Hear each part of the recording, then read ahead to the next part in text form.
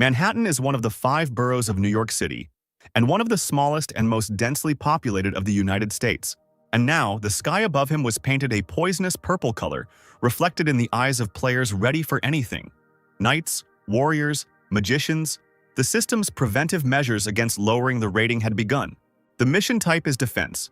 The system summoned the doomsday monster, Behemoth, whose huge claws tore right through the rift in the sky. The man, dressed in ordinary city clothes, clutched the sword uncertainly and looked up with his mouth slightly open. Behind him, apparently another magician, screamed at the top of his lungs.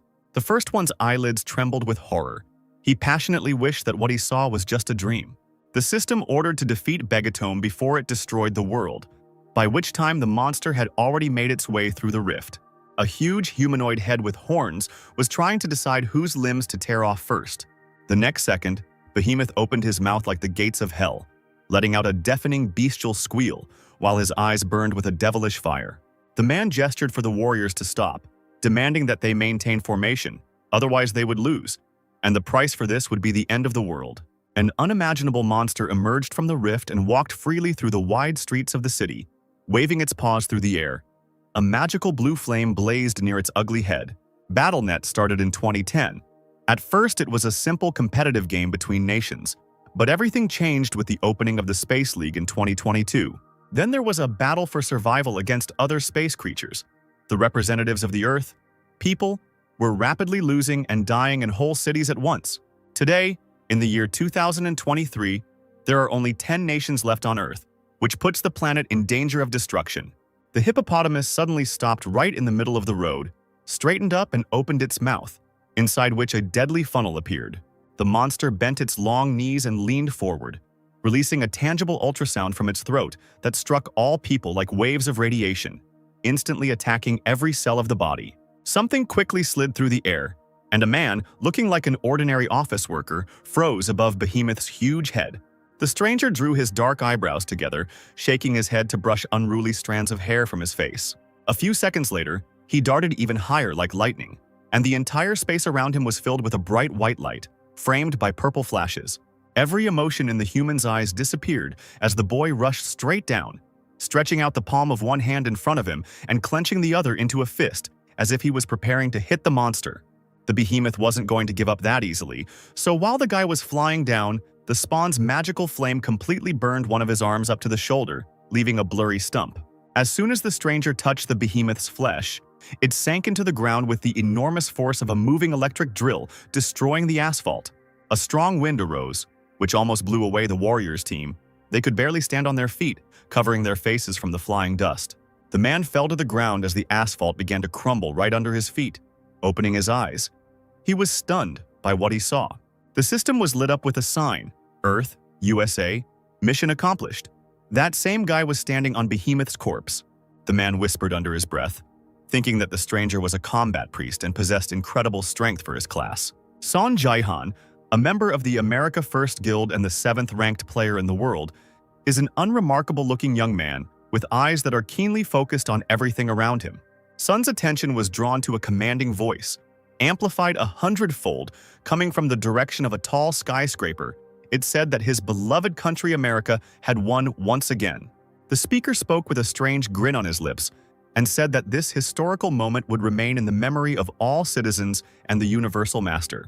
He was talking about himself, Baron Williams, the head of the America First Guild, the #1 player in the world rankings. Tall, broad-shouldered, blonde, blue-eyed, confident, and dressed in a snow-white suit and guild uniform. There was a crowd standing behind him. They gasped, demanding that the priestess, who had suddenly descended down to Jihan, return immediately. Baron waved his hand. The man next to him was worried that the Behemoth's energy was still raging on the surface, but the leader was confident in the girl's strength. He narrowed his eyes as he looked down at the body of the huge dead monster. The Behemoth was indeed powerful. The corpse emanated such energy that it could knock out most of the players. Those who were close to it could not rise from their knees and desperately tried to cough. Jihan manages to stay next to him despite his injury. However, the priestess has already descended to the ground. Sophia, a member of America First and the 3rd-ranked player in the guild, a young maiden in a floor-length robe with long blonde hair, screamed in fear when she saw Sun. Realizing this, She pointed her staff at the guy, using a restoration spell, from which soft green healing energy immediately gushed out. Seeing the young man wince, the priestess hastened to remind him of the pain caused by the behemoth's energy, so the hero would have to endure it a little. He clenched his teeth with all his might and just hissed, expressing displeasure, but he had no intention of complaining about the pain. Suddenly, the guild members on the skyscraper balcony became animated, calling for Mr. Baron to look down. A large golden chest appeared in front of Jihan and Sophia, from which a golden glow emanated, the reward for the boss, which the others noticed. The boy clutched the stump of his arm tightly as the guild leader ordered him and the priestess to step aside. The man and his assistants gathered to collect the reward themselves, and immediately raised their hands, glowing with the red energy of collection. The warriors standing below clicked their tongues in irritation, outraged by the impudence of William's actions, but they could do nothing. The end of humanity was near, and it was a real danger, so such people were their only hope. The leader and the rest of the guild members descended from the skyscraper's balcony. Baron called on the guild to listen carefully. Those present lined up as he was about to announce the names of those who would receive the awards. Sun exhaled, and Sophia let out a muffled cry when the names of the lucky ones were announced. Priestess number 4 and number 5. The priestess waved her hand towards the guy. Stepping forward, she demanded to wait, because it was he who killed the monster. When asked why Jihan was left without a reward, Baron frowned his bushy eyebrows and pointed his finger rudely at the young man. The dream was not an American. The sentence that was pronounced struck the boy's heart like an arrow, but he did not show that it had in any way hurt his feelings. Blue, piercing eyes pierced the indignant couple. The man stated firmly that citizenship did not make Jihan one of them. He lowered his head, looking back fearlessly. As it turned out, for all his achievements, Sun was now only a useful assistant. The priestess clenched her fists, intending to condemn what was said, but the 7th player twitched his injured shoulder, assuring that everything was fine. Jihan turned on his heels and walked in the opposite direction, throwing out as a parting word that he didn't care, knowing deep down that the guild leader was right. He was just a refugee who fled after losing his homeland, almost the only one who survived and saw the destroyed city with his own eyes. The young man obtained the 4th rank of the nameless divine arts fragments of an unknown ability, reaching 7th place in the world player rankings. But even this did not help Jihan to integrate into society. Others did not recognize him as one of their own, and forced him to experience all kinds of discrimination. And it was not these circumstances that worried him more. There was something else that hurt the player to the depths of his soul. He felt incredible guilt for being the only survivor. He wanted to howl from helplessness. Sun sat among the destroyed streets, having climbed right onto the roof of a broken taxi, where just a few weeks ago a random resident was driving somewhere in joyful anticipation. The guy shook his head and, as if coming to his senses, decided to restore his hand with his own energy, because the results should come soon. The system sign immediately announced the results of the low-ranking Bronze League task. Task type, defense, conditions met, more than half of the players survived. The USA completed the task. China was among the lucky ones, despite the widespread destruction. Russia, Japan, and other countries failed the mission. The sky turned red as the system listed the destroyed countries on a large 3D globe. People looked up in horror, not believing that only 2 countries out of 10 had completed the task. A red sign threatening dire consequences stated that humanity had lost and had not passed the rating downgrade prevention. There are other players who have not passed the rating downgrade prevention. They will meet the orcs in the final battle during the rating downgrade prevention. The warriors who had been damaged by the behemoth's energy, currently standing next to the guild leader, cried out in dismay upon hearing who they would be fighting. Sophia ran up to Baron, who was starting to get angry, calling on him to bring Jihan back, since they only won the last fight thanks to the fighter. But the man was adamant. He firmly replied that the guild would go into battle without him. The system called for representatives from each planet. The event would soon begin. In the 3-dimensional arena, people were transformed, on the opposite side from them. Orcs. Williams led the warriors, with the first representative standing behind him. The guild leader couldn't allow an outsider to rise in the rankings at his expense. He spat at the orcs, the vile pigs as the man called them. The monsters were confidently playing with the weapons in their paws. Their powerful, wide bodies were covered in ritual designs, and their small red eyes glowed in the semi-darkness. The priestess, having appeared in the arena, stepped back. The girl's eyebrows shot up indignantly. Were there really only 4 representatives of their people, in addition to the ranker from China? The guild leader's hand clenched into a trembling fist. He convinced himself that everything was fine. They didn't need Song Jihan. The man clenched his teeth and growled fiercely, releasing his inner strength. He was burning, emitting lightning, and believed that he could handle it alone. The first player called for the orcs to attack, and he himself rose up, forming a bright magical flame coming from his solar plexus. He loudly declared that he was a representative of humanity and swung his arm to attack the monsters. Having built up enough rage, Baron roared, his eyes empty, only the seething anger remaining in them. He rushed at the enemy, and the huge orc knocked down the target with a single blow, as if it were a toy airplane. Sophia's mouth opened wide, clutching her staff in her hands. Even the strong-looking player standing in front froze in horror. The rest of the people watching the carnage suddenly gasped, and some covered their mouths with their hands. Jihan jumped off the roof of the taxi, seeing the new sign from the system. His face reflected bewilderment. The orc's blow proved fatal for the guild leader. The system stated that the human representative was dead. The remaining population of the planet, upon reading the inscription, howled in stunned horror and despair, realizing that they were now left without their leader. The monsters did not stop there. The warriors who rushed to avenge the leader fell into a trap. As soon as another orc killed players with his bare hands, the system immediately notified about the death of another human representative. Finding herself on the ground, Sophia begged for mercy as the monster brought his deadly axe down on her. But he seemed not to hear the human voice, and only raised his weapon over his head again, intending to thank the people for their weakness. A second.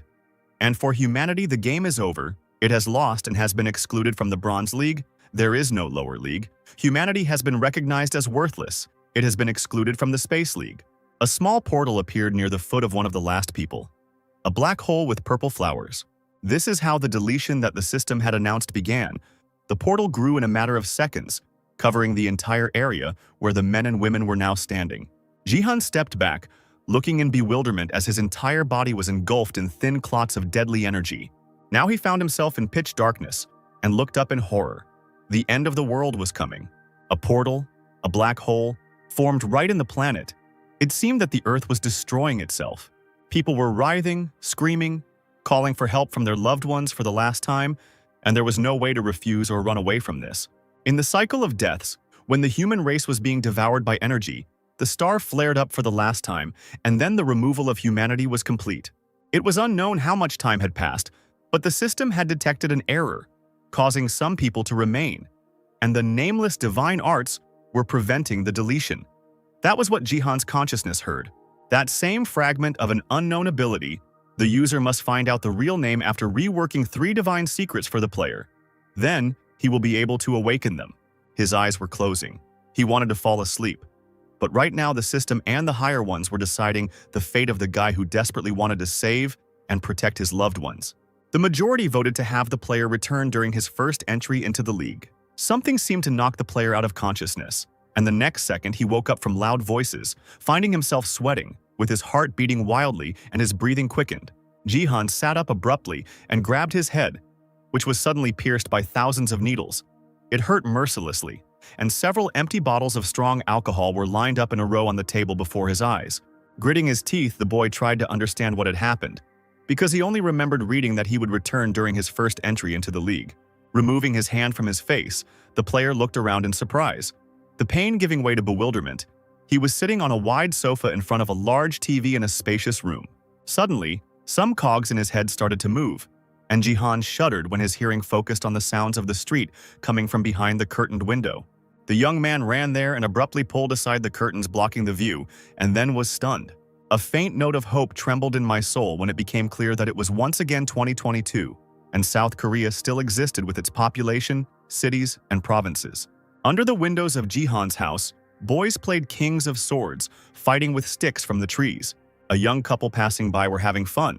The girl was egging the guy on, asking if he would play today too.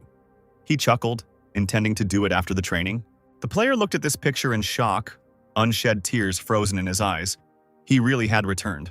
This realization suddenly overwhelmed Jihan with a wave of panic, and he rushed to open the status window. A smile formed on his lips as he saw his name and the second-level designation on the screen, the time when humans first entered the league. It became a little calmer. Adrenaline started running through the blood. The guy had been given a great opportunity. If he uses information from his past life, he can change the future. Jihan slowly turned to the opposite wall, where a large portrait of his family hung. This time, he would protect everyone.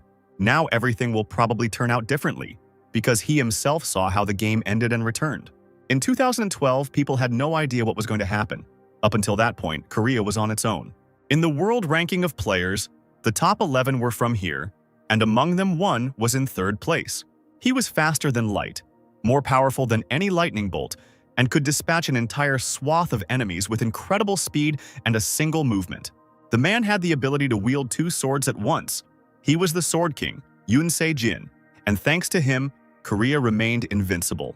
The Sword King is the pride and treasure of the country, the strongest warrior, thanks to whom the country always occupies a high position in Northeast Asia. There was a correction here, it always occupied, since Yoon Se-jin soon made an unexpected statement to journalists. He decided to change his name to Ryuhei and renounce his Korean citizenship to take Japanese citizenship. And in July 2020, the player joined the new Japan Self-Defense Forces.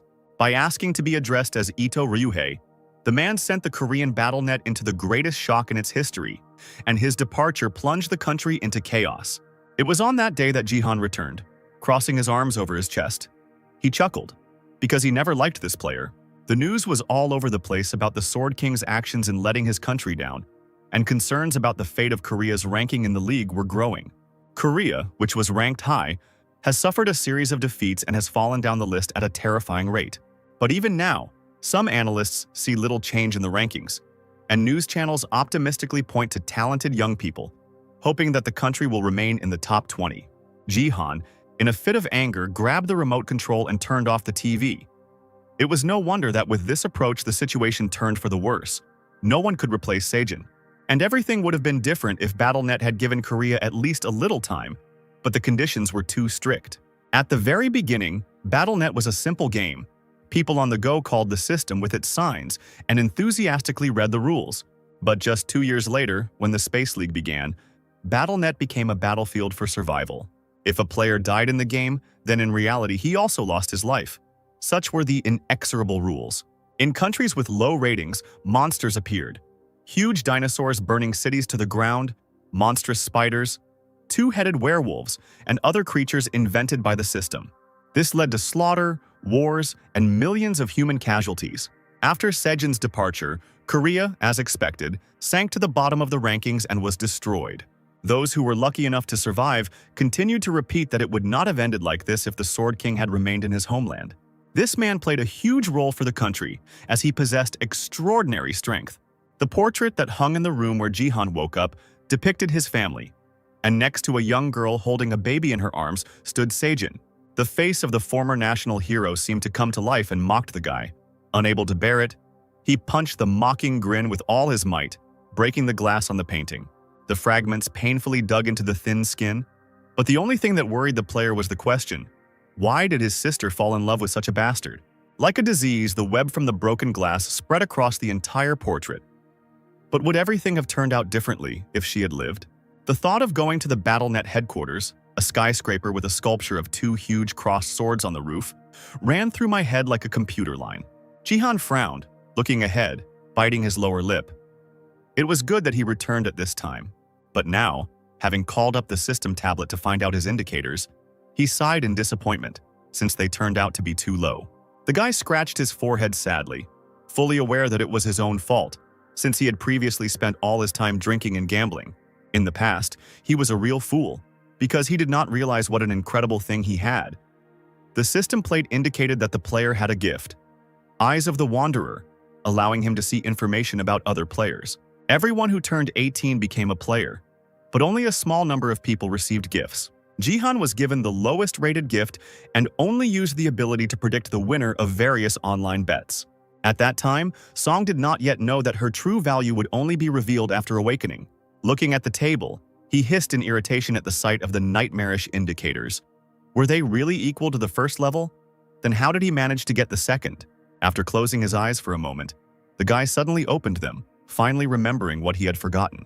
His gaze fell on an overturned bottle of bright yellow liquid lying on the table. An experience potion.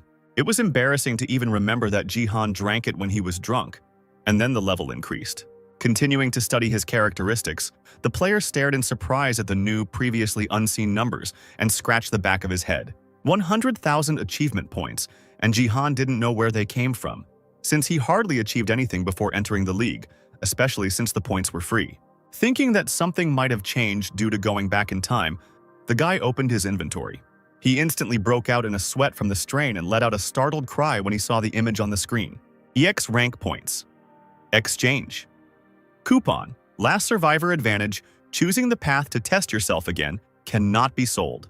Jihan wasn't sure that he was the only one with such an advantage. After thinking about it, he still clicked on the achievement points exchange coupon button. The system added an achievement store. A golden shadow from the screen fell on the player's pale face, and he whispered words of delight with his lips alone. The gold plaque indicated many achievement upgrades, status windows, even spots for an additional class with more points. Jihan thought hard about whether he should improve the store. Then there would probably be more choice, but for now, there wasn't much to choose from. However, given the lack of many options, it was worth choosing at least something. So the guy decided to try to improve the store. The achievement store got a second level, but the player decided it wasn't for him and decided to continue. Next, the achievement store received a level 3, adding an additional place for the title, but this turned out not to be what was needed. There were only 50,000 points left. If the store was upgraded, it had 10,000 points left. The higher the level, the more expensive the upgrade. There were two choices left: buy up all the available options or level up. There was no point in thinking about it. Jihan put everything on the last attempt, and the achievement store reached level 4. The system notified that urgent recovery had been added. Jihan was scared for a second, not knowing what it was. Urgent repair provided the ability to restore a broken item to a new condition. The player buried his hand in his hair. This was bad. He was angry with himself, exclaiming dejectedly that he now understood the reason why he had not been able to give up gambling. Deciding to take a break, Jihan left the room and went to another, where before entering he put his finger on the sensor, which recognized his fingerprints and opened the door. The mechanical doors slowly opened. The mechanism loudly announced that members of the Jihan family were allowed to enter. Once in Song Jihan's playroom, the boy approached a large chair that looked more like the interior of a spaceship. Having climbed up the small glowing steps, the player sat down there, pressing the buttons on the dashboard, absent-mindedly thinking that the system had identified him in the absence of the owner. A sign appeared in front of his eyes, saying that Jihan had opened the BattleNet inventory and the player was going to use it. His first key is the corrupted Dongfang Shu brush, rank A, a useless broken brush. But this was not a problem. The guy immediately gave the system a command for urgent restoration. The image on the screen began to change rapidly, and Dong Fanshu's damaged hand was gradually restored. After some time, 2 stones appeared on the brush, red and blue. The restoration was complete. Jihan extended his hand, squeezed his palm, smiled with satisfaction, and nodded to himself. Preparation complete. Dong Fangshu brush, SS rank, famous writer's brush, associated with the god of martial arts.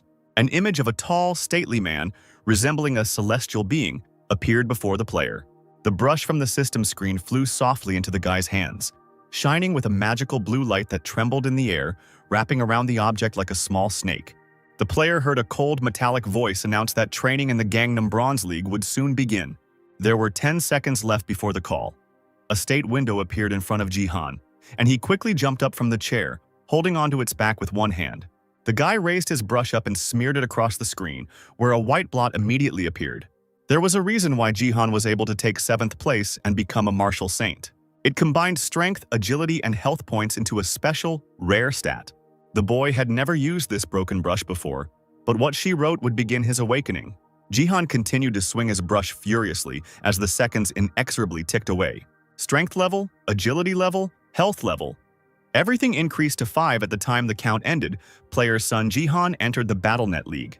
The huge coliseum is the main location of the BattleNet battles, and this time the main task type is survival. A dry metallic voice expressed hope that the players would survive when faced with the Coliseum's monsters and hundreds of other players. This was the last thing Jihan heard while in his playroom. The next moment, he, still holding a brush in his hands, transformed right there in the arena under the hot summer sun. He was worried, not knowing what happened to the combat force, and immediately called up the status window. Jihan's eyes widened in surprise, as if he had no faith in himself at all. But now he saw his characteristics that had combined into a fighting force, and this meant that he had succeeded. The boy breathed a sigh of relief when he realized that he had gained combat power, completed the acquisition of a unique skill, and received 10,000 achievement points. Jihan smiled. Probably for the first time in a long time, he was finally here. It was just one step towards gaining the nameless divine arts. The combat strength increased to 5. This is enough to easily pass the Bronze League. The system sign announced that the player entered without joining the combat connection, without which he will experience 100% of the pain received. Jihan sighed dejectedly. He shouldn't forget that he lived in a world where pain was reduced by money. At this time, people were reducing the amount they received in the game more by using the connection. Yoon Se-jin had a high-tech one. It got rid of 99% of the pain. The guy clenched his fists, taking a deep breath, deciding to use it later. Through his closed eyes, Jihan heard a notification from the system that the achievements window was open. As it turned out, he received a limited task. He had to take first place in the training. The reward: 1,000 achievement points. This had not happened in the past. The player grinned at his own thoughts. With fighting force, it was easy to do, and now the game had begun. He needed to survive until the very end. Before the player had time to prepare, he heard heavy footsteps and the sound of a sword swinging behind him. Someone's youthful, mad laughter cut through the air like a sharp blade. The stranger shouted that the newcomer was caught. But his arrogance immediately disappeared. The player began to blink stupidly when he realized that something went wrong. The sharpest tip of his sword was caught in a grip, but not a normal one. It was simply clamped between his fingertips. Jihan didn't even need to turn around completely. He caught the dagger and turned his head slightly to see the attacker. The newcomer's eyes lit up with an unnatural blue light. For some reason, he thanked him for the first murder. The murder of people. The game had a guild, a group of people who trained and managed players. Since everyone in the world was interested in BattleNet, every country started investing resources in encouraging players. Thanks to active investments from well-known enterprises, large and small guilds emerged in South Korea that could prepare strong players for the league. For example, the Gangnam Bronze League, from the first zone, is a place where rising stars of guilds make their debuts. The game was about to begin. All the players, warriors, magicians, priests, knights, looked around warily. The young man with dark hair and new clothes, bought for the occasion of the game, was noticeably nervous. Do Hyukyo grabbed the hilt of his sword, telling himself to calm down. Everything would be fine, because he was luckier than the others. The guy was from the Divergent Guild, which was run by various groups. Very famous, it was this guild that included many rising stars. Hyukyo is an ordinary young man who was able to join Divergent after receiving the A-rank gift of agility, although only a small number of players received such a gift. Setting himself up for victory, Hyukyo narrowed his eyes, looking around, searching for his first opponent. It seemed he had not expected to see nothing but monsters and thugs around him. Having decided that these guys definitely wouldn't be touched, the guy tried to retreat to a safer area. He believed that the most important thing for completing the mission was to stay alive, so it was better not to run into trouble. Hyukyo continued to look around at the potential opponents, noting that most of those present were from large guilds with good weapons, as if they weren't even in the Bronze League. The player's search was successful. His gaze caught on a stranger with no visible weapon and not even a uniform. He stood carelessly with his back to the other players, as if he had entered the arena by accident. Was he really going to participate in the Bronze League looking like that? Heki raised an eyebrow, amazed at the newcomer's attire. He must have been summoned by accident. The player grinned, taking a better grip on the hilt of his cool sword. He decided that this weirdo would be easy prey, so he rushed at him from behind. He couldn't believe that he could make money for such an easy kill, and he even thanked the stranger out loud. The system just announced the start of the game, and Hyukyo sped up to kill the enemy right there and get the points he deserved. He raised his sword with a joyful cry and pounced on the newcomer, confident of his victory. The delight on Hyukyo's face turned into complete confidence, and a question appeared in his eyes. This guy seemed to sense danger on a subconscious level and caught the sword with his bare hands. The blade was held so tightly by someone else's fingers that his own hands were shaking. How could that weakling have managed to keep up with Hyukyo's speed? Meanwhile, the new guy, without taking his angry gaze away, easily let go of the sword. Hyukyo immediately fell to the ground, screaming desperately in pain and resentment. Without turning around, Jihan noted the other's self-confidence, assuming that he decided to participate in the Gangnam Bronze League because of some gift. Almost in tears, the warrior exclaimed that his A-rank agility was not a gift, and in general, such a rank is not a joke. Putting his hand in his pocket, Song turned around and shrugged, replying that he would not deny anything. Hyukyo cursed to himself because this poor man dared to despise him by blocking only one blow. He quickly rose to his feet and decided to attack with all his speed using lightning magic. Jihan tensed up, seeing that the enemy had decided to attack with maximum effort. and it had been difficult to deal with him the first time. The player leaned forward, pointing the blade straight at the other's neck, this time not questioning his own agility. Alas, the sharp attack did not give him any advantages, because the newcomer dodged this time too. Hyukyo abruptly put his sword away, staring wide-eyed at the unremarkable opponent. Again and again, with enviable persistence, he attacked, but Jihan nimbly dodged, teasing the player. Without being distracted from the attacks, he thought that the feeling was completely different, and that the second level was again difficult to get used to. Rather, he himself has become too slow, and the enemy is not fast at all. It will not be easy. For Jihan's current status, after countless battles, the other's trajectory seems simple and obvious. This dangerous dance has been going on for more than half an hour, and it is not known who will be the winner. When his heavily breathing opponent jumped to the side once again, Don realized that he was reading all the moves. Taking advantage of the newcomer's hesitation, the angry Hyukyo screamed terribly and ran forward. Unfortunately, Jihan only now realized that he had lost his concentration. He turned around in horror, hearing someone else's cry, and was seriously scared in the first seconds. The guy managed to group himself and strike at the breach, knocking the sword out of the enemy's hands. How surprised Hyukyo was when his palm became empty in the blink of an eye. Not even a second passed before Jihan jumped into the air, grabbed the alien blade, and landed on the ground. Eyes blazing with a bright light, Don turned and charged at his bewildered opponent. The sword was stuck in the throat of its former owner, and Hyukyo began to cough. He paid for his carelessness by shouting that it was absolutely impossible. Instead of blood, pixels gushed from the throat of the defeated enemy, and he fell to the ground, curled up into a ball. The body slowly disappeared into space. The guy bared his teeth, promising the new guy that the next time they met, victory would be his. Jihan shook his head. This player died, and he's already talking about another fight. Standing over the lifeless, ghostly body, he heard the system's voice asking about the first kill in the tutorial and about getting 100 achievement points. Following the player, the alien sword disappeared from Jihan's hands, to his great regret. Now he's warmed up, he can continue further because, to take first place for sure, he needs to kill more than 5 participants. The player walked a little further and saw out of the corner of his eye an empty part of the field. On the other side, dozens of pairs of monster eyes were staring at him. No one wanted to fight them. In BattleNet, in addition to players, there are monsters, but killing them is equal to 1/10 of a murder. You will have to finish off as many as 10. Therefore, most avoid them and prefer to fight with players, especially when it comes to orcs. Thinking that fighting them was simply stupid, a sign appeared in front of Jihan. The new task was to kill 30 of the strongest orcs. The reward for this was 500 achievement points. Then, the player decided not to give up killing monsters because he would get the same number of points if he had killed 5 players. Don scratched his head. Because monsters are just monsters, they don't even look like real orcs. He stretched his body to prepare for the fight and the well-deserved reward. The guy decided to cross the field to get to the monsters with a few jumps. The orcs, looking intently ahead, began to hum and point their fingers. They couldn't believe that a man without equipment or weapons was running towards them. With a war cry, the monsters rushed forward, threatening to kill the madman on the spot. They swung their sharp axes with gusto, not doubting that they would chop the player into pieces. At first, Jihan looked at the floor, but then he raised his head, smiling mysteriously. He didn't slow down when he ran up to the orcs very close. The picture before his eyes merged into one. The monsters waved their weapons so quickly. Don covered himself with his hands as a sharp blade whistled past him. But somehow, in an unimaginable way, 2 axes ended up in the player's hands. At that very moment, he was going to show the impudent monsters how to throw them correctly.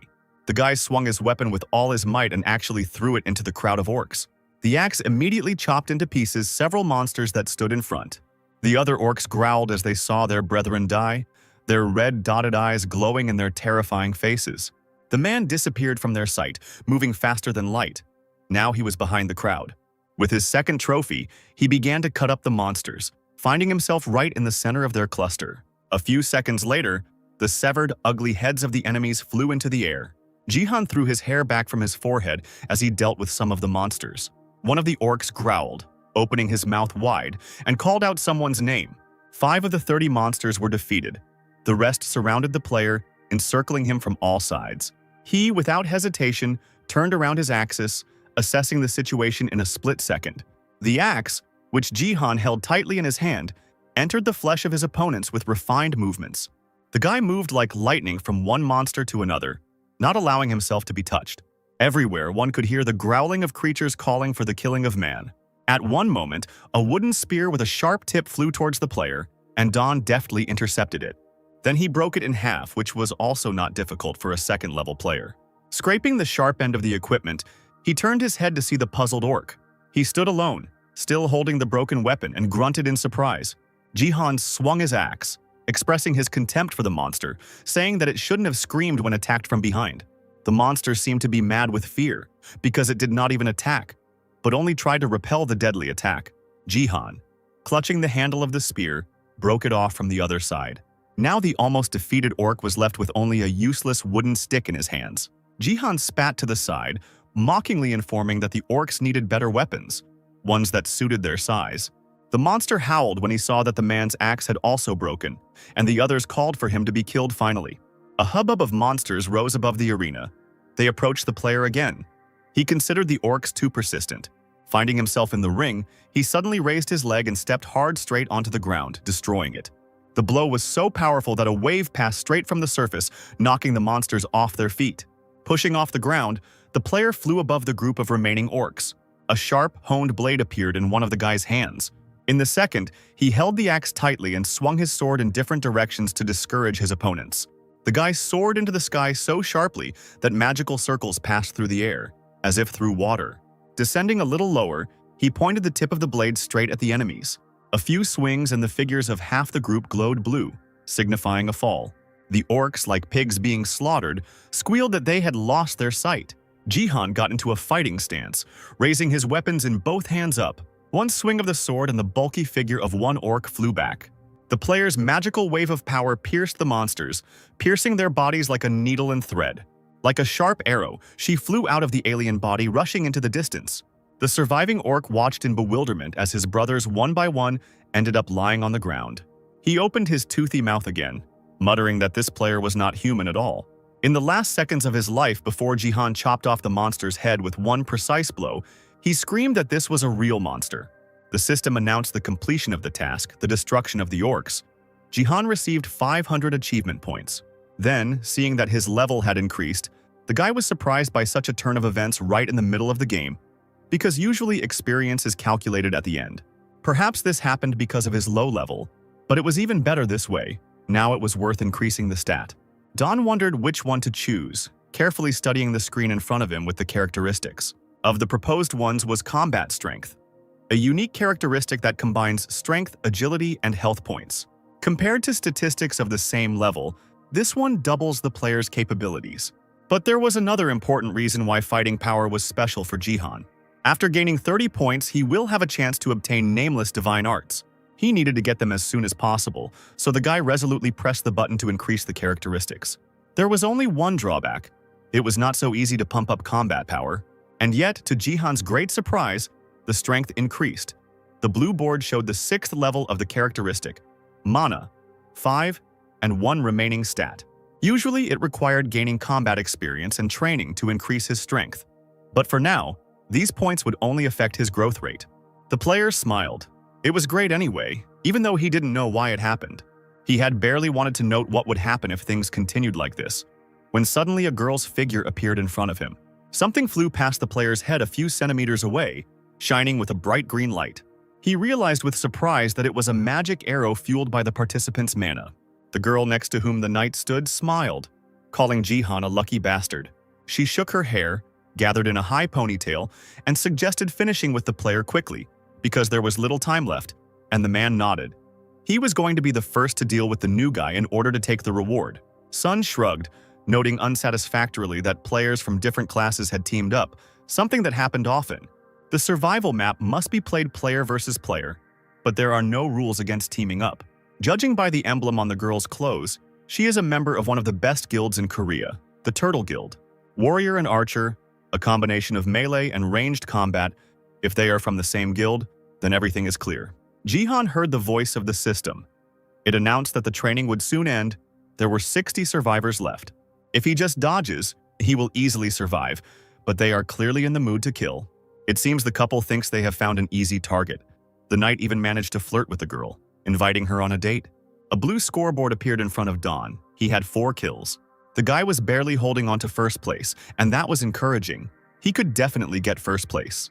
The girl, pulling the arrow onto the bowstring, shook her head with a smile, saying that the knight was much older, he should be ashamed. She snorted in surprise when a bright flash flashed before her eyes. The flash turned out to be Jihan's attack. Unexpected and so sharp that it killed the girl right there.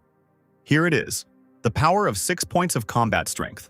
The knight standing at a distance froze when he saw his girlfriend being struck down on the spot. The man trembled, gritting his teeth. He could not believe that a newbie without equipment managed to kill a warrior. Without answering, Jihan instantly found himself behind the player, who until recently had not even been worried that he would not be able to defeat the guy. Don swung his blade and plunged it into the knight's back, who screamed desperately, scared to death. Jihan was surprised when he realized that his attack did not bring the expected result. The knight smiled tensely as he looked over his shoulder. His exclusive B-rank turtle armor was very durable. Gaining confidence, he assured that such a weapon would never penetrate it. But the man started and screamed hoarsely when the newcomer began to cover his back with more and more blows. He aimed at the same place, and even such powerful armor could not withstand the influx of attacks. Clutching his sword tightly in his hands, Jihan mocked the knight who was too arrogant and believed in his own victory. He said with a grin that the player deserved more suffering. The knight's shrill cry came from the computer screen, and 2 spectators calmly watched what was happening. Li Hyo-yan of the Divergent Guild, Human Resources Manager, head of the 3rd Department, whistled in surprise. She asked her interlocutor if she was happy with what was happening in the arena, and she was surprised. It was Lim Gaeun from the same guild, Ha-young's bodyguard, asking her if the woman was glad that this guy wasn't standing in front of her now. Gaeun could have been disqualified instead of being given 2nd place. Maybe he shouldn't have avoided a fight with a new guy if the opportunity presented itself. Haeyeon smiled, confident that her protector would never lose and would beat the guy. Gaeun told the lady that she would refuse, but she shook her head. This is an order, so there will be a battle. The woman bowed her head obediently, ready to carry out the order. She looked closely at the screen. A shadow fell on Gaeun's face. There, Jihan continued to cover the back of the unfortunate knight with powerful blows. Gaeun could have sworn that she had seen this guy somewhere before. In the Divergent Guild, Lim Gaeun was not the last person. Strong and agile, she could deal with any opponent in no time. A well-known and promising player with an S-rank gift. Her performance in the league lived up to all expectations. The woman had everything to take 1st place, and that is what happened if Song Jihan had not appeared. The Turtle Guild scout team was baffled as to how a man with no equipment or guild managed to get 6 kills on the 2nd level. Nobody knew who this guy was who walked into the arena wearing just a t-shirt and sweatpants. The system stated that Jihan took 1st place in the training. As a reward, he received 50% of the experience earned and increased his level to 6th. Sitting on the couch, the player was pleased with himself. He was leveling up so quickly because he was at the very beginning. There were no equipment points given for training, so he decided to invest the remaining stat points into combat strength and increase it to level 6. In addition, he was given a title for his achievements in the league. The bronze title, Conqueror of Learning. +1 to all stats and 20% additional experience gained. The title is only retained in the Bronze League, but that was still not bad. 10 points of combat power was like a free ticket to the Bronze League. The battle for promotion to the Silver League was available after level 25. He should concentrate on leveling up. Jihan remembered that he had the opportunity to get a class when he saw the stats board. Getting a class is an important moment when a player chooses a class. There are 4 options to choose from: Warrior, Archer, Mage, and Support. In his past life, Jihan chose the Warrior class. It would probably be easier if he chose it again. It was nothing new for the player. The achievement store also gave the opportunity to add a Warrior for 10,000 points when choosing another class. The guy reached out his hand to select a class and clicked on the desired line. The living dead filled the entire space, growling sounds escaping from their mouths. The system invited players to the Bronze League in the Gangnam area. This time, the type of task is the defense of a high fortress, below which the living dead have gathered. They fell on top of each other, scratching and growling, trying to climb up. It was necessary to protect the crystals placed around the perimeter of the tower and survive the zombie attack. The battle will continue until there are 5 towers left. Lim Gaeun stood by one of the crystals, looking down at her opponents. The woman narrowed her eyes in disdain. Even though they were in the game, all this was too disgusting. The disgusting, dangerous living dead were ready to devour anyone who stumbled and fell down. At that moment, Gaeun heard the sounds of the system behind her. New players appeared on the small site. 2 guys. The blonde archer sighed when he realized that out of all the options, this was the card they got. He was from the LK organization with B-rank equipment. The one who showed up with him was a mage who wasn't even in the guild, but his equipment was impressive. The woman looked at the sky. She was waiting for another player, the most important one on this map. Now the support was supposed to appear on the site. The space immediately lit up with bright colors. Defense is a long-term fight. It's a war of attrition, and support is very important. Gaan covered her face with her hands, saving herself from the bright light, but when she saw the new arrival, she was stunned. The two familiar facial features discouraged the bodyguard. She immediately realized that it was Song Jihan. The new guy was now wearing a tracksuit and had a stick slung over his shoulder. As his body slowly manifested on the tower, the player looked around, asking if the defense was here. 20 minutes ago, when choosing a class, the system warned about not being compatible with the user. But Jihan still chose what he wanted. There was only one reason for such a choice, which even the system considered unsuitable. A new ability, a divine power, unlocked after choosing a class, is required for a new unique skill to appear. Otherwise, it is almost impossible to get it, even if you train hard. It won't help like with other skills, but there was another way to get it. This was an additional contribution to him, but Jihan did not want to spend them. There was another way, one that no one knew about, and this is a very quick method that allowed the guy to show up for the mission. Gaan met Jihan with displeasure, not expecting him to choose such a class. The magician theatrically covered his face with his hand, shouting that this was madness, so he did not want to talk about training. He pointed his finger at Jihan, asking if he was a beggar, because he had spent a lot of money on his own equipment, and now he would probably have to drag such a bungler along with him. Don didn't respond to this, but simply measured his ally with a glance. The archer tried to calm his comrade, saying that he was crossing all boundaries, but the guy irritably threw the stranger's hand away. The magician continued to shout that this was completely inappropriate and he would not play. Gaan closed her eyes tiredly. Her new allies were too noisy, and it would be difficult to complete the task together with a newcomer. She flinched as she heard a new indignant cry from the smug magician. As it turned out, Jihan, who had been silent the entire time, grabbed the offender and lifted him off the ground. He struggled and demanded to be let go, and the newcomer suddenly and easily agreed. For a moment the magician was silent, only blinking his big eyes in surprise. An unknown force threw the grumpy magician, and now he was outside the tower. Jihan didn't just let his ally go, he threw him into the air. A heart-rending scream filled the entire space as he fell like a stone straight into the clutches of the living dead. And they were already opening their mouths wide and sticking out their long tongues in anticipation of a victim. Meanwhile, Jihan unbuttoned his jacket and spat angrily, saying that if the magician didn't want to play, then let him not play. The archer and the bodyguard looked in shock at the newcomer, who didn't even change his expression after killing his ally. When the magician transformed again on the platform, the boy reached out to him again. Now the wayward player fell to his knees, begging not to kill him because he would try his best. Kim Gyo-hyuk fell to the ground in his expensive gear and begged for mercy. This annoying mage didn't just start acting differently for no reason. In the Bronze League, you get 3 lives during defense. Kim Gyo-hyuk, after being killed by Son Jihan, was immediately revived. The player then killed him again in cold blood, easily replying that he would rise again. Thus, Go-hyuk had 1 last life left. If he died again, he would take the last place. And this was what the players feared the most. The second time, the magician fell to his knees before his judge, assuring him that he would try his best. Looking at the floor, the guy clenched his teeth. He could not be last under any circumstances. For that, he would be punished by lowering his level. If the player's level does not match the ability level, it is automatically removed. Jihan noted how quickly the mage changed his tactics. As it turned out, last time Go-hyuk tried to attack the offender with fire strikes. Hearing that the blows had worked surprisingly well, the magician suddenly raised his head. Then he smiled ingratiatingly and nodded vigorously. However, fire mages are very useful against entities that attack players. Getting to his feet, Gyo-hyuk, trembling, created a fireball on his palm to show off his skills, and he was level 15.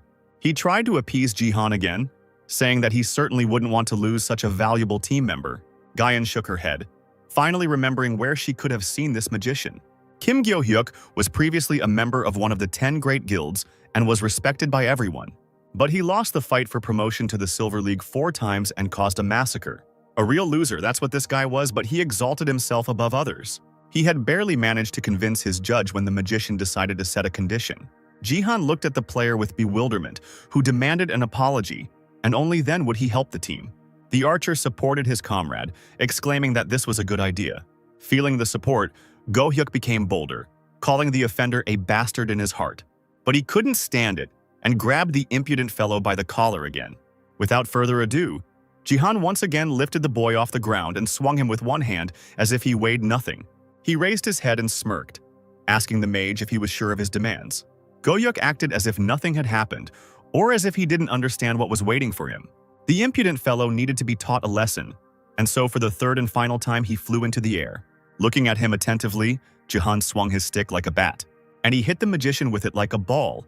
He immediately screamed desperately, flying down. The system announced the death of the player, and Jihan, as if nothing had happened, called the remaining team. Winking at them, he asked them not to lose their heads. Meanwhile, the living dead stubbornly climbed up the slippery rocks. The crowd on the other side of the tower was washed off the wall by the fire. The other teams were successfully completing the tasks. Their fire mage was attacking the enemy with all his might. Jihan's team just looked at the others. The archer sighed heavily, realizing that they had lost the advantage of Hyogyok. Finally, he got angry at the involuntary judge, shouting that he and the magician should have come to an agreement. Without answering, Jihan called up the status window, which indicated that for first place among 10 towers, one could receive 1,000 achievement shackles. The new information surprised him. It turned out that there was also a related task. For killing 1,000 zombies on your own, you could get 3,000 achievement points. Jihan thought seriously. He wanted to get a reward, but it was clearly not easy to complete the task. Gaan assessed the guy for some time, considering him to be the worst in many respects. I did what I wanted and chose the support class without taking into account my characteristics. Even an ordinary player doesn't do such nonsense. The Divergent Guild had no reason to keep an eye on him. The archer did not let up, demanding an answer from the player, threatening to leave him if he continued to behave like this. In response, Jihan asked quite sincerely whether it was possible to do so. His interlocutor did not expect such a reaction and did not even know what to say. Gaan reached for her sword, saying that she would be at the forefront and let the guy stay behind. The result was already predetermined, but the player's duty must be fulfilled. The woman was stunned when she heard that everything was fine, deciding that she had misheard. But Jihan had already rolled up the sleeves of his sweatshirt, saying that everything was fine. He would take care of the zombies. Let the rest stay and protect the crystal. At the very moment when the archer cried out in irritation, a dead man's hand appeared on the edge of the tower. An ugly monster, a bloody zombie, with glowing red eyes, snapped its sharp teeth, slowly climbing towards the people. It was different from the usual one. The creature's head was made of liquid bone. It does not die from physical attacks. Such an opponent was too tough for such a team. He, having torn himself off the ground, rushed towards Jihan. At that moment, a bright beam tore the monster apart. Lightning circled around the player, guiding his homemade weapon. The rest of the team couldn't believe their eyes when pieces of the living dead man's body began to fall to the floor. Gaan followed them with her eyes only, not understanding what was happening. Could it be that this was the white sacred flame of divine power? Several other monsters had already managed to climb up the wall, and Jihan barely had time to wield his staff. Powerful blows pierced the dead bodies, cutting them into pieces. Another bloody zombie was already reaching out with a clawed hand towards the player. But Jihan did not allow anyone to come close to him, cutting the enemy with white flame. Jihan deftly threw the stick into his other hand. He didn't know if he could handle it. But killing another monster? I realized that it was worth trying. He needed to kill 1,000 living dead on his own, because there was a good reward at stake. One by one, the guy attacked the enemies crawling towards the team. After some time, the number of zombies killed decreased, and he managed to kill 26. Jihan thought dejectedly that attacks really didn't work on the bloody zombies. He decided that he would release some divine power when they appeared. This was necessary in order to finish them all off at once. Another bloody zombie fell down, thrown from the tower. The guy's attacks were admired by other players. Even the archer acknowledged his strength. He realized that he was wrong to think that Jihan was an idiot, and he exclaimed loudly what a good job he was doing. Gaan watched in amazement as the boy freely used divine power during battle without any unnecessary expenses. From the very beginning, he hit the heads of the living dead with utmost accuracy. A few minutes later, Dawn stopped, dozens of bodies lying at his feet. The system announced that the condition had been met. The boy fully understood the faith of the other world, but the divine power increased from 6 to 7. He knew another way to increase divine power, and this method fortunately worked perfectly. Divine objects were sacred in the year 2010. When the teaching on Earth began, they were sold at a high price, justifying it by the presence of secrets in the objects.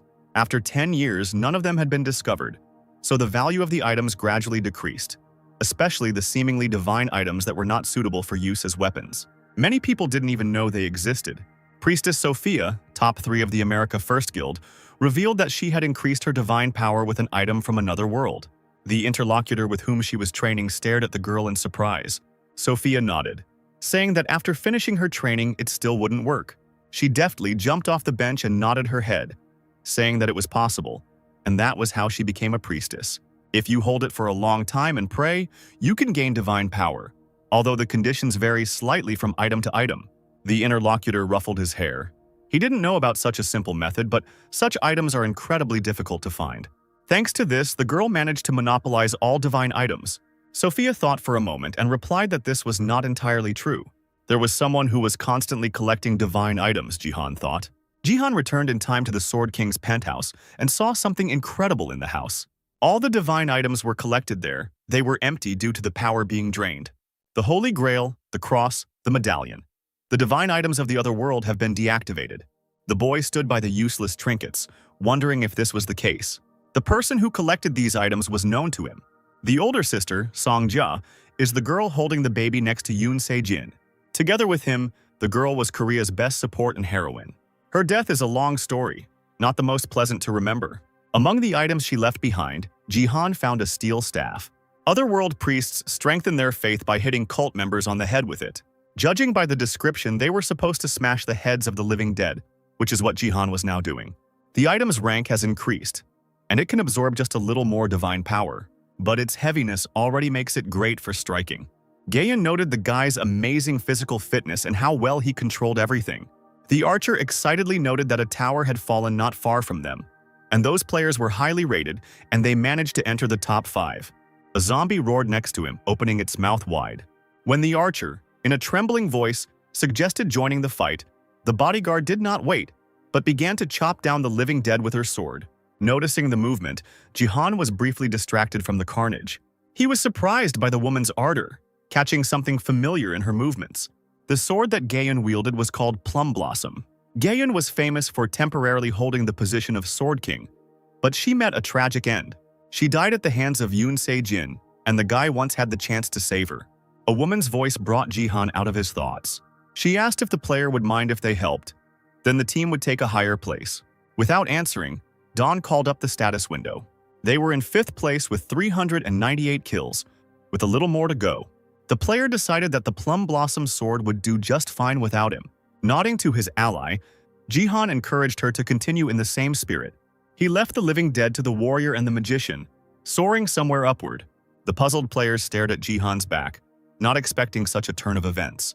And he was already flying down straight into the thick of the crowd of monsters. The player's gaze was directed straight at the target. He gripped the staff tighter, intensifying the divine fire. If he gathers the rest together, he will be able to tear them to shreds. His mana rushed into the group of normal and bloody zombies. The archer, watching his ally, whistled in amazement. The system announced that the group was the last survivors. They completed the limited quest, take first place among 10 towers.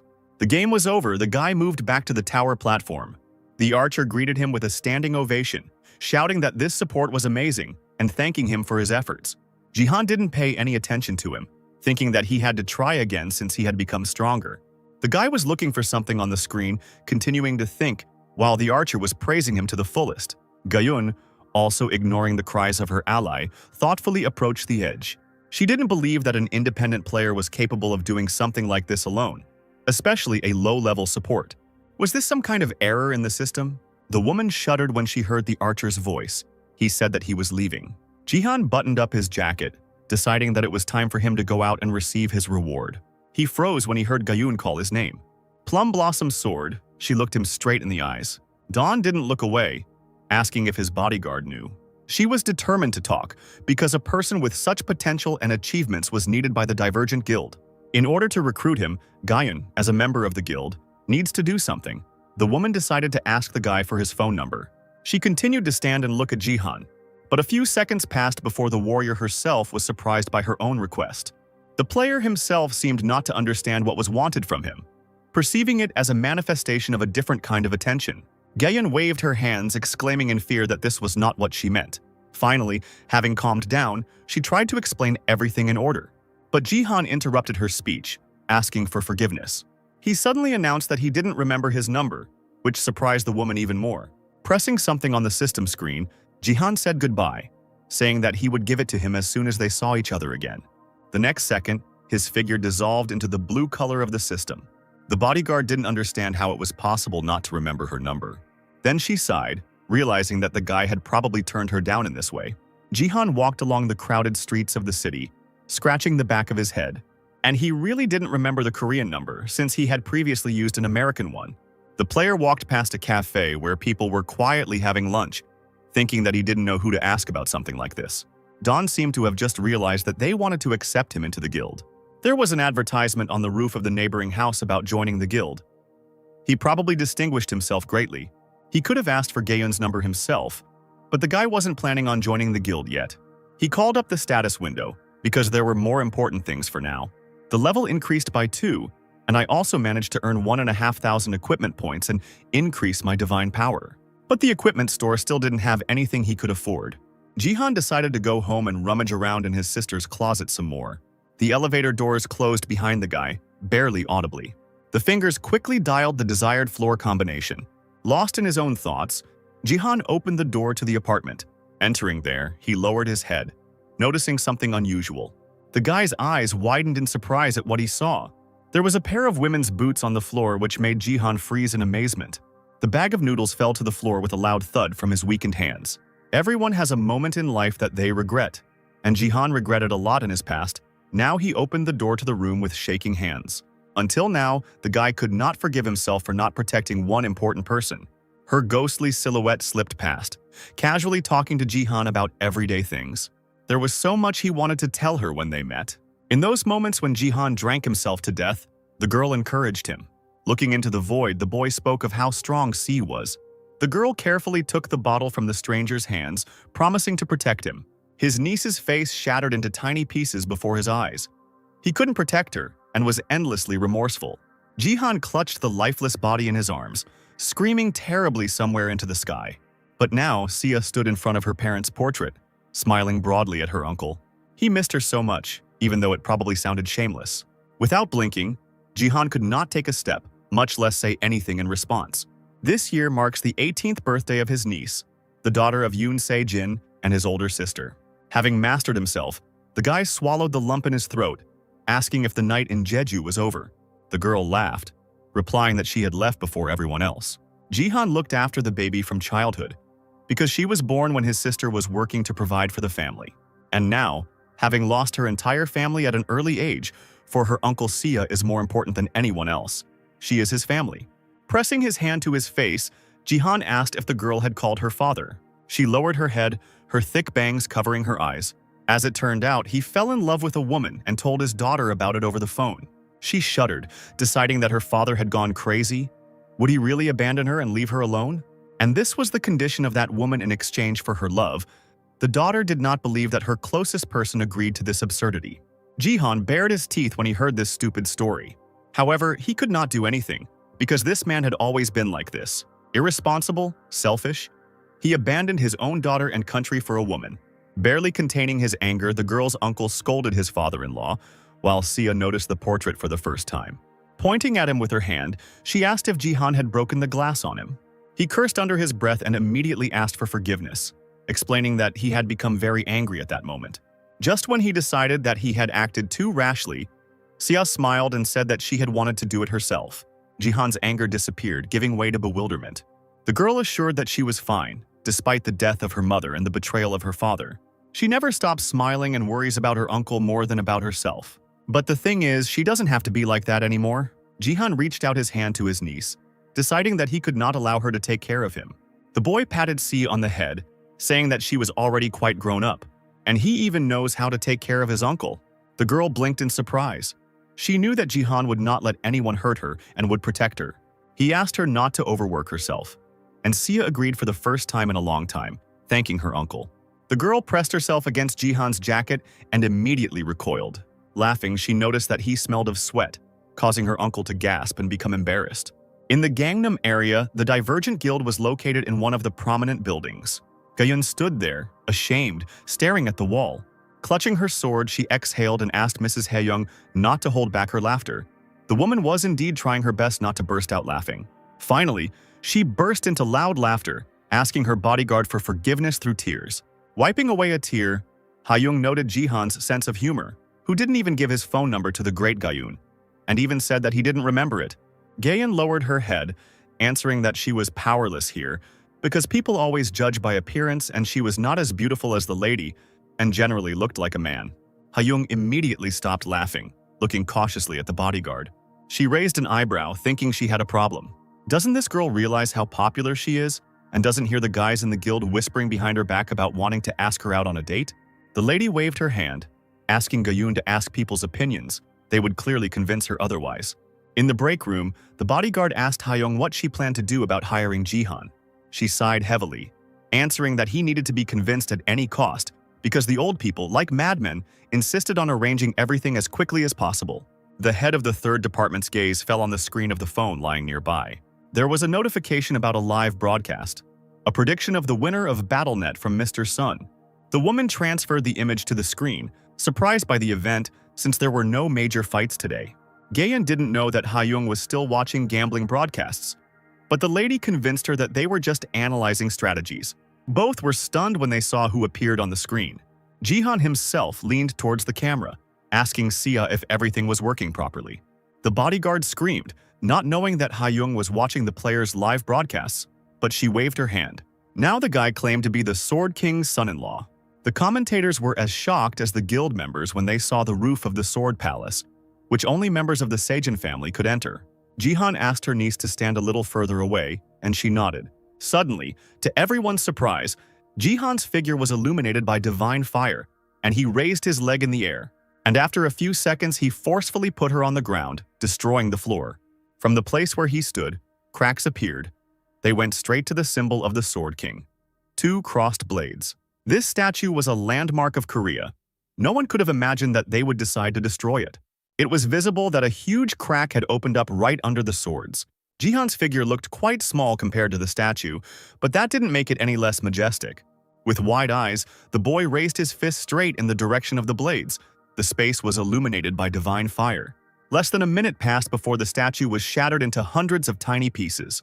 The system lit up with achievement completion signs, and Jihan was incredibly happy, feeling relieved, saying that he now wanted to talk about the citizenship of the Sword King, Yoon Sejin, a platform that has no equal in the world, the BattleNet streaming platform. Being part of the BattleNet, the number of viewers, subscribers, and views will help the player to get the achievement rewards. With such a loud title for Jihan, there will be no better chance to get all the rewards. He gathered viewers and received 100,000 dislikes on this live broadcast. But this was not a surprise for the guy after all. There is some benefit from Yoon Sejin too. Jihan noticed one particularly active commentator, or rather his profile picture, 2 swords, and he was scolding the player for destroying the statue. The guy was no less angry at the sword fandom, because it was the club of crazy fans of Yoon Sejin that drove Sia to death. People supported the hero. Their anger grew and gradually turned towards his only relative, Yoon Sia. They claimed that the Sword King had abandoned his country because of his disobedient daughter, and that the girl must die for him to return. The frenzied crowd literally devoured Sia's energy and strength alive, exhausting her morally and physically. Like many sharp daggers, cruel words pierced the girl, leaving her no chance to live. Jihan's jaw muscles twitched in silent rage. He knew that people needed someone to blame and take out their anger on. The guy decided that he would gladly become a target for their emotions, and with some inner joy he smashed the statue, causing a surge of angry comments. Sia looked at her uncle in surprise as he announced to everyone on the stream that Ito Ryuhei would not be returning. Jihan walked away from the destroyed swords, taking something out of the inside pocket of his jacket. The commentators were amazed at what a player from the Bronze League was doing. He pulled out the phone containing the recording of Ryuhei's conversation with his daughter, after he decided to accept Japanese citizenship, and held the device up to the camera. The stream was broadcast directly to the main square in the city, and all residents were able to hear with their own ears how their national hero leaves his country for another woman. Lee Haeyoung's mouth dropped open in confusion. While Lim Gayan's eyebrows furrowed, she considered the man a real bastard. Many huge screens in the city center broadcast a stream. The voice of the national hero left his own daughter for a new love. This was the woman's condition in exchange for her love. After these words, Jihan turned off the recording. He turned around and looked cautiously at his niece, who was standing silently to the side. Sia smiled at her relative, as they had agreed, and the girl nodded in agreement. She walked up to the camera and awkwardly bent down to get into the frame, then introduced herself. And the commentators immediately noted the beauty of the King of the Sword's daughter. The girl straightened up and clasped her hands in front of her, saying that she was shocked by this situation and that she was here to say something. As it turned out, the father left his daughter the Sword Palace as an inheritance. But being honest and fair, Sia could not accept the inheritance from a man who abandoned his country and family. Therefore, the girl firmly decided to give the house bequeathed to her country. Jihan lowered his head as he listened to his niece's words. She hoped that the donation would be a great help to the Korean players. However, knowing that the cameras couldn't see him, he allowed himself to grin. 30 minutes ago, he himself suggested this to Sia. She cried out in amazement upon hearing about such a sacrifice. The uncle was just drying his hair with a towel after coming out of the shower, and the girl patted him on the cheek, noticing that he didn't look drunk. Sia clasped her hands in a prayerful gesture, asking her uncle in surprise why he wanted to give away everything they had. Sun noticed that his mind was sharper than usual and thought for a few seconds, his hand hovering over his head, holding the towel. He wasn't sure that he could convince his niece, especially since he didn't ask her to sell the house at an exorbitant price, but to donate it. But this had to be done at any cost because when Sejin destroyed Korea as a representative of Japan, the anger of the Koreans got out of control. The government could not cope with the discontent and confiscated the property of the traitor. Sia had nowhere to go. She couldn't withstand all the threats and persecution from the Sword King fan club. The girl decided to take a terrible and irreversible step. She took her own life. Therefore, since the house will be taken away anyway, it is better to give it back ourselves and protect everyone. Crossing his arms over his chest, Jihan grimaced, knowing that he now looked like an ordinary freeloader and drunkard, spending all his days at home because he couldn't tell his niece that he came from the future. Sia considered her uncle's words, still staring at him, and the next moment, completely unexpectedly for the player, she agreed. Shrugging her shoulders, she walked into the room. Jihan rushed after the girl, asking again if she really agreed, but there was no point in asking questions. Sia said that her uncle was not the type to ask for something like that without a reason, which stunned the guy. However, besides this, the girl had not seen him so confident for a long time. Jihan couldn't come to his senses for several more long minutes, looking after his niece in confusion.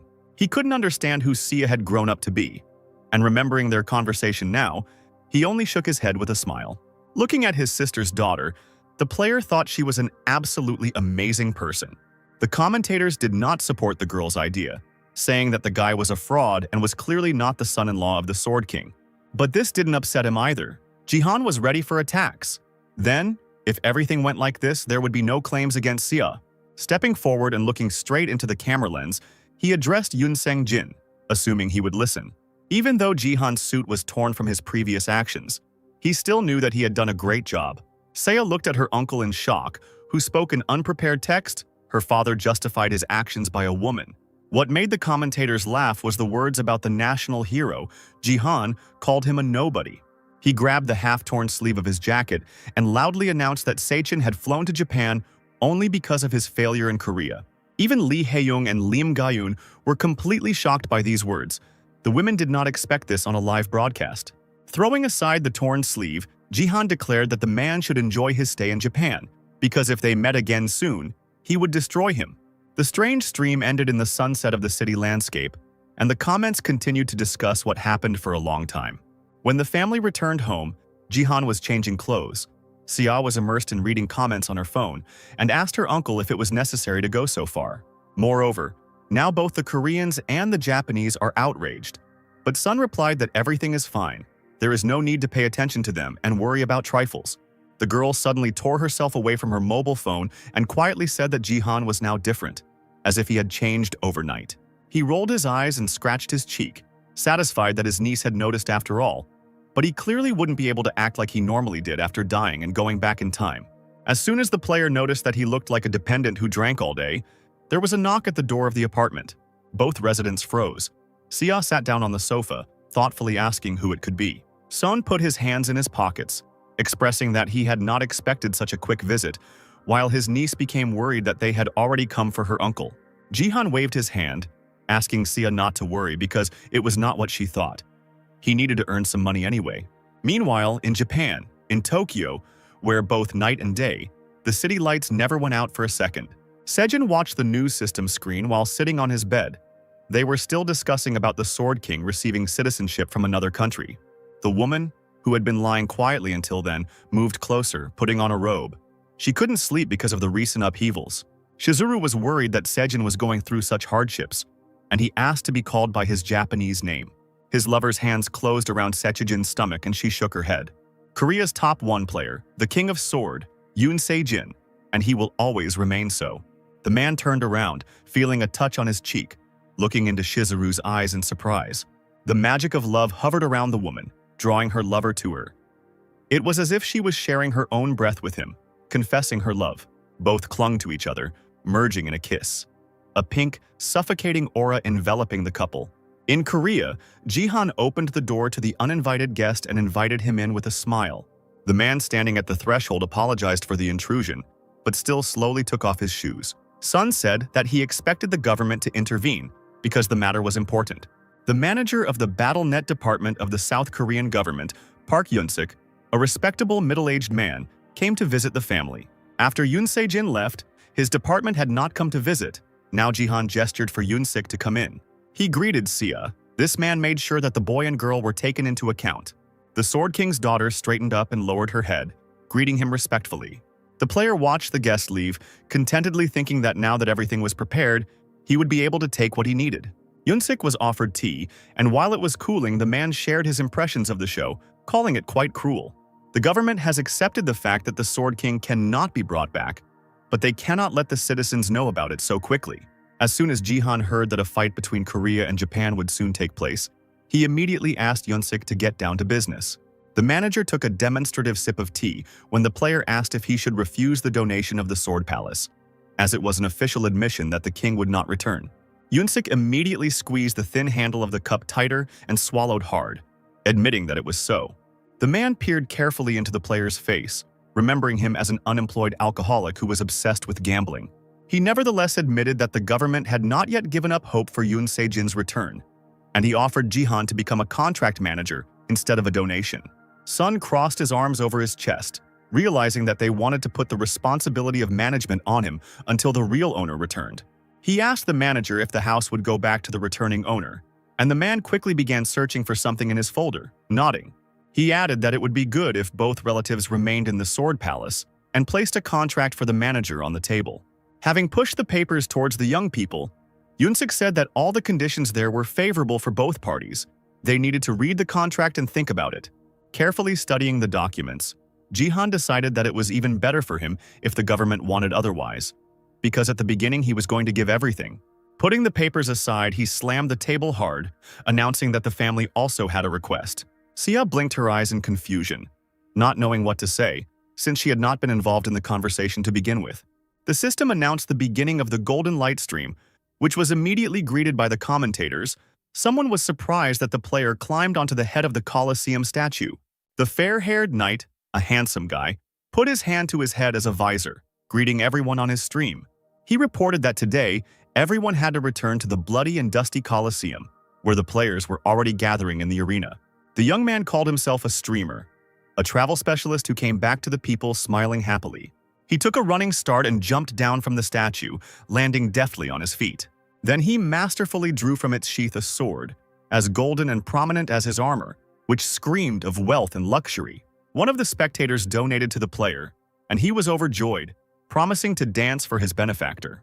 The guy bent in different directions and even showed the back of his armor, which caused puzzled looks from the other players. They obviously didn't like the local upstart. A player from another class even prayed for him to be hit by a car. Streamer Golden Light didn't pay attention to evil tongues and sidelong glances. A notorious buffoon, he was popular for his hyperactive appearance. The boy was once a respected member of the Golden League until he decided to drop down to bronze, saying he was going to explore the depths of the sea. Space Jester, in fact, he wasn't interested in the game. The streamer only cared about having fun. He was madly interested in sea creatures, more than in real life. His gear and stats are still at gold rank, so he has fun hitting and killing bronze players who are weaker than him. Others believe that he is a real psychopath who burst into the arena and called victims to him, allowing them to choose who would be first. Carefully examining the arena, Golden Light suddenly froze when he saw him. Jihan was standing nearby, holding one of the new weapons, and the streamer saw content in the guy. He rushed towards Sun, pointing a microphone at his mouth, declaring that he wanted to take the Sword King's son-in-law, the smasher of the statue of the two swords that everyone was interested in lately. Jihan looked at the annoying streamer and turned away, remembering that he had only a few achievements left to get. Having called up the system table, he began to move his finger along the table. It was necessary to raise the views. As the stream continued, the player turned to the camera, gave a thumbs up, and stated that he was being completely ignored. Seeing the many comments, the Space Jester's mouth dropped open in surprise, realizing that the Bronze League player was also streaming. Golden Light began to bite his nails in tension when he realized that he had simply given free publicity to an unlucky player. He glanced at the system sign and wondered how he could make people watch only his stream. One of the viewers offered the streamer a deal for 2,000 gear points. Kill Sun Jihan so that he would take the last place. The player was amazed by such generosity. Because 1 point of equipment costs about $1,000, the Sword King fandom was ready to take revenge on the offender and increase the reward. A plan for enrichment was already maturing in the Jester's head. He knew that the fandom hated Jihan, but he didn't think it was that strong. The awards increased with each new commentator more and more often. The guy's eyes ran across the screen, and he himself was beside himself with what he saw. Now the reward was calculated in simply incredible numbers. Golden Light blushed and quickly covered his mouth with his hands. The number of points will soon reach 40,000, and 50 is not far away. The system announced the start of the game and the call for all players. The knight fell to his knees, stuck his sword into the sand, and screamed loudly, his mind exploding from the bright prospects. The streamer covered his face with his hands, causing even more disgust among those around him. He couldn't agree until the amount increased to 50,000. One of Yoon Se-jin's fans made a strong-willed decision. He promised to add 10,000 equipment points if the player defeats Sun Jihan. Hearing this, the Jester concentrated so much that he turned black and white and entered the greedy mode. It was a great deal for the guy, and he stated that the determination of the Sword King fandom rubbed off on him. Sun Jihan stood with his back to the knight. The Jester challenged the player to begin to fall into despair. Its active ability, Charge, accelerated the user's body and allowed them to rush forward at high speed. Streamer emitted a golden light and was about to end someone else's game. As the Jester raised his blade above his head, a golden flash lit up the air. He himself shouted that he would become Jihan's personal death, intending to pounce on him from behind. The bronze player, even feeling and hearing the incredible danger, did not even turn around in the first seconds. But then, when his opponent was a few centimeters away, Sun turned around and in a split second made such a lightning-fast move that it prevented the other player from touching him. The golden light froze and raised its head, realizing that its hand had stopped obeying its owner and was simply hanging above. As it turned out, Jihan had a 0-rank kitchen pusher in his hands. On another planet, aliens use a pusher to cook atheists. The system suggested supplementing it with a kitchen knife. The guy chuckled that he had no choice but to fight with what he had, and reached into the inside pocket of his sweater. The golden light stood awkwardly, continuing to look at the poorly equipped player who ironically wanted to match his weapon. The streamer himself did not understand how he ended up being attacked by something incredibly sharp. The bronze player jumped to the side, finishing actively waving his hand, clutching a regular knife in his fingers. His opponent couldn't hold back and screamed at the top of his lungs, the alien energy still holding him in the air.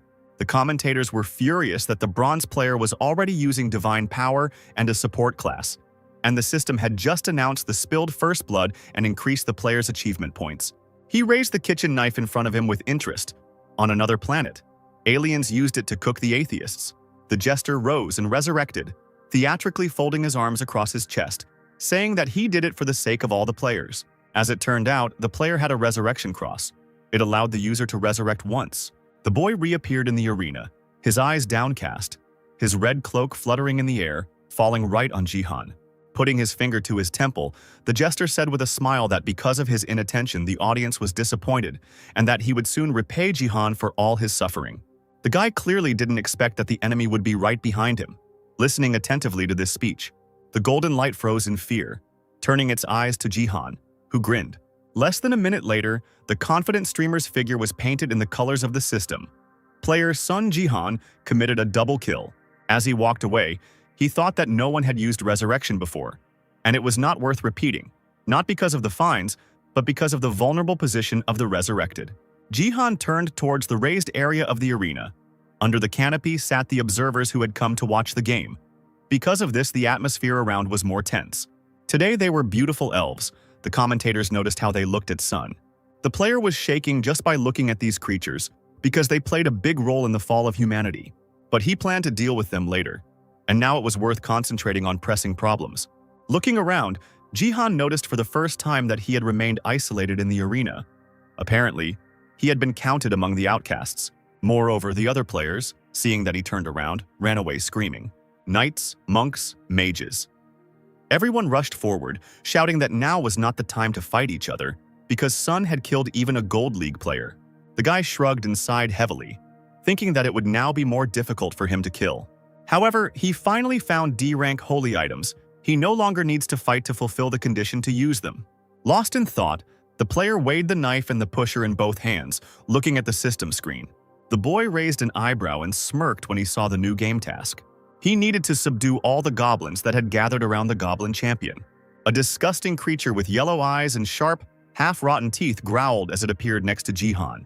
But not even a minute had passed before he suddenly turned around and ran away, begging to be saved from the player filled with divine power, rushing after him with a mortar. The creature didn't manage to escape far, its mouth opening and closing silently when a heavy blow fell on its head. Jihan gripped the kitchen knife tightly in his palm, preparing to launch his next attack. Using it as a basis for a fight, Sun stunned the goblin and sent him flying with a mortar. The condition for using holy items has been met, and the items from the D-rank cooking set have been used together. It was necessary to hit one on the head and the other to pierce the heart. Since they are from a set, they have a certain order of use. Straightening up, the player thought with satisfaction that he was lucky to figure this out before the end of the game. Jihan spent a lot of time. If he could have mastered the weapon earlier, he would have been able to kill more goblins. But, noticing the shadow hanging over him, the guy realized that this was not the end. A huge champion goblin loomed over the man. Compared to ordinary goblins, whose height is only a meter, such goblins have increased physical and mental strength. Complaining that the system had given too long a description, Jihan knocked the goblin out with one blow of the mortar. The heavy body fell at the man's feet within a few seconds. Raising the knife, the player hissed, not understanding what all the fuss was about when in fact the monster was just tall. He swung the kitchen knife and plunged the weapon into the goblin champion's heart. For his efforts, the system rewarded the player with another point of divine power. Cooking sets. The pusher and kitchen knife have been downgraded after this 1-second battle. Since they were still E rank, Jihan could earn divine power points again, but these items were not very suitable for killing monsters. At the other end of the arena, the sounds of blades striking and war cries could be heard. Sun decided that it was time to catch the players, because they had gone too far. The guy started rolling up his sleeves, muttering that it would be bad. But nothing could be done, because if they didn't come to him. Divine power was radiating from the player in all directions. He firmly decided that he would approach the others himself. The commentators were talking with all their might about how terrible Jihan's appearance was. In the real world, Seoul, Gangnam District, Yeoksam Station, there was peace. But not in the apartment and the gaming chair of the Golden Light, which did not look as frightening as in the game.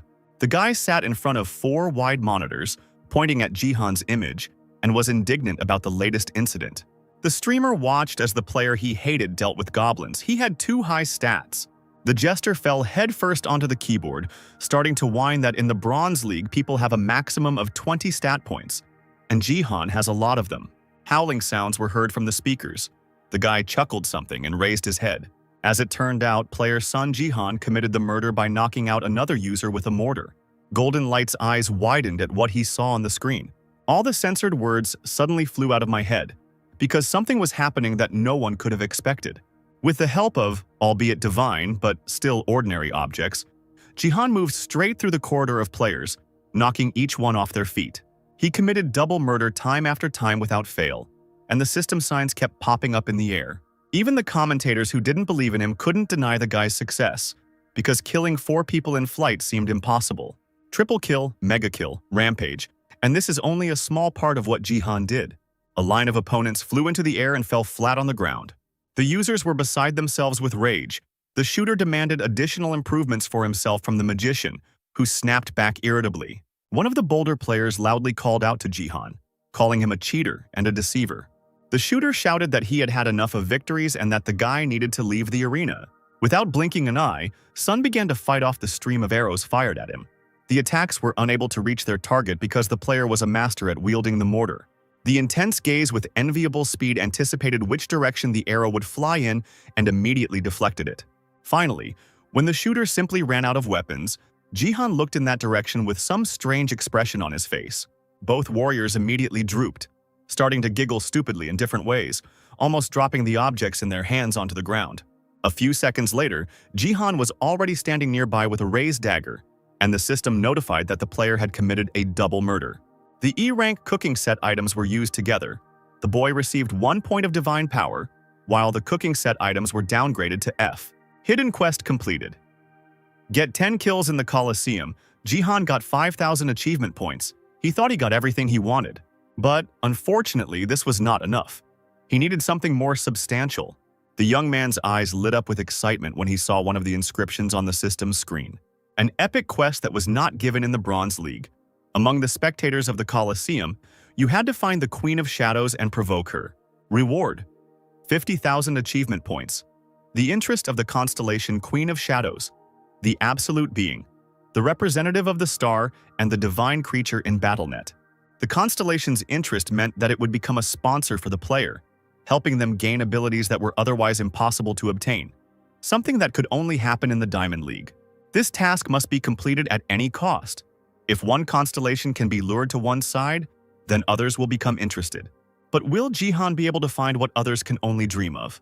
This will be especially difficult to do in a crowd of ubiquitous and hated elves. These creatures looked at people unfavorably, even aggressively. Like marble statues, they sat in separate stands from the rest of the spectators and pierced the users with their gaze. Jihan took first place, and now everyone in the Colosseum knew about his record 10 kills. They moved the show to show Yoon Sejin, and the news spread throughout the community. This brought the guy about 10,000 subscribers and 4,000 regular viewers who were part of the Sword King fandom and hoped for Sun Jihan's defeat, became his supporters. And it was no surprise to anyone that all the anger was now directed at streamer Golden Light, who was defeated by a Bronze League player. Commentators saw that Jester had filmed Jihan's murders and was promoting them through his streams, and he was thinking hard about how to increase his reputation. Getting up from his chair, the streamer stretched, loosening his stiff muscles. He decided that he couldn't do anything about the current situation. From now on, he will also be on Song Jihan's side. The guy has a new fan. Golden Light dreamed of becoming Jihan's editor and making his BattleTube popular. Sia, dressed in funny pajamas, sat with her eyes wide open, excitedly asking what she had just watched. Jihan, not having time to take a sip of water, looked around in surprise because his niece was interested in when he managed to become so strong. The girl shook her head, saying that she felt sorry for the others, while her uncle noted that the world was a cruel competition. She noticed that many viewers wanted to donate to the player. Sun immediately opened this option on the system panel. She also suggested raising the minimum amount since Jihan decided to open a fundraiser. Then the guy decided to set the minimum to 10,000 points of equipment. Sia was amazed at someone else's appetite because it was equal to 1,000,001. Then I thought, maybe it really wasn't enough after all. But Jihan's thoughts were occupied only by the epic task. He must find and provoke the Queen of Shadows. But it was still difficult to figure out how to find her among so many viewers. The guy was pulled out of his deep thoughts by his niece's cheerful voice offering help. She noted with a smile that her uncle always had that expression on his face when something wasn't going according to plan, so it was worth telling her everything. Jihan smiled back, absent-mindedly thinking that the girl looked so much like her mother, his sister. Shrugging his shoulders, he decided to give her a chance and see how she handled it. Sun told about the epic task and answered his niece's questions. Surprised by the strangeness of the task, Sia enthusiastically decided that she would find the Shadow Queen by rewatching the game. Jihan left the room. His conscience immediately began to torment him because of his request for help. After all, it all looked like looking for a needle in a haystack. But he was still proud of his niece. The girl sincerely wants to help, so all that remains is to thank her for it. Returning to his room, Jihan decided to do what he had been putting off for a long time. He already had one class, support. Now the system asked if the player wanted to add another one. The guy bought an extra seat for the class with the points he earned. Now he could choose another one. Smiling contentedly, Jihan extended his finger to the desired inscription on the screen. He firmly decided that he wanted to add a mage class to his support class. At that moment, a purple funnel began to form around the guy's figure. A new power, different from the divine, was coming from his heart, and it was clearly felt. Now, after some time, it was necessary to try out a new class. The reason for this choice was hidden in a unique stat that only appears after obtaining these two classes.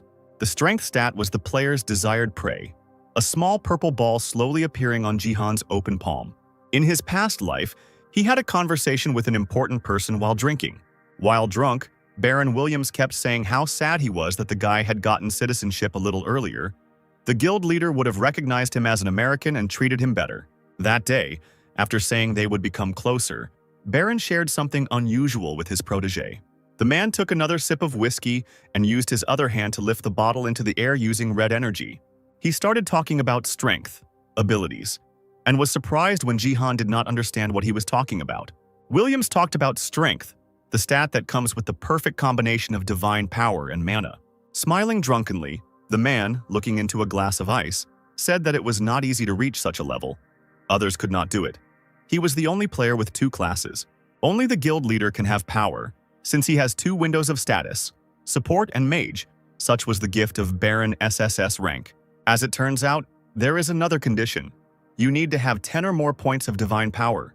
Jihan asked again if he could get something similar, but Baron shook his head condescendingly, repeating with emphasis that no one else except him had two classes. The man acted ignorantly, but Sun did not dare to argue. It was true that only Baron had the power to dominate space. But that was the case before. And now, knowing the conditions, Jihan decided to take a desperate step at the cost of his own health. An incredible energy, stronger than the Bronze League, seemed to tear his body apart. This stat propelled Baron to the top spot in the world rankings. Despite his poor development and control of it, Jihan must get it in order to cope with the tests in the future. He must endure. It is necessary to concentrate divine power in the hands and direct mana from the heart there, uniting it with it. It was important to concentrate so that nothing would slip past. Sun clenched his teeth, holding the sphere in his hand with all his might. His eyes were bloodshot, delighted by what was happening. Jihan muttered something, looking at his hands. The space was illuminated by bright red flashes.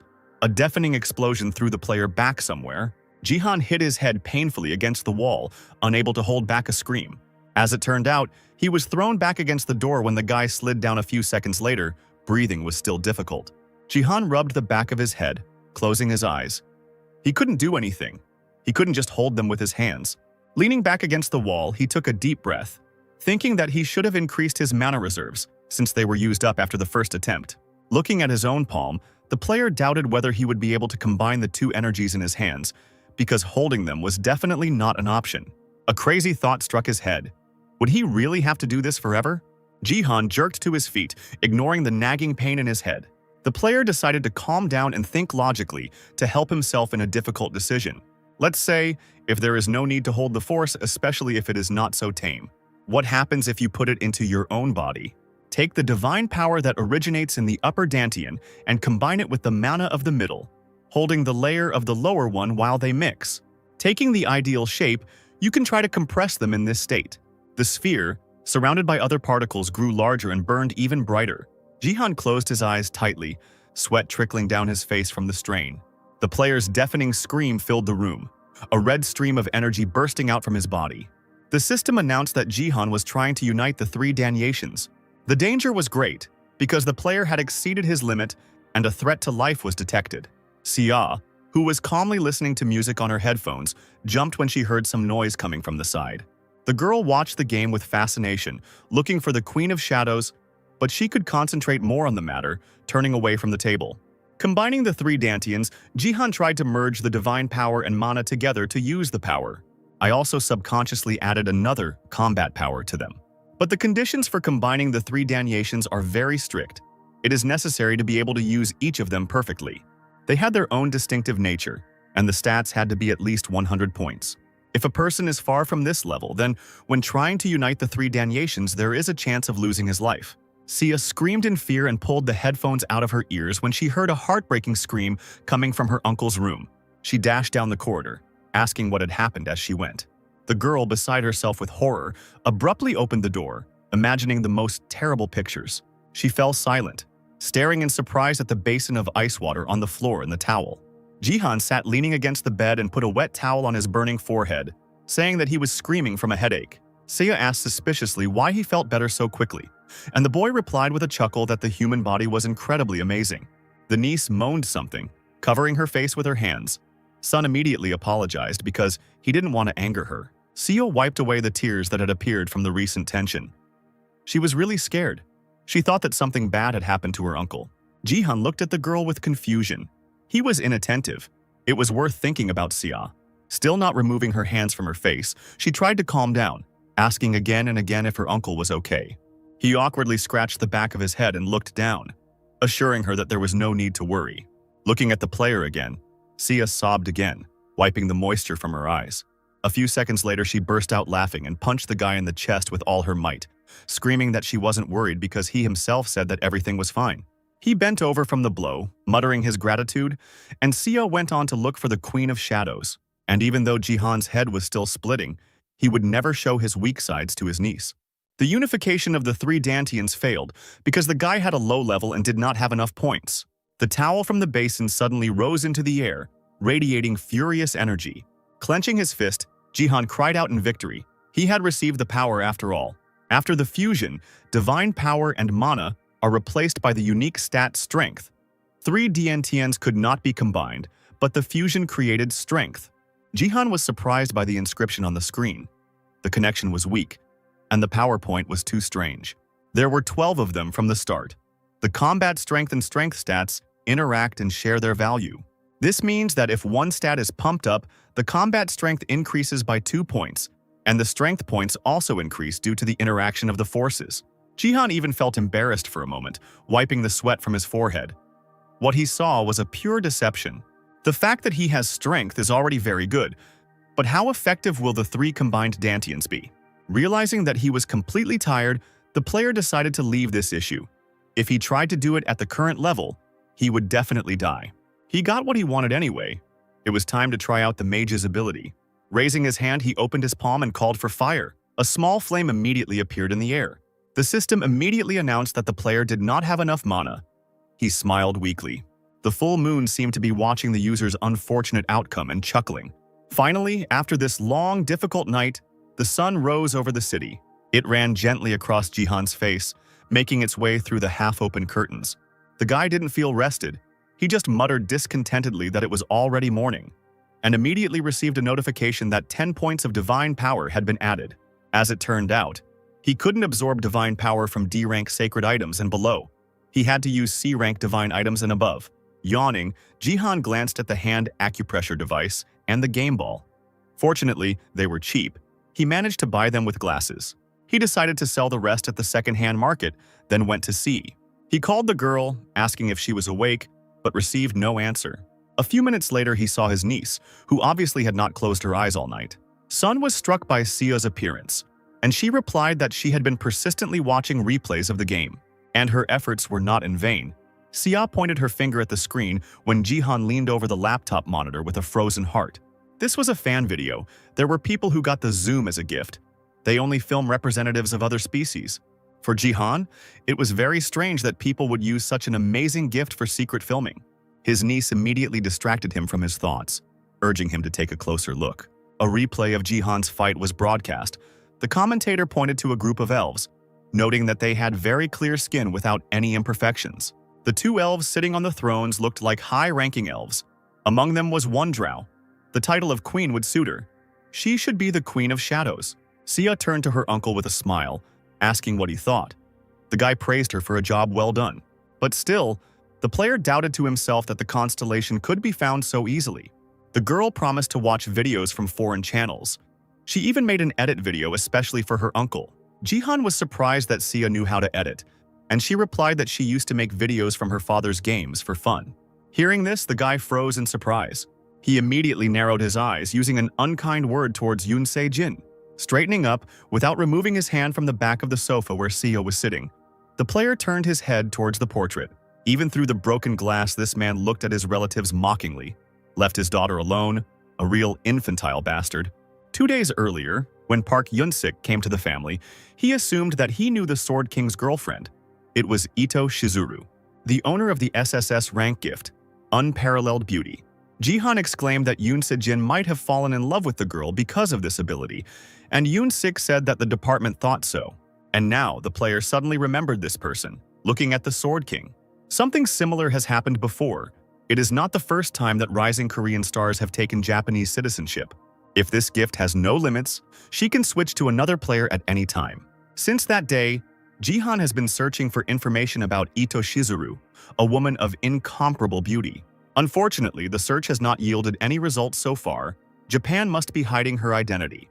Now it's impossible to find anything. As Manager Pak said, you need to be extremely careful. The player turned his back to the window, deciding that he needed to prepare in advance.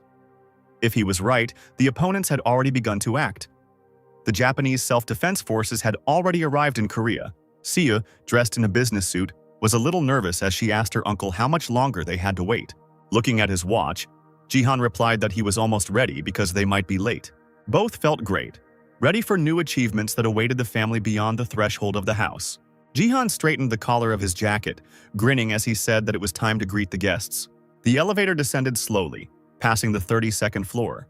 The uncle asked his niece if she was nervous, noticing her thoughtful look. The girl shuddered. After the incident with her father, this would be her first appearance in public. Jihan hastened to reassure her. He asked Sia to be confident and brave, because there was no need to think about what others would say. The Song family had done nothing wrong. The niece forced a hesitant smile and nodded to herself. Several bells from the elevator alerted passengers that they had arrived at the lobby.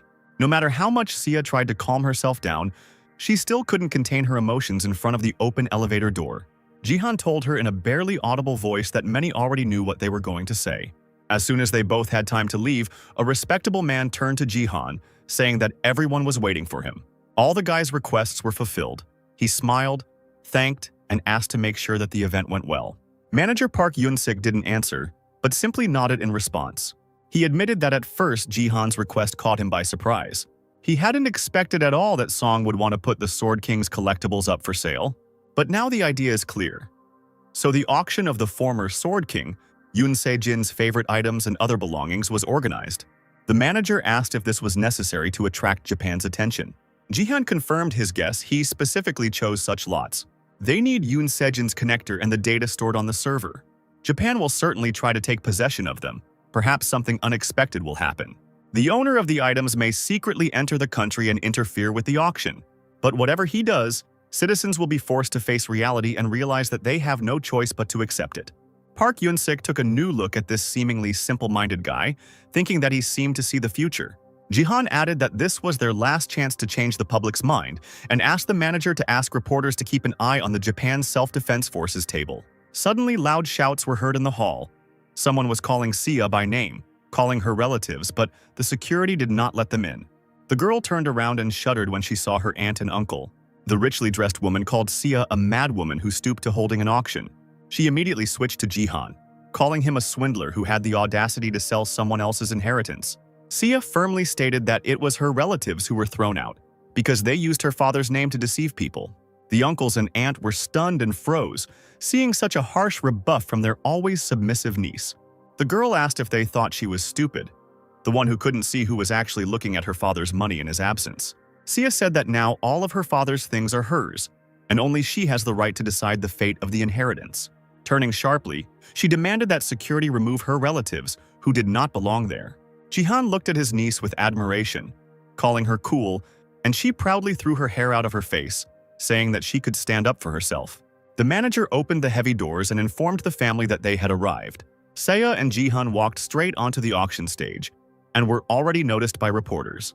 The savvy journalists immediately turned on their cameras and flashes, ready to capture the sensation. Jihan glanced at the crowd with indifference when he heard them ask him why he was holding the auction. Sia was also attacked, claiming that her decision to give up the Sword Palace and hold an auction was provoked by public pressure. As the girl and boy walked towards the podium, reporters pounced on them, asking if they believed the Sword King would return and if Song was trying to profit from a relative's property. Jihan got tired of this pretty quickly, and unnoticed by the others, he gathered bloody energy in his palm, then made a circular motion with his fingers. A few seconds later, the lens of one of the photographer's cameras burst, scattering into small pieces on the floor. Then the same thing happened with the cameras of other reporters. The crowd looked at the equipment in a daze, not understanding what had happened. The player, reaching the podium with a microphone, asked the crowd to be quiet because they were at an auction, not a press conference. Finally, straightening up, Jihan, with his characteristic confidence, announced the start of the auction. His men prepared 3 lots. The first was Seijin's BattleNet connector. It reduced the feeling of pain by 99%. The data stored in it remained intact. Also present were Seijin's analyses of himself and high-ranking East Asian players. Those present began to discuss the lots. The data of the King of the Sword is very valuable, and the analyses are incredibly useful when the battle between Korea and Japan is approaching. Jihan looked at the people sitting at the tables and grinned imperceptibly. They would not want to miss a single lot. The analysis from a high-ranking player is not easy to get. Suddenly, the guy noticed that someone's hand confidently reached up. The player was stunned when he saw who exactly wanted to ask the question.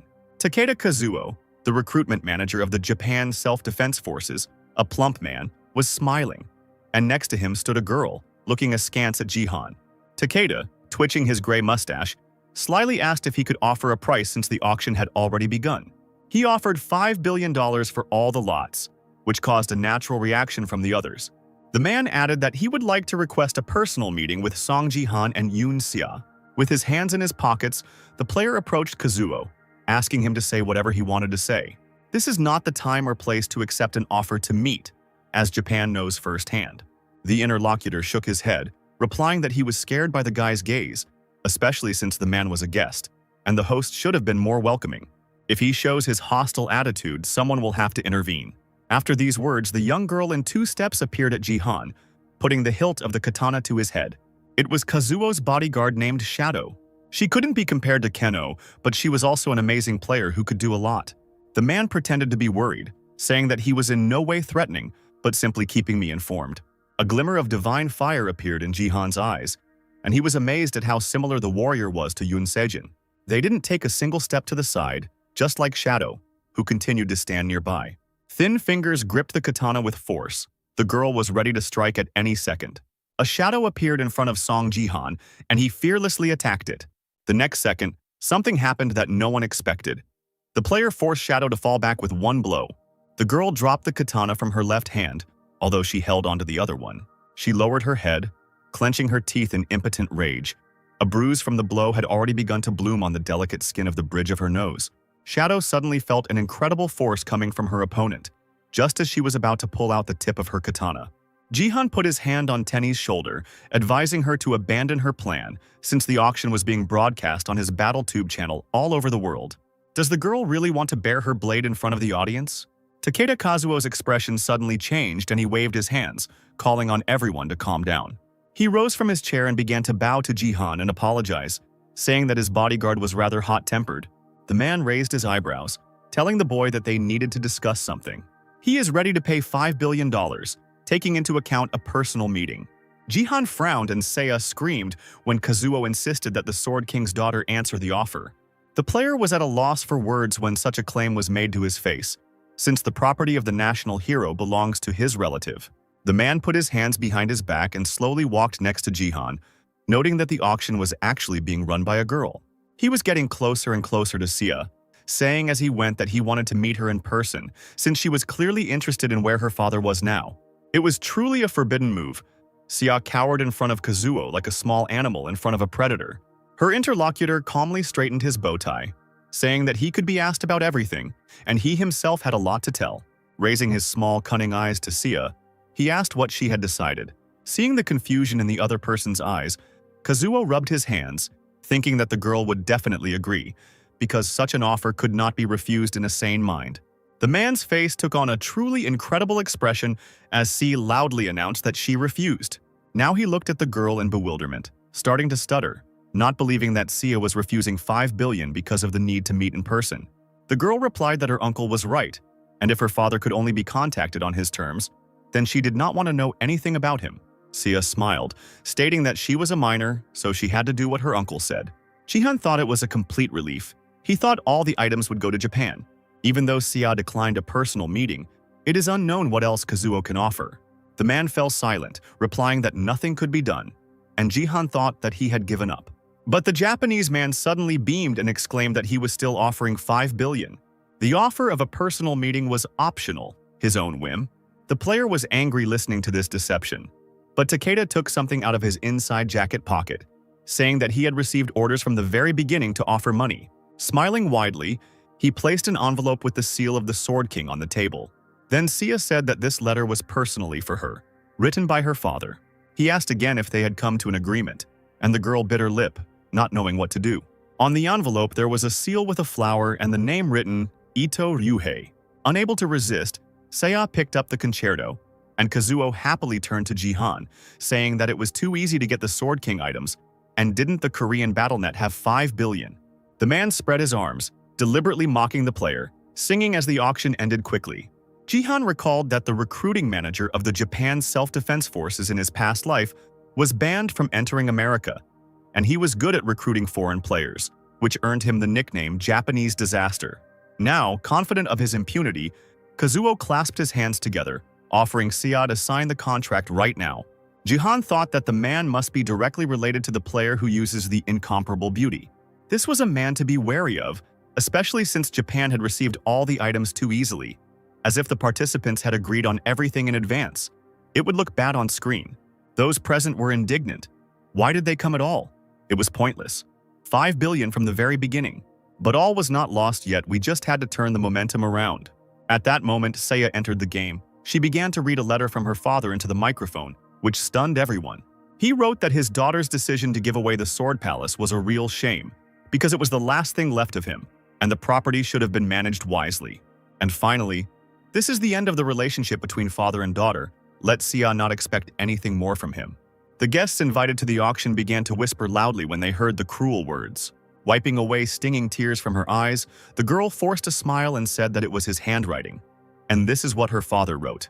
Jihan turned away, physically feeling the pain of his niece's betrayal. From what he heard, the woman was of incomparable beauty and knew how to influence the mind. He hated Yoon Se-jin from the beginning, but to Sia, he was a good and reliable father. He couldn't do this to her. A loud sound of paper being torn in half was heard through the speakers. Seiya, in a low voice, as she tore the letter into pieces, told Kazuo to convey the following words from her to Mr. Ito. His daughter read his last will and was glad to end their relationship. The scraps of paper fell to the floor. Sia pretended to be upset and said that she shouldn't have shredded the letter. Now the cleaner would have to work harder. But at that moment the pieces began to rise upward, circling around the girl's face. Jihan declared that everything was fine. He would take care of it, and with one movement of his hand, he lifted the paper into the air, and it headed towards the shining sphere. The boy clenched his fist, summoning fire, and the pieces of paper burst into bright flames right in the air. Like so many phoenixes, they blazed and immediately turned to ashes. The rest of them opened their mouths in silent surprise. The auction participants were amazed by the player's possession of both combat techniques and divine power. Jihan stopped using energy and immediately heard an admiring cry. Kazuo's face shone brighter than the sun. A man like this was needed in Japan. He didn't immediately realize that a whole crowd had rushed towards the player, leaving him far behind. Representatives of various guilds vied with each other to offer Jihan to join them under any conditions. He looked at the business cards, raising his hands up, asking them to wait, because he was uncomfortable with everyone crowding around him. He stepped back, deciding that now was not the time to talk about such things. Jihan heard his niece's weak voice. She said that her uncle could go without her. The girl seemed to be suffocating. Beads of sweat appeared on her face and she began to babble something. Sia grabbed her head, almost falling off her feet. She muttered that her head hurt too much. The next moment, the niece moved to the side and fell to the floor.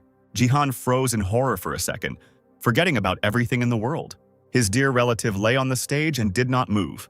Jihan ran up to the girl, lifting her in his arms and begging her to open her eyes. When Sia woke up, she was mumbling something as the guy kept asking her if she was okay and urging her to hold on. The girl was clearly trying to say something to her uncle and grabbed the collar of his jacket. Pressing herself against Jihan, Sia whispered in a completely calm voice that she was pretending. The girl thought that it would be difficult for her uncle to cope with the guests, so she played along. While they were negotiating, the security quickly pulled the crowd aside. The guests were indignant. Now they wouldn't be able to place a bet. A puzzled Jihan looked at his niece with wide eyes, admiring her intelligence. He shook his head, sadly noticing how much his daughter resembled her mother. The guy turned to the guests, asking for forgiveness for the auction ending abruptly because his niece felt ill and needed rest. Supporting the girl, who was diligently playing her role, Jihan loudly asked if she could go on her own. Kazuo persistently tried to get through to the young people through security. He asked for forgiveness for the inconvenience his visit had caused them. Pointing to his business card, the man invited Jihan to greet him personally and asked permission to contact him personally. At that moment, the business card flew out of his hands with a whistle. Jihan just laughed at the man and instantly burned the piece of paper in the air. The player held out his palm and menacingly announced that this was his answer. Commentators could not believe that the bronze player had rejected such an offer, while the manager stood silently, clenching his fists.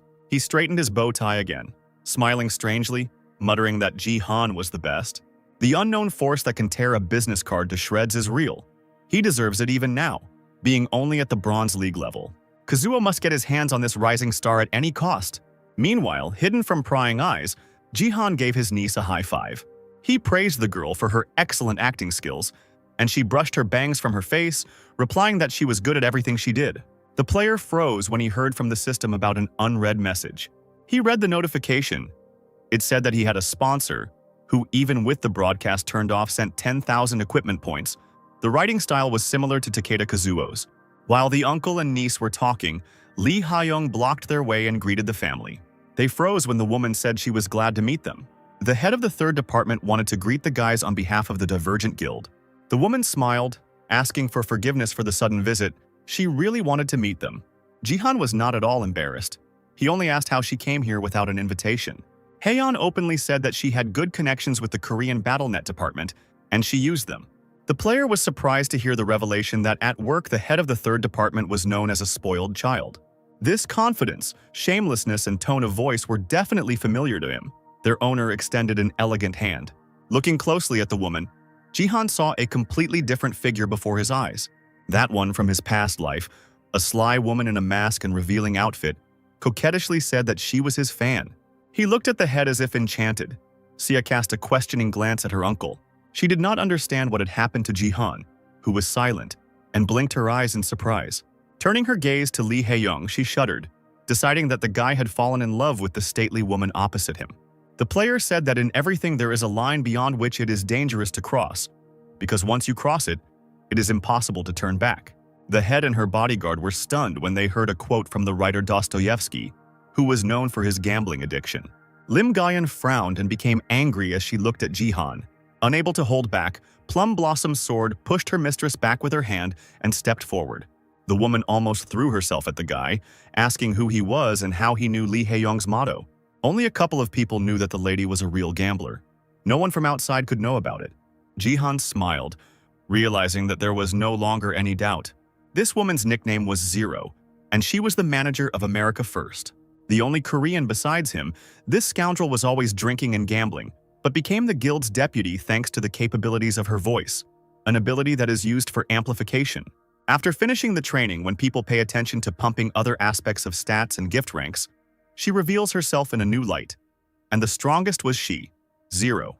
Continuing to smile, Lee Ha-young gritted her teeth and ordered Gayun to shut up.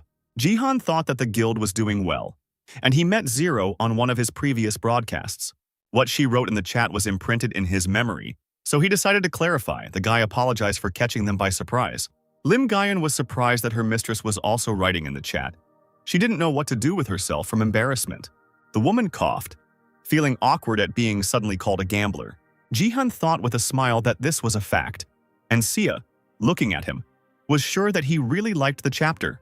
Lee Ha-young smiled and shook her head, saying that she didn't mind talking in a more casual setting, and that they would see each other often in the future. Sia covered her mouth with her hands when she saw the guild leader take out his phone. She must have really liked her uncle. She confidently handed over her mobile phone, offering to meet in person since the Divergent Guild needed the guy. Sia almost squealed with delight, painting in her head the rosy prospects for the development of her uncle's relationship. Lee Ha-young fixed her hair, thinking that she was good, and was good at setting the tone of the conversation while separating business and personal relationships. The woman glanced at Gayun, showing with her eyes that she needed to learn. This is exactly how you should manipulate men. The atmosphere changed.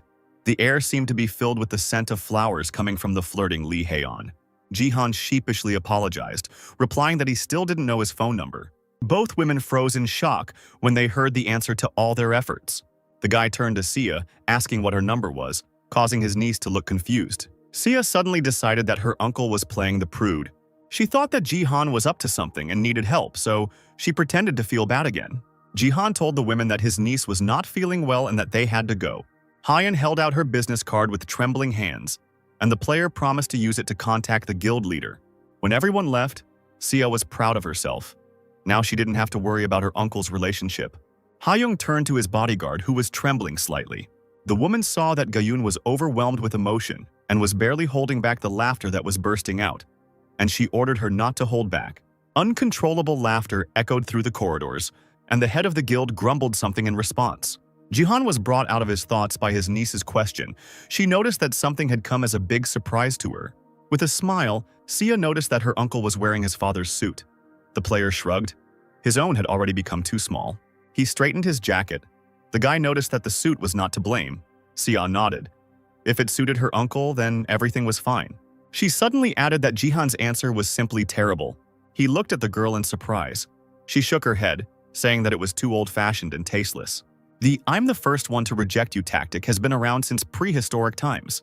While Jihan didn't understand what was being discussed, Sia mentored him by saying that you can play hard to get, but saying that you forgot your number is terrible. The player was lucky that his niece was nearby and saved the situation, but she was incredibly surprised to hear that he had not planned anything like that. The hand with the index finger extended hung in the air. Sia asked incredulously if this was true. Jihan nodded. The next task in BattleNet involved moving to the Bronze League in the territory of Gangnam. The task type was protection. It was necessary to protect the crystal and survive the zombie attack. Moving into place right in the suit, Jihan shook his head wearily. He remembered how difficult it had been to calm Sia down that evening. The girl immediately burst into tears, deciding that she had ruined her uncle's chance for a relationship because of her stupidity. Did his niece really think that he liked Lee Hae-young? Who would pay attention to a gambling enthusiast? Still, he hadn't expected to meet Zero under these circumstances. In a past life, he was sitting in a bar and watching a sports match where Argentina's Diego Maradona won. Jihan became close to Zero because they both lost their homeland, and on weekends they bet on sports. The woman was obsessed with them. The player's victory upset and angered Zero, but Jihan knew that he would win. He advised her to pay attention to the rank of the gift God t-shirt, but the woman did not listen to him. Jihan advised her to stop playing games, but she just waved her hand. Then she said her motto, that very quote from Dostoevsky, and it really irritated her. Sun asked if Zero was going to get rid of the scar on his face. The woman pressed the mask tighter, answering that it was the price for the deal with the devil. The couple had a lot in common besides sharing the same nationality. Zero asked why Jihan became strong only now. If she had been as strong in the past as she is now, she would have stayed in Korea, and then her friends wouldn't have died. So what united them most was guilt and self-hatred. The woman shook her head drunkenly, saying that she had no right to say that it was all her own fault. Both felt guilty for failing to protect their loved ones. Jihan looked at the amber drink in his glass, wishing he could drown in it and not feel anything anymore. Now he looked at the bloody sky in the game space, remembering these moments. Commentators watching the game were puzzled as to how long the player would remain standing there. In Jihan's right hand was a sword that pierced the horse, Pontiff Urk, an alien sacred object. The guy was curious why it was so cheap despite its rank, but it turned out that it was because it was too big and heavy for most people. Jihan decided to try the dagger in action and swung it widely. Then, raising the weapon above his head, he swung. It wasn't difficult for Jihan to handle such a blade. The user heard strange voices asking him to show the status window. The ground shook as a huge weapon descended upon it. The number of spectators grew, and they began to ask questions about the origin of his power. 12,000 people were already looking at the player. Jihan didn't know if he should show the window, but it would be unwise to ignore the request of regular viewers. It was worth deciding whether to answer directly or lie. Finally, the guy took a deep breath and addressed his viewers directly, greeting them and introducing himself. If they are so interested in his status window, the player will show it when he gets 200,000 subscribers. That was his promise. Commentators began to complain that such a number would not be reached anytime soon. But Jihan decided to add one more condition. If he loses even one game, then he will immediately show the window. The audience didn't expect this, but everything would have changed if the guy had met the troll. Jihan gripped the hilt of his blade even tighter. Blue beams appeared behind him, signaling the arrival of his teammates. The guy turned around sharply, raising an eyebrow. The players that appeared were not the ones he expected to see. It was simply impossible. Golden light, Argentina player Diego Matzid and the hated Kim Gyo-hyuk. The jester theatrically wiped a tear from the corner of his eye with a handkerchief, exclaiming that fate itself had brought him to Song Jihan. The fire mage turned red with anger, clenching his teeth, threatening to kill the player with one look. Jihan met the Argentinian in person for the first time. Diego Matzid seemed oblivious to everyone as he continued to play with the ball. He was Argentina's best player until Jihan's return in time. But now he was nothing special, and besides, he looked vulnerable and stupid. Suddenly the guy thought about something, realizing that it was strange. If he himself is a support, Golden Ray is a warrior, and that disgruntled third one is a mage. Could it be that the football player here was an archer, considering that in his past life he had the mage class? Jihan couldn't even imagine what had happened. Meanwhile, Gyo-hyuk was terribly angry when he met his offender. Because of him, he lost his ability, and now he didn't even want to see. A system board appeared in front of the magician's face. Someone registered a reward for the task. Gyo-hyuk was surprised that such a fool could give him such a thing. He was completely taken aback when he read that he was offered to destroy the crystal and prevent Jihan from taking first place. A few seconds later, the game began, and Masida's sword flew into the face of the first zombie. Without saying anything, he continued to attack the dead man with the ball every now and then, as if he were scoring goals into the goal. Stopping for a moment, the man ordered Jihan to apply enhancements to him, because the archer needed more strength. In a team game, it is important to treat all participants fairly. Previously, the player did not use stats because they were not enough. But now the number of divine power points has increased. You can try. The user called upon the force, and the figures of all team members lit up with a bright blue light. Golden Light clapped his hands happily when he realized that he had also been given a buff. Jihan turned out to be a real support. Gyo-hyuk was puzzled as to why Jihan supported him when he addressed the boy. Looking over his shoulder, the player asked if he was going to play for the first time. The same jester jumped up to them, wondering what had happened between them and whether they were both friends. The magician muttered what would happen, then Jihan nodded to him, satisfied with the answer.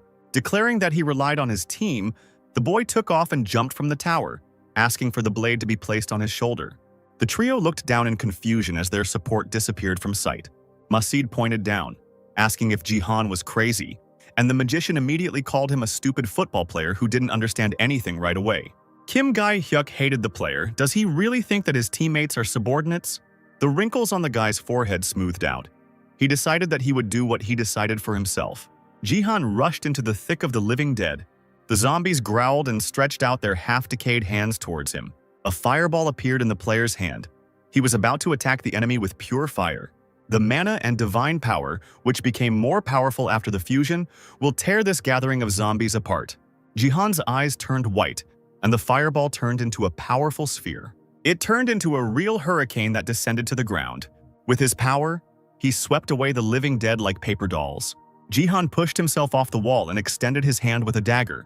Then he rushed forward and raised the weapon above his head. The tip pierced one of the monsters, but the enormous power of the weapon splashed out to the sides, increasing the effect of the force.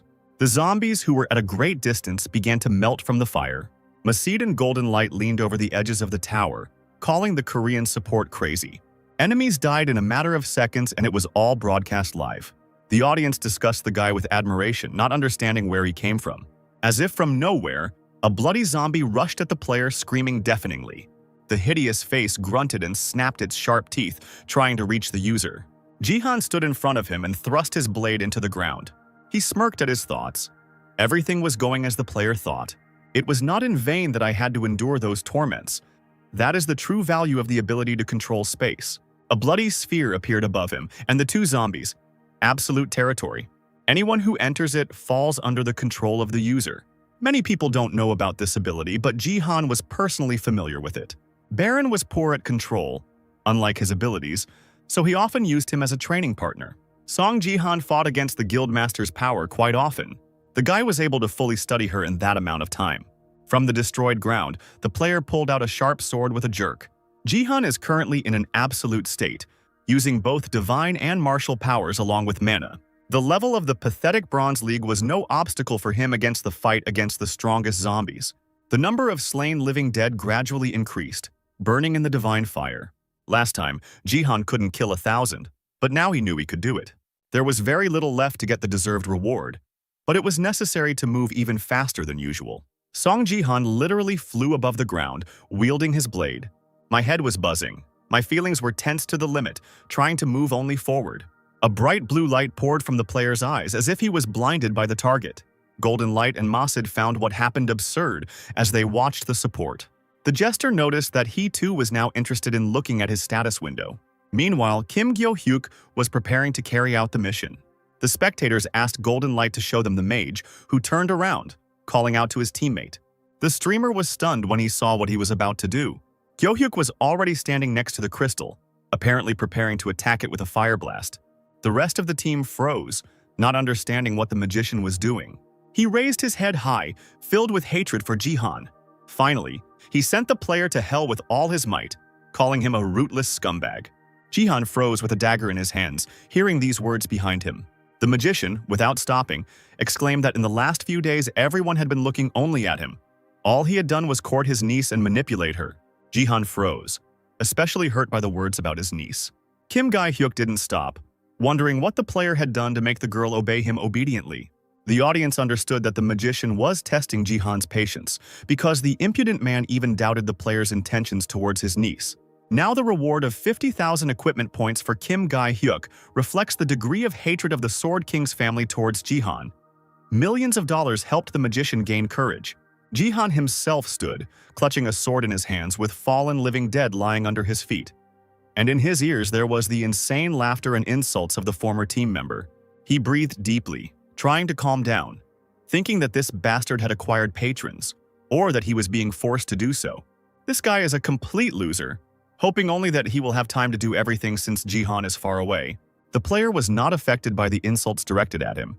Kim Gyo-hyuk continued to shower him with accusations of ambition, and how his uncle was grooming and manipulating his niece. Then the same dirty hints followed again, asking what Jihan had done that they obeyed him so obediently. Rage flared in the guy's eyes, and the veins on his neck stood out from the tension. The magician had no right to say anything about Sia. After returning in time, the player could not help but remember what he tried to forget. Like his worst nightmare, he was haunted by Sia's death, her lifeless body hanging like a rag doll in his uncle's arms. Jihan choked on his own tears, which continued to flow, soaking into his shirt, already stained with his niece's blood. To hide the scars left by the attack of the Sword King's family, she had to bandage her face, but her body lost the warmth of life forever. He allowed this to happen and could do nothing more. All he could do was wish for himself to die and scream at the top of his lungs so as not to go completely crazy. And that is why now, standing on the deceased zombies filling with divine fire, Jihan swore that such a thing would never happen again, that he would protect her from everyone and everything. At the moment of gaining power, the player realized something while trying to unite the three dantians. He could use nameless divine arts, and the gentle blue color of the power would change to a bloody hue. Until he had 30 points of combat strength, it would only be an imitation. But the guy clearly felt them at the moment of the fusion of the three danyates, languishing in pain, scratching his chest and wanting to pass out as soon as possible. Jihan is familiar with the feeling of mastering the nameless divine arts. Several agonizing seconds passed as the player collected his thoughts, fully concentrating on his own sensations. Noticing the delay, the living dead, with disgusting screams, attacked him from behind, stretching out their half-rotten hands. At that moment, gathering all his strength, Jihan felt how everything around him was transformed. Electricity pierced his body from head to toe, as if it had been born in the man in order to rush far upward. Sand turned into lightning when he used the Heaven's Break technique. Otherwise, the lightning step of the shimmering sky, and this did not go unnoticed by those around. The Sword King's family immediately sent 100 points to Gyo-hyuk, urging him to quickly break the crystal, since Jihan was already rushing to the player. As soon as the fireball appeared on the magician's palm and he felt relief from the curse towards Jihan, the player was immediately called out. Recognizing the voice of the golden light, without even turning around, Gyo-hyuk threw a fire sphere towards him, knocking him down. Flashes of fire glowed red on the magician's palm, and in an emotionless voice he ordered them not to interfere, otherwise he would burn the enemy to ashes. Numerous symbols appeared in the dark sky. Waving his staff, on the base of which precious stones were ringing, the magician crossed his arms, filling the fireball with power. He decided to finish off the crystal. A crazy grin appeared on his handsome face. The player believed in his own strength and the support of the Sword King's family. With another wave of his hands, Gyo-hyuk threw the flaming sphere towards the crystal, and a string of flames immediately followed it. But the sphere was not destined to reach its target. A few seconds later, a ball from the legendary Argentine player crashed into it. In the silence that followed, the ball, covered in black soot, bounced back, leaving traces behind it. A look of surprise appeared on Go-hyuk's face as he turned sharply towards the footballer. Diego himself was completely unperturbed, and his fans greeted their favorite in the chat with all their might. The magician looked like an offended child, asking where he was throwing the ball, to which the footballer replied that he always took the game seriously and this blow could ruin everything. In addition, the villain cursed their comrade, who dragged this task on himself and even his relative. Diego will not allow the game to be spoiled anymore. Now the traitor player turned red with rage, his teeth clicking together with a dull sound. He cursed filthily at the football player, completely not noticing the one who appeared behind him in divine flame. The golden light shone with delight. Clutching the sword in his hands, Diego stood next to him. Seeing these glances, Go-hyuk immediately became quiet and slowly turned around, because he felt the stinging traces of lightning on himself. Jihan's face was so dark that nothing could be seen on it. He slowly assumed that the magician had something to tell him, and at that moment his pupils turned red. This did not bode well for his interlocutor. Go-hyuk shuddered and was horrified. He trembled all over and almost ran back, because his own body subconsciously screamed about danger. The player looked at Jihan as if he were a deity and asked himself what he should do now. Biting his lip, he realized that he had already lost, so he could finally allow himself to speak out about Jihan. But things didn't go according to plan. Jihan ordered his opponent to shut up, literally sealing his mouth with one movement of his hand, without even touching Gyoyoku. The staff fell from someone else's hands. The magician moaned in horror when Jihan told how he wanted to blow up someone else's head, but for some reason changed his mind, only because he didn't want to give the magician such an easy death. San began to move his fingers on his hand as if conducting, telling Go-hyuk what he would do to him. From these movements, the alien body uncontrollably moved to the side. The connector filters the feeling of pain. If Jihan kills the magician, he will only go down to a lower level. The traitor's face had already turned purple from all the manipulations that had been done. Jihan mockingly asked if he had felt something similar before. The guy then promised that he would introduce Go-hyuk to the unknown world right now. Go-hyuk trembled more than before when Jihan's hand dug into his shoulder with a steel grip. The magician mentally cursed the player. He knew that he couldn't really kill another. However, he himself had already lost all his abilities. It was impossible to fall any lower. It's a shame to lose the award, but Go-hyuk was still able to anger his opponent, so the victory is still his. Quick thoughts were flying through his head, preventing him from realizing the most important thing.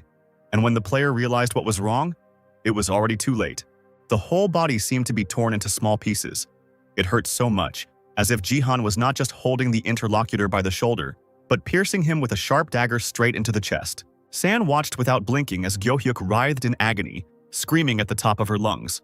The magician screamed, choking on tears, begging for it to stop, because his torment was incomparable to what he had ever experienced. A cry of horror and incredible torment rang out from the high tower, calling on Jihan to stop. Golden Light trembled with pleasure as he watched this scene. He considered Go-hyuk to be completely unstable. The footballer agreed with the team member. The streamer was surprised that the connector was causing so much pain, but Diego advised the shiny one to take a closer look. With one hand, Jihan was crippling Go-hyuk, but with the other hand, he was healing him non-stop. A bright green sphere of health glowed in the other person's palm. This was a side effect. The space jester scratched his chin, suggesting that what was happening was a bug, a mistake. If you heal wounds that are damaged over time, like poison or burn, you will get overloaded. And at the same time, the player feels all the pain that the connector lets through. The streamer thought it looked really painful and wondered what ability Jihan was using to deal so much damage. Muscle tension and bone cracking, bone fracture and muscle rupture. This happens because of the ability that sends an unknown energy into the body and destroys it from the inside. Only a few martial artists are skilled enough to use it. Go-hyuk, who was barely able to comprehend, couldn't understand what was happening since he had set the connectors to 95% pain reduction. It hurt as if my organs were being torn out of my body step by step, and the flesh itself was being pierced with needles. The mage didn't want to feel this, so he screamed in despair, calling on Jihan to kill and end it all. As if obeying the order, San removed his hand and swung his sword, cutting off the bastard's head. The cameras showed viewers Jihan's gaze, and they were amazed at how calmly he carried out his revenge. A few seconds passed, and Go-hyuk's body slowly dissolved into pixels, and the system announced the death of the player. Golden Light screamed, and Jihan began to carefully examine the area so as not to miss the enemy's rebirth. The streamer smiled tightly, deciding to be more careful with Jihan. He felt his fear to the fullest extent. As San had expected, Gyohyuk appeared again, not sparing the air in his lungs to scream. Jihan cast a calm glance in his direction, listening to the screams and pleas for mercy. The system appeared for the second time and showed a sign with the death of the player Kim Gyohyuk. He was not in the arena for even a few minutes. The magician's body once again dissolved into blue pixels on the floor. Jihan wiggled his fingers, glancing at the dissipating figure. He needed to regulate his power better. The system announced the player's rebirth. Gyohyuk slowly appeared on the court and immediately crawled away from Jihan, screaming hysterically. He tried to move as far back as possible, begging his opponent not to come closer. Then he began to plead, shouting that he was wrong. To this, San only shook his head, noting that he shouldn't say something for which he couldn't answer. At that moment, a spectator with the nickname of his niece sent the player 10,000 fortune points. The girl, standing in front of the monitor, screamed that it was enough, she was okay now, and her uncle had gotten too carried away. She was worried that if Jihan continued his actions, he would lose all his subscribers. The girl literally begged the player to stop and concentrate on the task. Jihan felt his niece's emotions and was relieved to notice that it was calmer there than he had imagined. And although this was not enough, looking at Gyohyuk crawling away, the guy determined a peaceful period for them, and such a punishment as an example is quite sufficient. Trembling with horror and humiliation, the magician continued to beg for mercy, first asking to be saved, but then choosing death. Jihan decided to find out who had prompted his ally to do such a thing, and loudly asked who had ordered it. He screamed in horror, seeing someone else's red eyes in front of him, then named the nickname of the Ill-Wisher, Sword King Family 898. It was he who offered 50,000 equipment points for the destruction of the crystal. Kneeling, Gyohyuk folded his hands in a prayerful gesture, shouting that he had completely lost his mind. Such a reward was not worth his death. Jihan wondered how one person could offer so many points. It must be a whole organization. Deciding to keep this in mind for the future, the player grabbed the mage by the collar of his cloak with force. Holding his opponent in the air with one hand, Jihan muttered that he should thank Sia for saving him. Gyohyuk had tears in his eyes, swallowed hard and nodded his head vigorously. A few seconds later, the player had already set off on a long flight, but was completely happy. The echo of his gratitude to the girl carried far beyond the tower. A streamer and a football player cast their sympathy votes for Jihan when the system announced the death and exclusion of Kim Gyohyuk from the game. While viewers cheered in the comments, Sun dusted off his hands thinking about the zombie massacre. He hissed irritably. If it weren't for the interference from the outside, the player would have finished the task long ago. Jihan dealt with the evil spirits quite successfully, cutting them down left and right, and now out of 1,000 living dead, 921 were killed. The guy called up a status window and started quickly looking through something on it, then decided that he could quickly finish off the remaining 80. But suddenly, an unread notification on the window surprised him and caught his attention.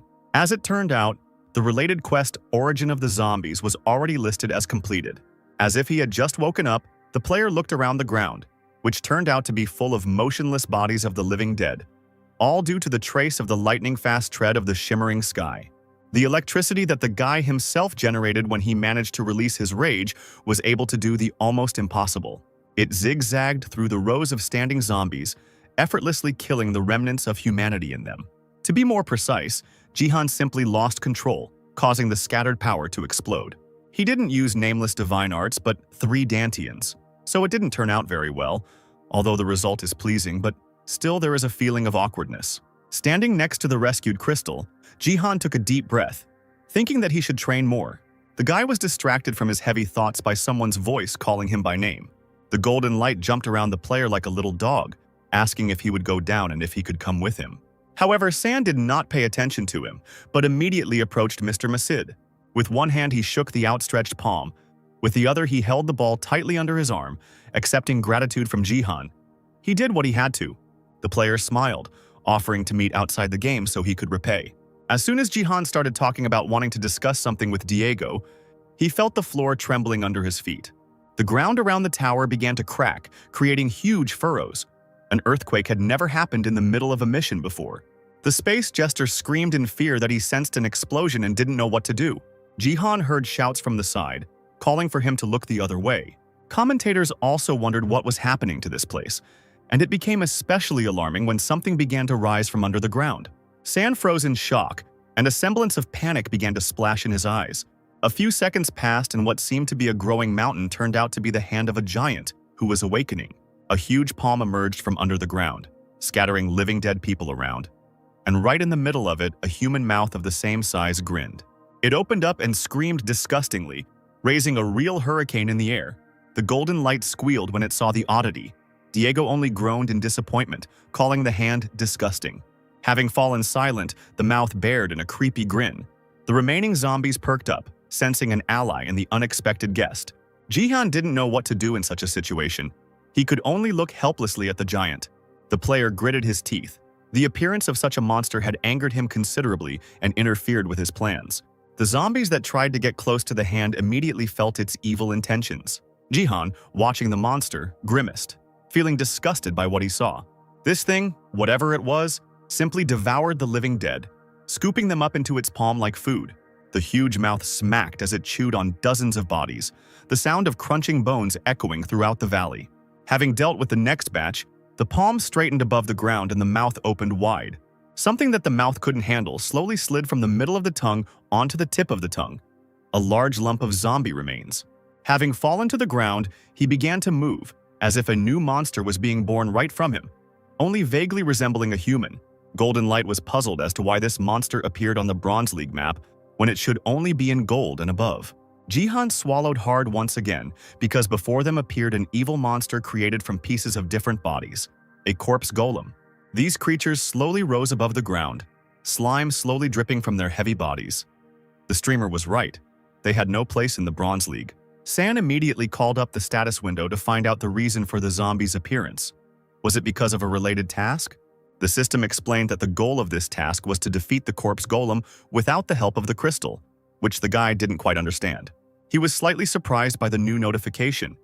It said that the player had cleared the map 10 towers. Next, the system gave Jihan a bonus task: stop the corpse golem. Other teams from different parts of the tower looked at the sign in bewilderment. They also did not understand his presence in the Bronze League. The game required stopping a corpse golem created by the follower of destruction, Black Hand. There were more and more of these incredibly strong living dead, because the mouth continued to eat the zombies. The system, as if mockingly, suggested using the blessing of the crystal so that it would be possible to reduce the difference in strength. Looking at the horde of newborn corpse golems, the streamer groaned. How can they complete this task if even the Golden League players can barely cope? Jihan closed his eyes in dismay and shook his head. The game can't wait for the teams to cope. Suddenly, something dawned on the guy. He thought that otherwise they would not have been able to offer a reward of 10,000 achievement points and a crystal fragment to boot. So the gift was rare, which means it was at least an epic rank quest. Diego started training with the ball, and Golden Ray sighed heavily, moaning that since the task was a bonus, they should give it their all. He suggested that Gaan be the first to receive the blessing, and he was already pulling his blade out of the stone surface of the earth. Both teammates looked at their leader in surprise when he replied that he would not need a blessing. Taking a step forward, lightning bolts shot out from under the player's boot, a trace of shimmering sky's lightning-fast gate. They sparkled as Jihan moved towards the corpse golem. This is a dead man with an incredible amount of health. It can only be defeated by destroying the core in the center of the body, and it was located deep in the monster. Since the corpse golem was considered a boss monster, even in the Golden League, Jihan asked the streamer and the football player to step aside. Lightning went around the men, and they, looking at Jihan, did not even understand at first what he was asking them about. Not even a few seconds passed before the player took off faster than light and literally flew into the sky, accelerating to attack. On the stone surface of the area where he stood, there was even a trace of a boot from which smoke was coming. Masid and Golden Light almost screamed in unison upon seeing this, and were immediately amazed at their comrade's strength. The streamer gasped, opening his mouth slightly, and only now turned his head to look for Jihan. Meanwhile, he, with his sword in his hand, was approaching the head of the corpse golem, being the size of the monster's mouth. The most basic ability among nameless martial arts is the 3 talents of martial devotion. At its core, it is based on the concepts of heaven, earth, and man, each of which has its own meaning. Sky, firmament and vertical strike, earth, surface, and horizontal strike. A person is a person and a piercing blow. This is the basis of the nameless martial arts. This means that there is a technique that will allow the player to destroy an entire mountain. 3 talents of martial devotion. Now Jihan used mountain destruction. This was how he was able to reach the core in the center of the corpse golem's body. The golden light never closed its mouth, slightly open in surprise, and Diego clutched his ball in his hands with all his might. Having seen the outline of the core of the living dead man, he still could not hold the ball in his hands. Jihan took advantage of the moment and pierced the base of the corpse golem with his sword. Yes, what he knew sounded impressive. The guy raised an eyebrow at what he saw. But in reality, it was a normal vertical strike. Player San Jihan defeated the corpse golem. In this way, he completed the task of the fourth tower, causing delight among the commentators. As the player swung his sword, Golden Light felt conflicting emotions that were difficult to describe in words. Looking at Jihan, the streamer felt fear, despair, anticipation, and pity. All this was mixed up inside him, and the winner himself looked like a deity. The Golden Light fell to his knees because he felt true admiration, while Diego stood next to him without moving. The streamer was breathing heavily, so deeply, as if he was remembering how to do it. He understood that he had never experienced anything like this before. At first, the blonde perceived Jihan as excellent material for broadcasts. The streamer closed his eyes tightly because he understood that things would never be like before. He wanted to capture every move of the one who would become the best player and streamer in the future. Opening his eyes abruptly, Golden Light raised his head and resolutely clenched his fists. He has to film this player to capture how Jihan became a true legend. But, unfortunately, the streamer's efforts to give his all to Jihan were not crowned with success. No matter how much he showered the player with confessions and praise, it did not have the desired effect. It was this moment that gave Jihan the gratitude of footballer Diego Masida. Meanwhile, the other BattleNet team looked in despair at the huge shadow that loomed over them. Everyone unanimously called the game stupid. But the corpse golem didn't think about anything, but simply destroyed everything he saw in front of him. It didn't take much effort for him to bring his giant palm down on one of the tower's sections, destroying it. Thus, the third tower, and after it all the remaining ones, did not complete the bonus task. Only Jihan's team completed the task, and its players received 3 times more experience and equipment points. San didn't see the stunned faces of his comrades. He was thinking about how generously the game would reward them. Seconds later, the player glanced to the side. He still had one more thing to do. Jihan offered Diego to meet in real life, but he initially refused because he thought that they just wanted to repay him for a favor. But then the stakes became higher and surprised the footballer. He was asked to provide information regarding his own ability. A fire sphere formed on Jihan's palm, a hint to this. A magician. It would be boring to tell everything now, so the player wanted to discuss everything in detail over lunch. Masid froze in confusion, thinking that he had heard a hint about changing classes, because if someone else had made this proposal, it would not have been worth wasting time. The footballer was approached by San Jihan himself, whose incredible strength he had personally witnessed. Diego couldn't help but be interested in his words if there really was a separate class that suited him. It made sense to meet. Such an opportunity could not be refused, so the player promised to write to Jihan, who offered to find a suitable place. The Golden Light, listening reverently to their dialogue, immediately began to jump on the spot, asking to be included in the company. Jihan shrugged, replying that he had already invited Masid, and even refused the fact that his teammate was helping him with the stream. The streamer did not calm down, begging to be accepted as a reliable comrade, or at least as an editor. San sighed tiredly and seemed to give hope to the restless guy. But then he added a firm no and left the game, slowly disappearing into space as tiny pixels. The Golden Light almost cried as it reached out to the disintegrating image. He groaned that Jihan had acted very cruelly, which made the audience laugh quite a bit. Finally, Jihan found himself at home in his apartment, tired after the fight. The status screen stated that the player had completed the interconnected quest Zombie Walkthrough and received 10,000 achievement points and a crystal fragment. San sat on the bed, his trusty sword resting there. For such a reward, the task was more than difficult, the player thought, remembering how much he had to work hard for the points and the crystal. Tossing the last one into his palms, Jihan thought with disappointment that the crystal had disappointed him. It bestowed a divine blessing on the player and can only be used in the bronze and silver leagues. Divine blessing can only be used by saints who play the support role to the maximum.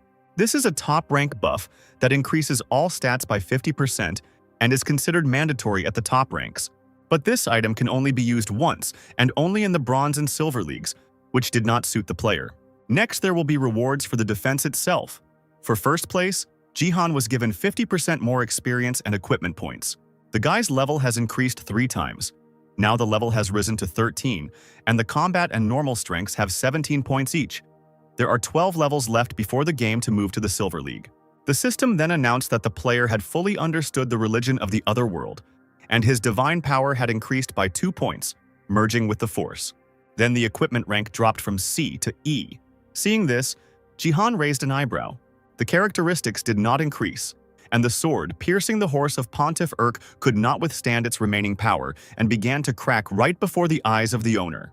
The system warned that the equipment would be destroyed, and the next second, pieces of the weapon flew around the room, casting a bright yellow light around. Jihan tried to hide from the flying fragments and the detonation of the explosion. The power of the 3 dantians inside was leaking out. The player couldn't understand why the dagger couldn't withstand the destruction of the mountain. The lightning flashes were so strong that they damaged the player's shoulder, cutting through it as if with a sharp blade.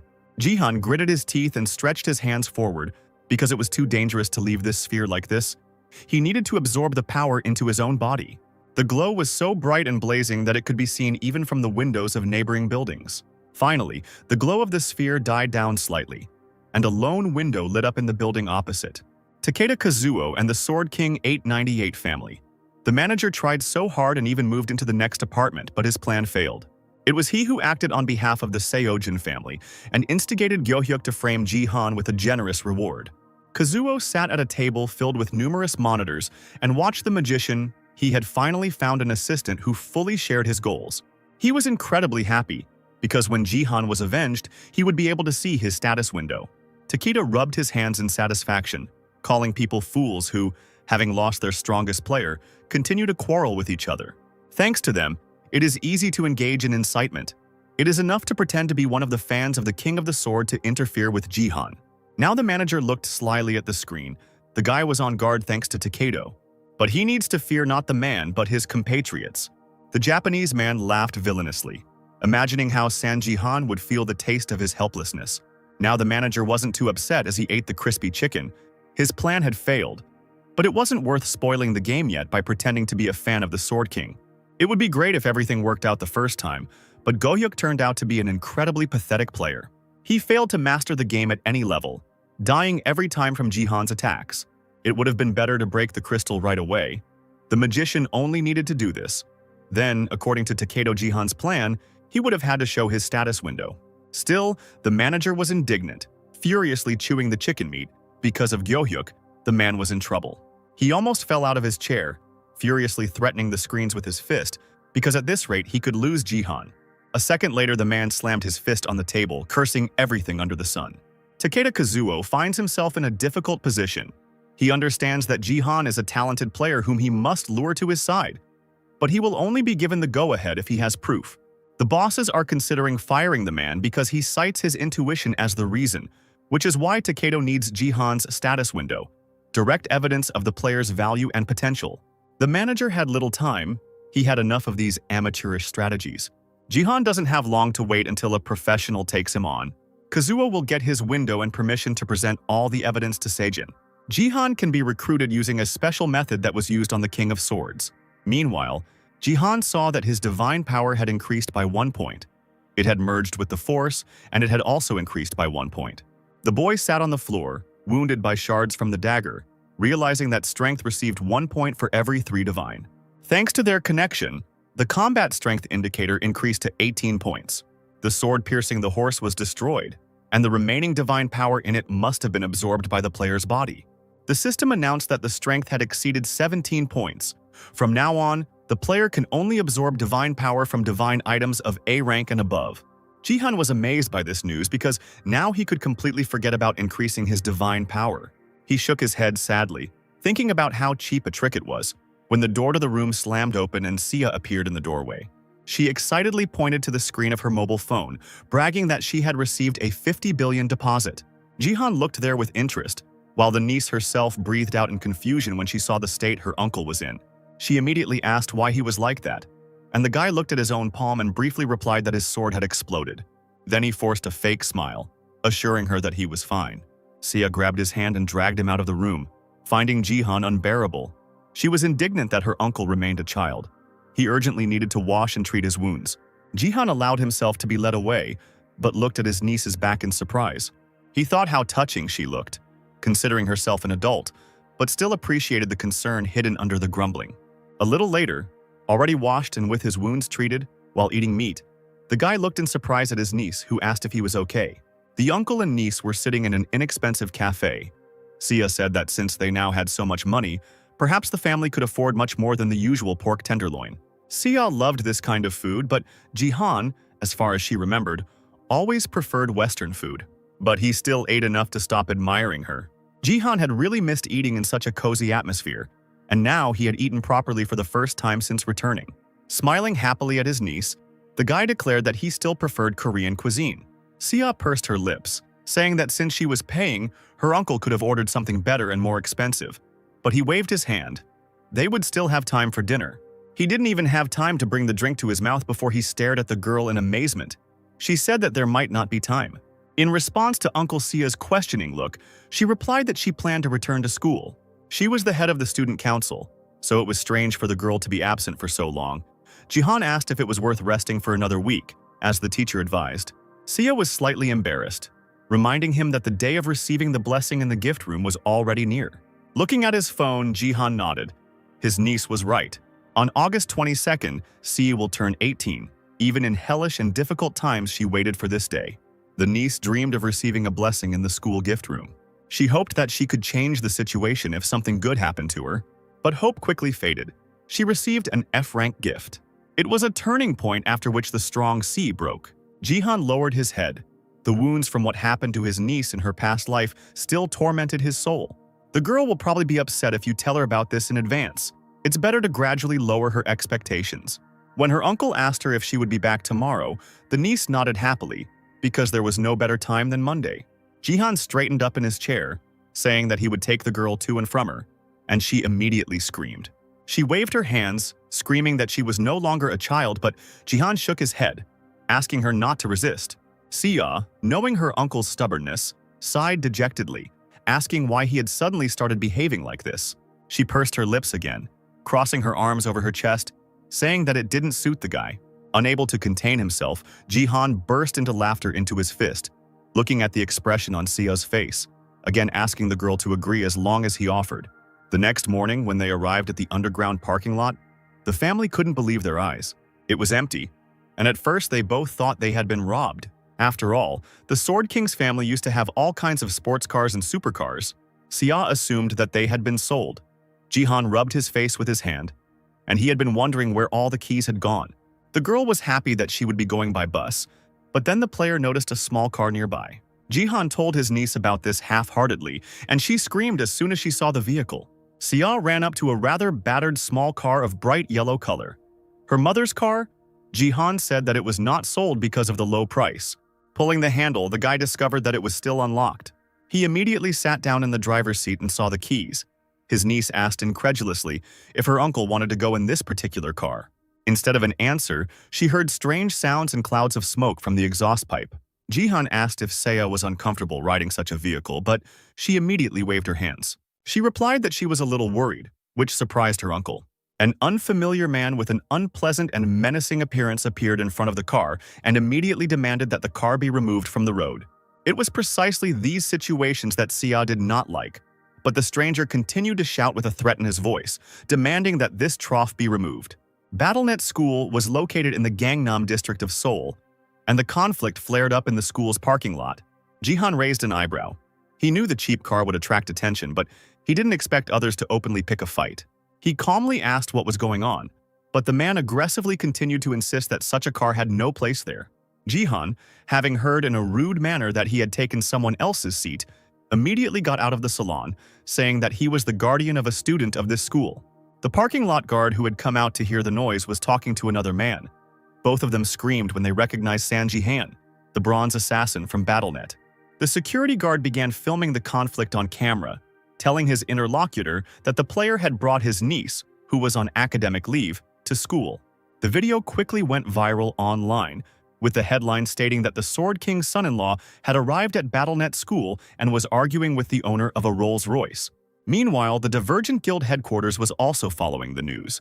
Lee Ha-yeon, the head of the third department, called her bodyguard, Lim Ga-yoon, who was playing a game during her break. The boss was already hiding the phone with the news about Jihan in her bag, answering that they were sent to the BattleNet school.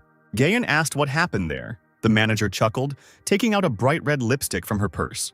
Without even hiding it, the woman continued to go crazy from what she thought was Jihan's contempt. She even growled quietly, anticipating revenge and the feeling with which to repay the player when they met.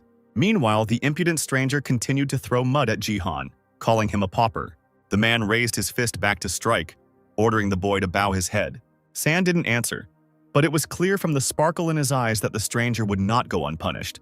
At that moment, he roared, repeating his order, and fell upon the guy with blows. Sia quickly got out of the car, calling out for Jihan in fear, realizing that she couldn't help in any way.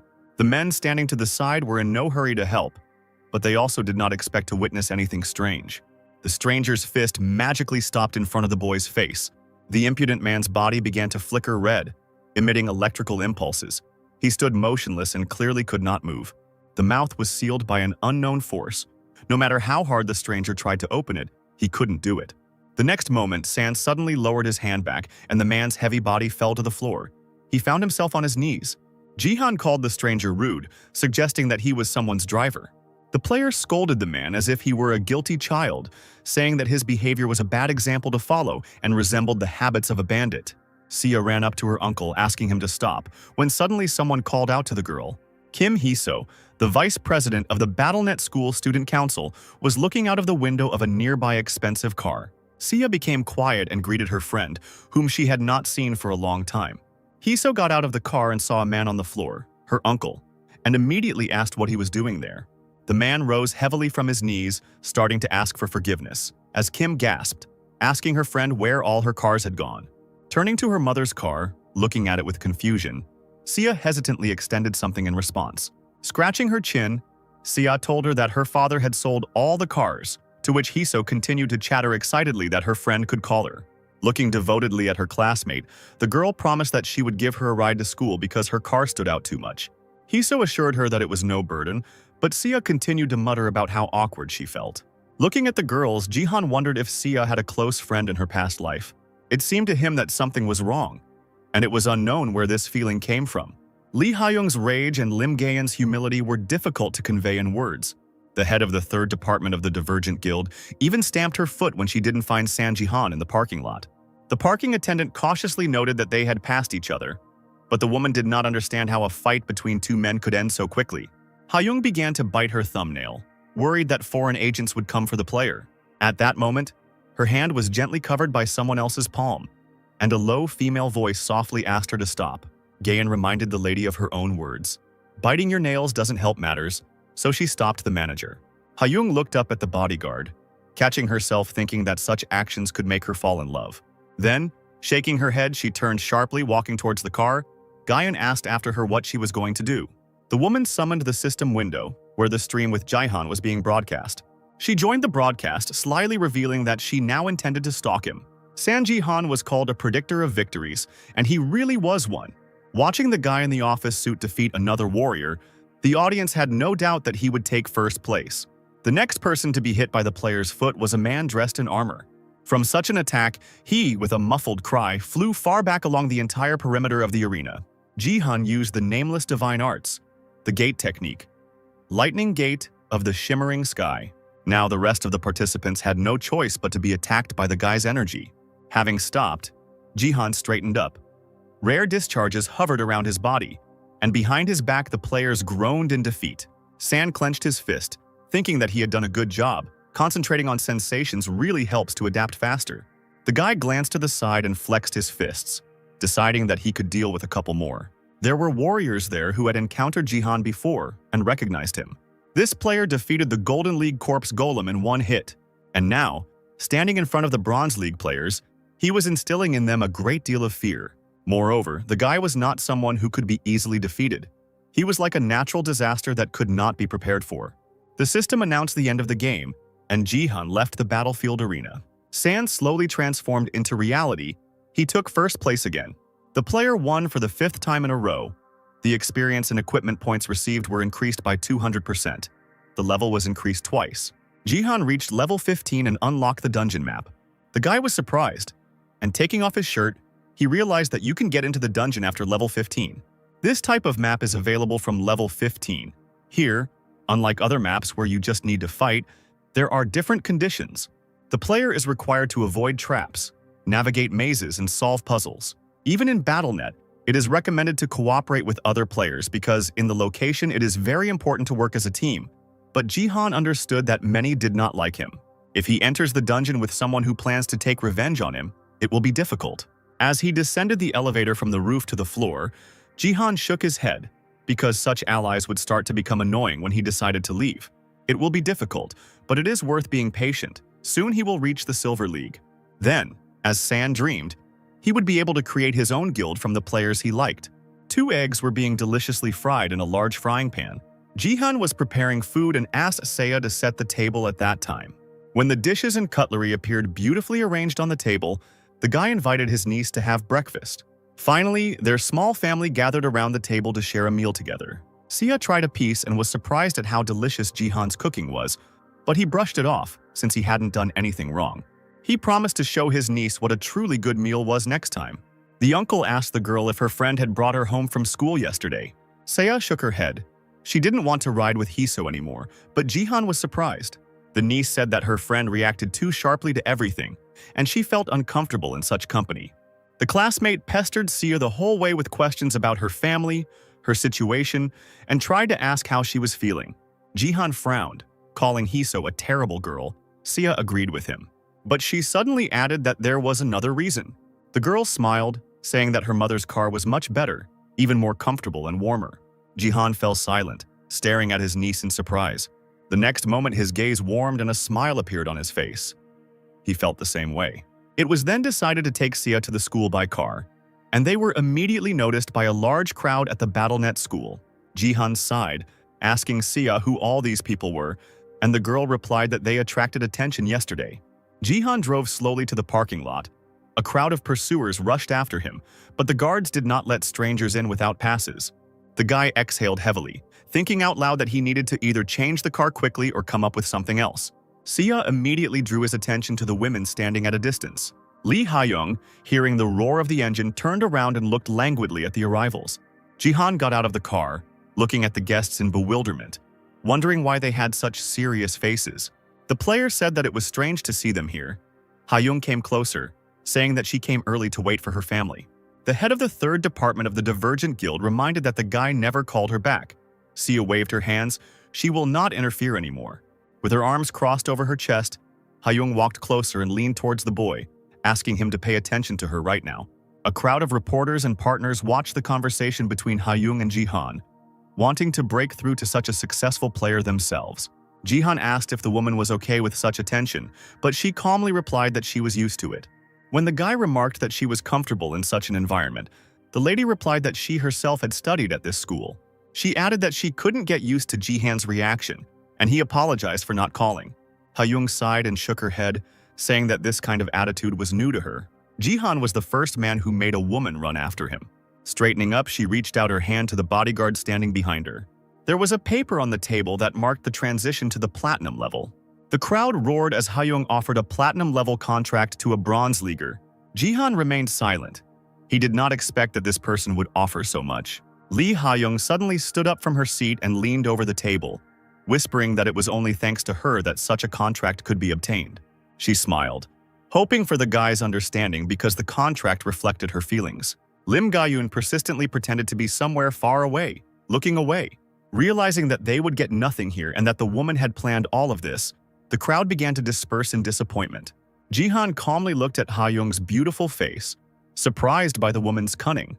He sniffed the air and was stunned, sensing something familiar. The smell? The guy felt the same perfume that Zero wore in their past life. Ha-young couldn't understand what was going on in Jihan's mind and how he managed to stay calm. The smile slowly slid off the woman's face. She felt her self-esteem begin to crumble. Finally, she sat back down in her chair, letting out a sigh of disappointment. She still hadn't managed to get the player's phone number. Having calmed down, Lee Ha-young asked the guy to look over the contract, and then she would send him the original with her signature. After asking how to contact him, Jihan asked if he should give her his phone number. She raised an eyebrow and nodded, and San immediately offered to make a deal. He smiled mysteriously at Haeyeon's surprised question. When she heard that the player had reached level 15 and would be going to the dungeon, she rose from her chair again. The manager expected Jihan to start going on raids and had no idea that it would take the guy less than a month to reach level 15.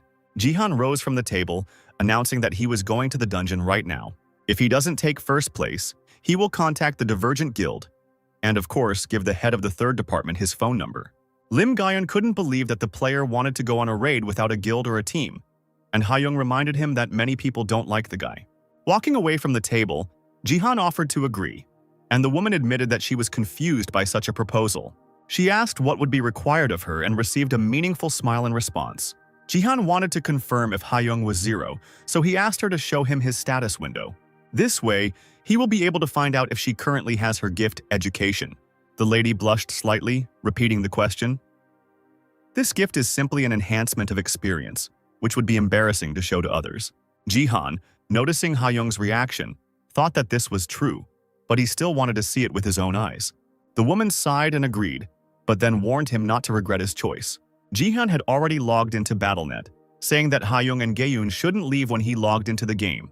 The BattleTube broadcast began. The player slowly moved around the space, asking the women to wait for him. He calmly promised that his participation in the game would not take much time. 3 cards. Dungeon. The dungeon itself was the Tomb of the Conqueror, an ancient warrior, powerful and invincible, with a bow on his back, riding a horse and with burning eyes. In the Tomb of the Conqueror, the difficulty of the task was high. The tomb was the burial place of the legendary conqueror. The dungeon is inhabited by various monsters, but it does not have such difficulties as traps and labyrinths. But in order to clear it, all members of the group must survive until the end. The conqueror's loyal servants left no chance for the players, so it is so important to assemble a successful team. Finally, player San Jihan entered the dungeon. All players were summoned. The system announced that the game would begin soon. Seeing his team, Jihan thought that they must be good players, all from the same guild and with good equipment. The boys were outraged by the hero's appearance and began to shake his hand one by one, saying that they were glad to meet him. The spectators immediately figured out where the players were from the Black Falcon Guild. One of the knights shrugged, saying that they could go since Jihan was now on the team. The Trinity offered the guy to follow them, but he refused, stubbornly going down the stairs. The warrior was surprised, saying that he should be ahead, but Jihan threw in the last words that he was confident in his abilities. They didn't argue and rushed after the player. They would rely on Sun. He thought that this time he was lucky. There were no people here who would set him up. The player was a little worried about the conditions of the cleanup. He stood up straight, serious about clearing the dungeon. As soon as the team entered the narrow corridor, warriors of the Conqueror began to appear right from under the ground. The Black Falcon Guild players slowed down when they saw the danger. The guards of the tomb had already filled the entire corridor. Soulless clay monsters, they were ready to defend their place to the last. The Trinity asked Jihan in what order they would attack. The magician offered to clear the way with magic. The player shook his head, saying that there was no need to do that. Stepping forward a little, the guy demanded that they just stand still. As if understanding what the man was talking about, the clay guards perked up, taking a fighting stance. Several of them immediately pounced on Jihan, swinging their swords, but he dodged. In revenge, the player smashed the warrior into tiny pieces with his bare hands. He rushed to the side and hit the second man on the head with his fist, and it broke, and the stones fell down with a loud noise. In just a few short jumps, Jihan crossed the corridor, leaving a mountain of stones behind him. The whole head of one of the warriors at the end of the corridor remained resting on the guy's palm. Approaching his team, who were dumbfoundedly looking at the one who had dealt with a bunch of warriors in a few steps, Jihan asked why they were so frozen. Winking, the boy crushed the clay head in his palm, asking her to follow him. There are 10 paths in the Conqueror's Tomb. Each team is given their own. All paths lead to the 7th level of the dungeon, where the final stage takes place. The 8th path was determined for San Jihan's team, and they successfully pass it. In the Conqueror's Tomb, on the 3rd level of the dungeon, Jihan was dealing with the guards with all his might, and the other players were amazed at his strength. The player crushed the guards so deftly as if they were made of sand. The guy himself was only thinking that the dungeon guards didn't look strong at all. There was one among the viewers who sent a flirtatious letter asking the player to check his mail, where a large donation was waiting for the player. Without paying attention to extraneous things, Jihan crushed several guards with one kick. He walked on, casually shoving his hands in his pockets as the figures behind him fell to the ground. Jihan assured his fans that he would stay in Korea and not go to Japan like his father-in-law, then brought up the system window to block the annoying viewer. His team was glad that the third level went so smoothly they would not have been able to defeat the guards on their own. The knight dropped to one knee, still amazed that their leader was crushing the guards with his fists alone. The mage lowered his eyes, thanking the player and asking for forgiveness for the fact that he had to fight alone. Jihan asked him not to apologize. It helped him a lot that his own team wasn't playing against him. The magician added that it would be great to collaborate with the guy again. Jihan didn't answer, but he tensed up as he turned the next corner. The team found themselves on the fourth level, and the corridor looked rather deserted. The rest of the warriors flinched as they took in the situation. Small holes could be seen on the walls and on the floor all around the perimeter. There were traps everywhere. The magician heard that there were almost none here, but he didn't expect to stumble upon them all at once. Jihan asked if the others would mind speeding up a bit, and the guys immediately agreed. Stopping at the beginning of the corridor, the player announced that he would also go first here. The rest had to cover their leader. Jihan did not see how the warrior knight hid, starting to nod to him in a rather strange way. As it turned out, the members of the Black Falcon Guild received identical tasks from Takeda, who was blocked in the chat. He, of course, wanted his teammates to betray their leader. A viewer with the nickname Sword King Family 898 promised to donate 1 million points for this. Takeda was delighted as he sat at his desk and looked at several monitors. He calmly drank tea, thinking out loud that he would not like to resort to such a method, but there was no other way to figure it out. Kazuo narrowed his eyes and smirked as he mentally talked to Jihan, proud of himself for bribing a few people. And these warriors will not give themselves away, because there is a good reward at stake. The trio stood in a row behind the player, calculating his every move, ready to attack at any moment. Jihan, without warning anyone, rushed forward along the corridor to pass all the obstacles. The magician followed him silently. The manager, sitting in the room, was sure that the guy would lose. He laughed joyfully, throwing his hands into the air. It seemed as if his villainous laughter was echoing over the entire city. But Jihan will be able to leave the game unharmed only in one case, if suddenly someone did not warn him in advance. Meanwhile, the guy rushed forward along the corridor. Having run forward a little, a flock of arrows with sharp tips flew straight at the players. An impenetrable mask of attentiveness froze on Jihan's face. It seemed that in another moment the arrows would pierce the guy and his invisible shadow pursuer. But suddenly the player behind shouted at Jihan to step aside. He was going to destroy the arrows with his ability. But he was already about to use the power of space management and answered on the go that there was no point in helping. This power of the absolute territory allowed Jihan to hide behind a bloody dome from other people's attacks. The arrows pierced this field and remained stuck there, trembling finely. The magician raised his head in disbelief, looking at the many points, wondering what had happened. He turned to the other players to see if they had seen the same thing. In response to this, the shooter smiled cheerfully, clutching one of the arrows in his hand. The magician immediately screamed, warning Jihan of the danger that threatened him from his own team. The guy's eyes lit up red. He realized that they were trying to kill themselves. The magician gathered strength in his hands, shouting to stop the others. Jihan immediately used nameless divine arts. A lightning-fast tread of shimmering sky appeared in the air. Yellow and blue flashes cut through the air. At that moment, a strong blow flew into the shooter's face, tearing his glasses off his face. Jihan, waving his fists, burst into the space of his teammates. The knight shook his broken arm and whined pitifully from the pain. Turning around, Jihan extended his hand and pointed his palm at the guys. Jihan's fist clenched, and the force disarmed the two warriors in red flashes, causing them to writhe in agony. A magician ran up to the player, asking if he was okay and if the game was over. The shooter and the knight were talking angrily to each other. They were all given the task of suicide. The magician asked in surprise why they were arguing. Jihan, looking at the status window, answered that they had a reason for this. If any of them had completed the task, the game would have ended. The mage shook his head sadly, saying that as a member of the guild, he was truly very sorry. The guy held his hand on the badge a little longer than usual. Jihan said that there was no need to apologize and immediately pointed his hand towards the magician, repelling the other man's attack. He knew that the magician was also a traitor and managed to stop him. He growled in indignation, but the player knew that all members of the Black Falcon Guild had received the same task. Yes, the magician did not reveal himself in any way, but San Jihan still found out his intentions. Golden Light donated 10,000 fortune points to the player in advance and attached a warning message. As a lifelong fan of Jihan, Svet watched his stream. But he also didn't miss the streams of his new team members in the dungeon. And right in the middle of the broadcast, the guy noticed something suspicious. The Sword King 898 family issued a quest with a reward of $1 million. Players had to kill themselves without anyone noticing. Then Golden Light warned Jihan with a donation. For the sake of justice, he sacrificed his wealth points, also that Jihan could hire his faithful servant as an editor. Suddenly, the guy heard the voice of his hero. Jihan muttered something, waving his hand again to direct power at the mage.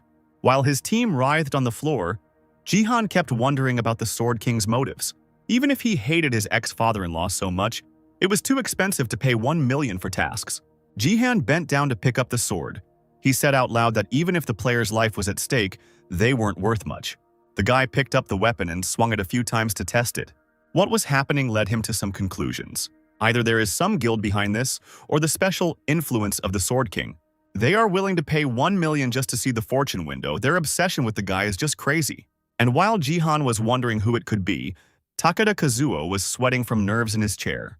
Jihan summoned the system window, saying out loud that the ill-wishers were ready to do anything dirty to see his status window. Their agreement had to be changed. The player decided to change only the part about his hundreds of thousands of subscribers to 1 million, and the first condition remains the same. He was pleased with the work done, but Jihan was still worried that he would get 200,000 subscribers very quickly. Thanks to him, he got money and attention. We need to get the maximum benefit from the situation. Using the F-rank restraining rope that restrained the incapacitated opponents, Jihan tied up the 3 traitors with it. Moreover, their faces showed incredible surprise when the player dragged the guys along with him. Now the teammates were just hanging in the air like a big balloon as Jihan walked further down the corridor. Entering another room, he saw the glowing eyes of one of the statues. The traitors, having fallen to the ground, screamed in horror. Looking up, an otherworldly voice filled the player's ears, ordering them not to disturb his rest. The statue opened its mouth and in a deep voice announced that the Emperor was eternal. The voices of 1,000 stone guards merged into one, warning uninvited guests not to disturb the master's rest. On the 6th level of the dungeon, the danger level increased, but apparently not for those who betrayed Jihan. They were still tightly tied up while the player dragged them along the floor. When the knight began to moan annoyingly, Jihan simply tied his mouth with his power. Just 10 minutes ago, the bewildered knight, asking himself why a Bronze League player was so strong, rudely addressed Jihan. While the trio were just frozen in the air, not yet tied up, they tried to intimidate the player. Players even threatened to turn the entire Black Falcon Guild against Jihan, but this did not produce any results. A few waves of the hand, and invisible bullets pierced the knight's armor. He was stunned and looked down. Seeing holes in the iron armor, Jihan immediately mockingly said that the League would not help such incompetence.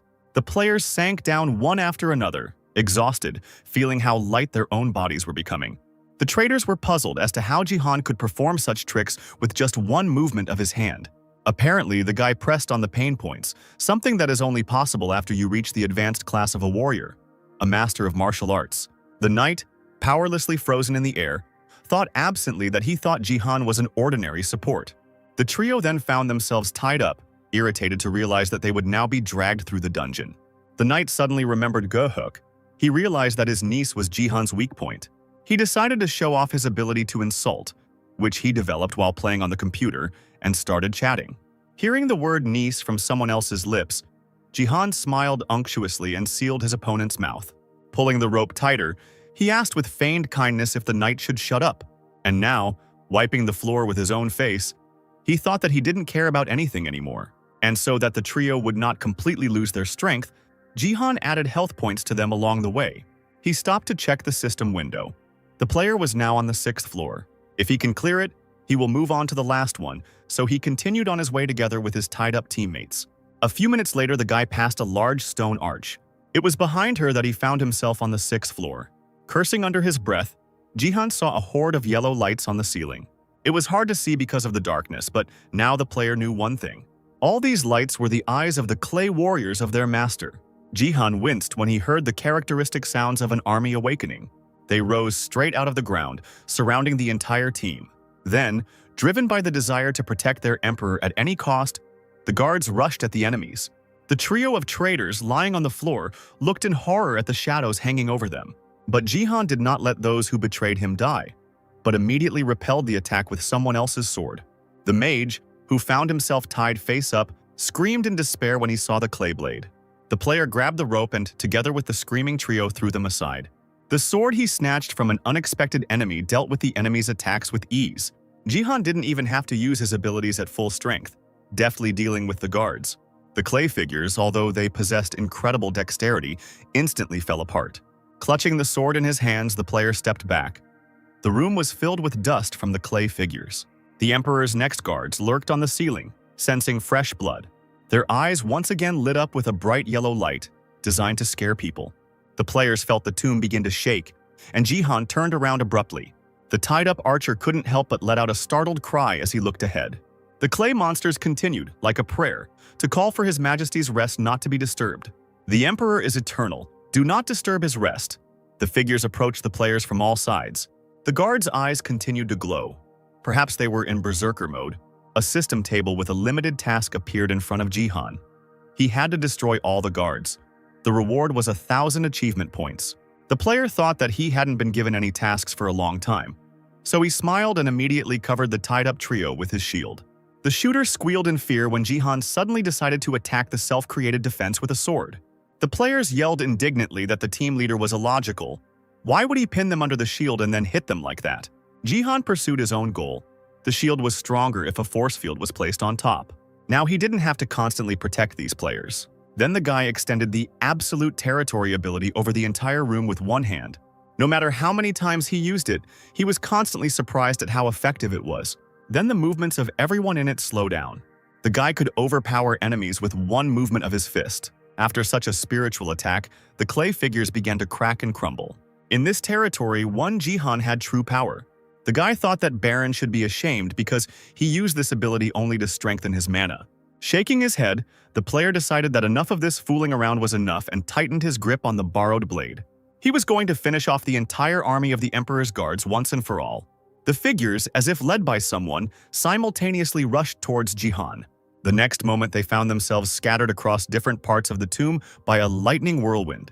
Jihan grinned, freezing for a moment, waiting for all the fragments to fall to the ground. The system announced that the task was completed. The Emperor woke up. He could not help but feel the change. The Conqueror's tomb can only be cleared if all party members are alive. The powerful figure greeted the thieves, saying that people come for gold, but in the end they themselves stay. He will give them what they want. And now you will need to fulfill the condition for passing the last floor. The game required all players to bow respectfully to the Emperor. Jihan looked forward at the opened doors, looking there carefully. The Emperor, riding on his faithful horse, met the players on the 7th floor of the dungeon. This was the last stage. A bright circle appeared in the center. Apparently, this is where they should stand and bow.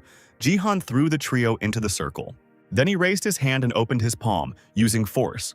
With one movement, the guy raised his comrades to their feet and tore apart the tightly tied ropes. Jihan closed his eyes for a moment, and when he opened them, they were already red. He walked forward and the 3 players followed him, floundering in the air. Hearing them groan and be surprised, Jihan smiled slightly. Now the player's strength characteristic is 18 points. The zone and the effect of absolute territory have been pumped up. The Emperor, watching the players, ordered them to begin. All 4 of the team found themselves in their places in the glowing circles. Jihan looked at his team with a glance and looked at them carefully. Although the distance between them was great, as long as he stood in the center, he could control everyone, mentally ordering them to fall to their knees. Then Jihan was the last to bow to the Emperor. Now the cleansing had gone perfectly. He dropped low to the ground, showing his gratitude to the man. Forged from pure gold, the Emperor nodded in satisfaction, informing the plunderers that they could now return to where they came from. The system announced that the 7th floor of the dungeon had been completed. Now the gates of return were open. There was a portal inside, ready to transport players into reality. The remaining members of the team who found themselves free thought that they were happy to have passed, even though they had not earned a million. They looked at Jihan, surprised that he was not going to leave. He stood in front of the mission window, clutching his head. The system offered to complete a hidden task, to show the statue of the Conqueror genuine respect and receive 5,000 achievement points and the arrow of the Conqueror as a reward. Jihan, seeing the arrow, thought it was a great deal. The guy thought it was so big that it looked more like a spear. The player glanced sideways at the magician and grinned, remembering the conditions of the task. He was angry, not understanding why Jihan was hesitating. because now the guys from the second group could enter the portal. The next moment, the magician was thrown to the side so sharply that he screamed. He found himself next to Jihan, the player holding his teammate tightly by the collar of his coat. Jihan informed the conqueror that this was a sign of true respect for him. It was impossible to read anything on the statue's serious face. It was silent for several seconds. The magician opened his mouth, looking at the conqueror with horror, not knowing what reaction to expect. But what the magician certainly couldn't predict was that Jihan would swing and throw him towards the statue. The mage hit the golden head of the horse statue with force, and it began to chew on the player. The knight, whose mouth was still sealed by magic, trembled slightly as he looked at this. Jihan lowered his head and grinned, shooting red eyes. Having finished eating the magician, the horse stamped its hooves, and the emperor turned his gaze to Jihan. He addressed him as the king of robbers, asking what he wanted. The boy replied that the invader was the personification of a plunderer, and he would show the emperor his true respect. Instead of all the gold lying on the ground, the player will take what is truly valuable. Jihan pointed at the emperor's arrow with a smile. The golden tip shone brightly, reflecting the beautiful glow around it. The conqueror's arrow is included in the reward, and the fact that Jihan recognizes its value and takes it is a demonstration of respect. This was the true condition of this assignment. Suddenly, the emperor bent over, right on his horse, and burst into laughter. The tomb shook with loud laughter. The statue could not stop. He even clapped his hands, exclaiming how much he liked it. It was magical and magnificent. The emperor declared that he would reward the player, and he summoned a dagger to himself. It flew into the owner's hand, and the statue declared that the act was very touching. He will give Jihan his treasure so that he will show true respect. Swinging his blade, the boy declared that he would gladly accept the gift. Then the emperor launched an arrow from his golden bow and called on the boy to catch it. He smiled widely, because this was no ordinary arrow. It was the arrow of the phoenix. The statue was engulfed in something resembling golden fire, and the horse immediately reared up. The shooter, one of Jihan's teammates, suddenly felt like he couldn't breathe. He realized that he was literally burning alive, just like the knight on the side. Jihan was also burning in the fire, but he held on steadfastly, not showing pain. Looking sideways, he saw how quickly the health bar of the rest of the team was falling. It doesn't matter that they die. The problem is that when they do, their weapons will disappear along with them. Jihan, standing with someone else's blade in his hands, realized that he needed to prevent this. The large room of the tomb was filled with fire, as if hell itself had descended upon it. It was so hot that even the gold began to melt. The shooter fell to the ground. The system declared him dead. Jihan felt a fierce heat throughout his entire body. Even through his closed eyes, he saw the emperor's grin. Hot sweat was running down the player's face from the heat of the phoenix arrow. Jihan was holding on with all his might. He was not a good counter to this weapon. The statue's golden bow flashed in the semi-darkness, leaving only one option: to aim at it. Jihan was going to attack the emperor with his own bow before he decided to shoot. The story goes that long ago, a wise man appeared before a wandering boy who had lost his way. He stopped, tightening his grip on the straps of his bag. The sage extended his hand and pointed in a certain direction, saying that he would show the way. The long-bearded stranger said that this was the only direction in which the traveler should go. He turned around, looking at the road behind him, on which a barely noticeable white haze had appeared. From the battle devotion of the 3 talents, one unusual technique has reached people. It was called the Ultimate Advanced Super Speed Strike, and that was what Jihan decided to use now. Grinning evilly, confident that an ordinary man would never comprehend his plan, the emperor pulled back the bowstring. The heat coming from Phoenix grew stronger and stronger with each passing second. Jihan, however, lunged forward and actually used his super speed to reach the emperor. It didn't take more than a few seconds before the bow in the statue's hands was split in two by the tip of Jihan's sword. With the help of the Immortal Sage technique, the player managed to turn the tide of events. The Phoenix arrow, emitting fiery flashes and giving off heat, pierced the ground. The emperor no longer smiled, his hands frozen in the air, holding the broken bow. His eyes, glowing with a bright golden light, narrowed. He asked what the name of the robber was. Jihan gave his name with a grin. The emperor lowered his hands and sat up straight in the saddle, looking straight at the player. The arrow stuck in the ground began to move, driven by an alien force. The emperor called the guy a remarkable and noble warrior. He mentally ordered the bird artifact to take off and rush towards Jihan. He, without flinching, suddenly grabbed the spear with one hand, hearing that the emperor appreciated the respect shown to him. The The statue of the conqueror decided to give up his phoenix arrow with all his usual gratitude. The emperor said that he looked forward to meeting them again in a more worthy battle in the future. Then Jihan suddenly thrust his sword into the ground. It pierced the surface and froze there firmly. The player replied that he would also wait, at which time the figure of the statue dispersed into the air as a hot fire. Jihan knew that there were plenty of battlefields on Battle.net, so they would see each other again. Then he grabbed his trophy tightly. Having checked the arrow for strength, the player smiled with satisfaction and barely noticeably, deftly pressing the weapon to himself. He then decided to cut off the feathers at the end to use this phoenix arrow as a spear. Meanwhile, viewers were discussing the stream. The camera couldn't even capture the improved super speed punch. Jihan shook his head with a smile. Of course.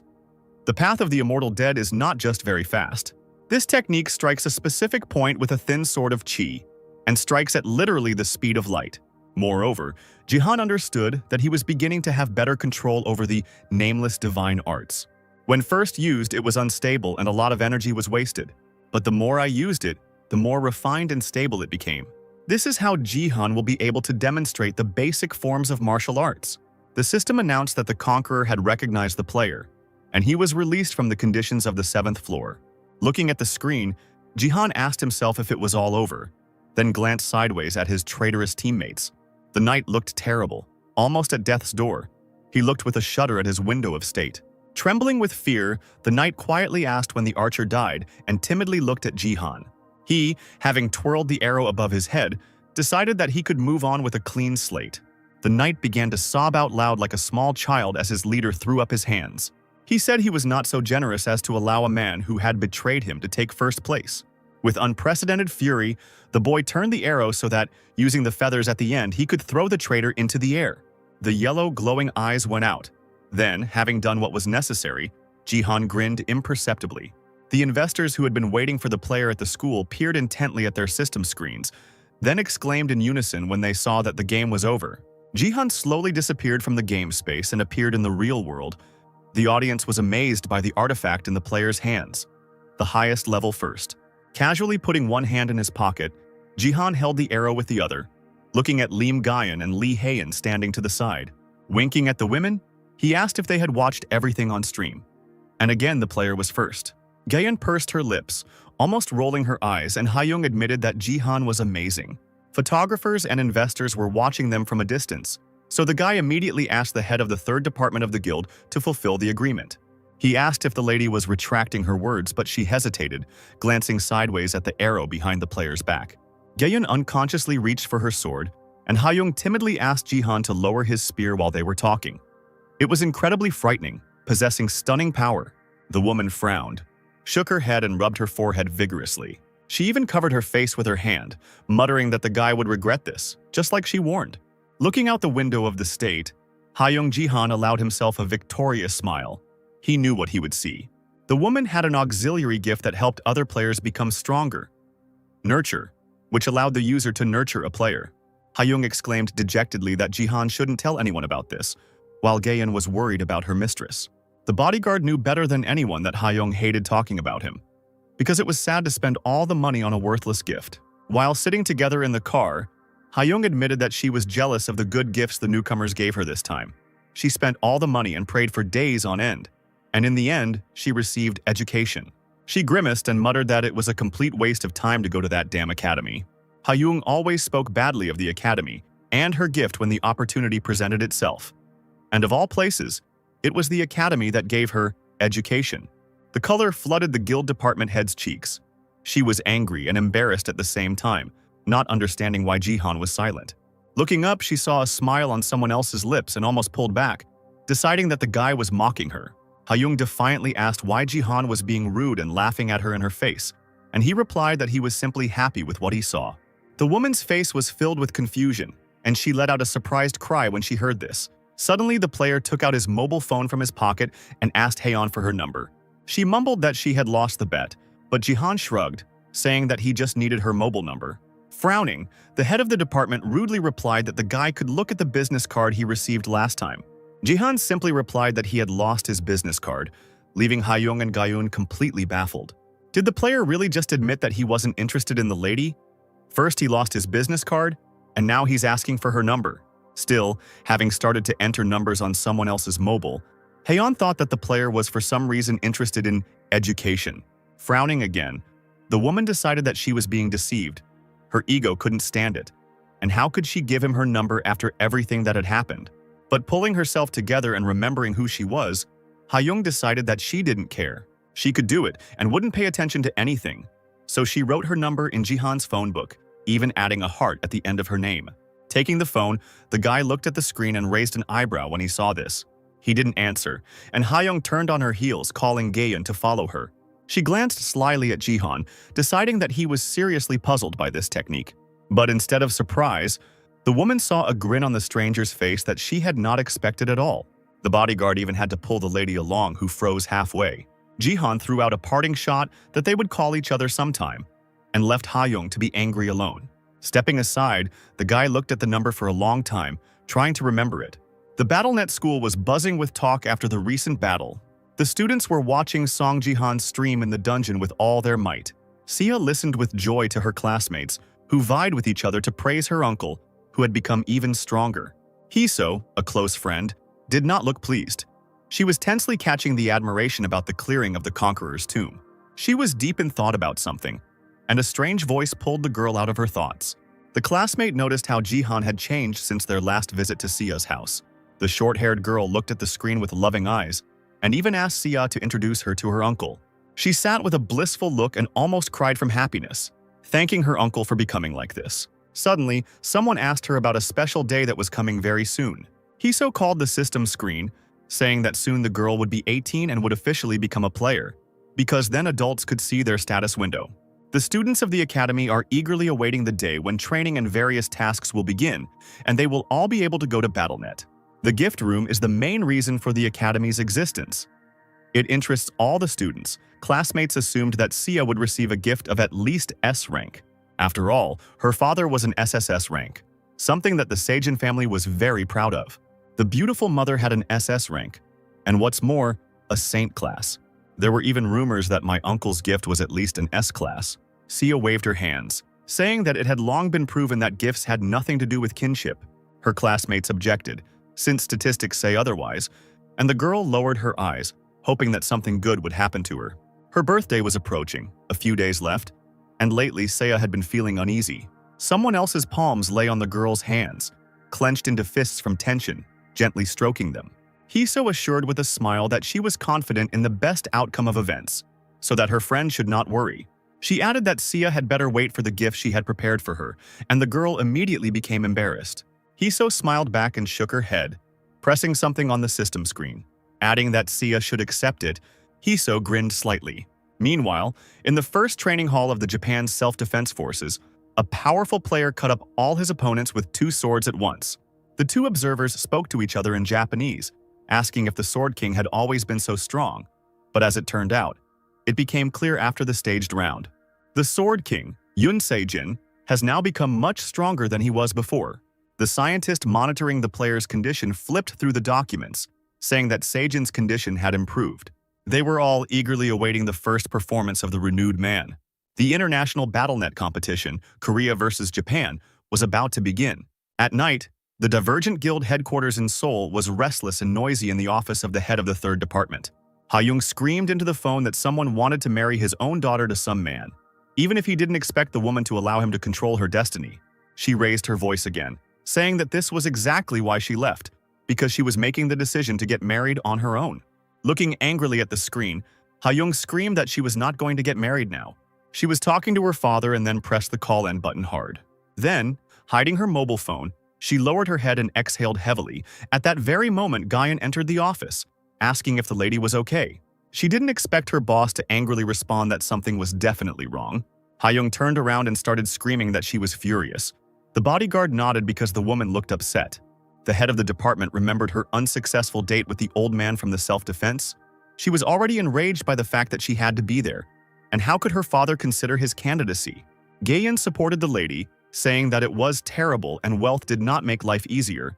Haeyeon sat down heavily in a chair, saying that only the bodyguard understood her. She, seeing the lady's fatigue, suggested that she go home, but Haeyeon refused.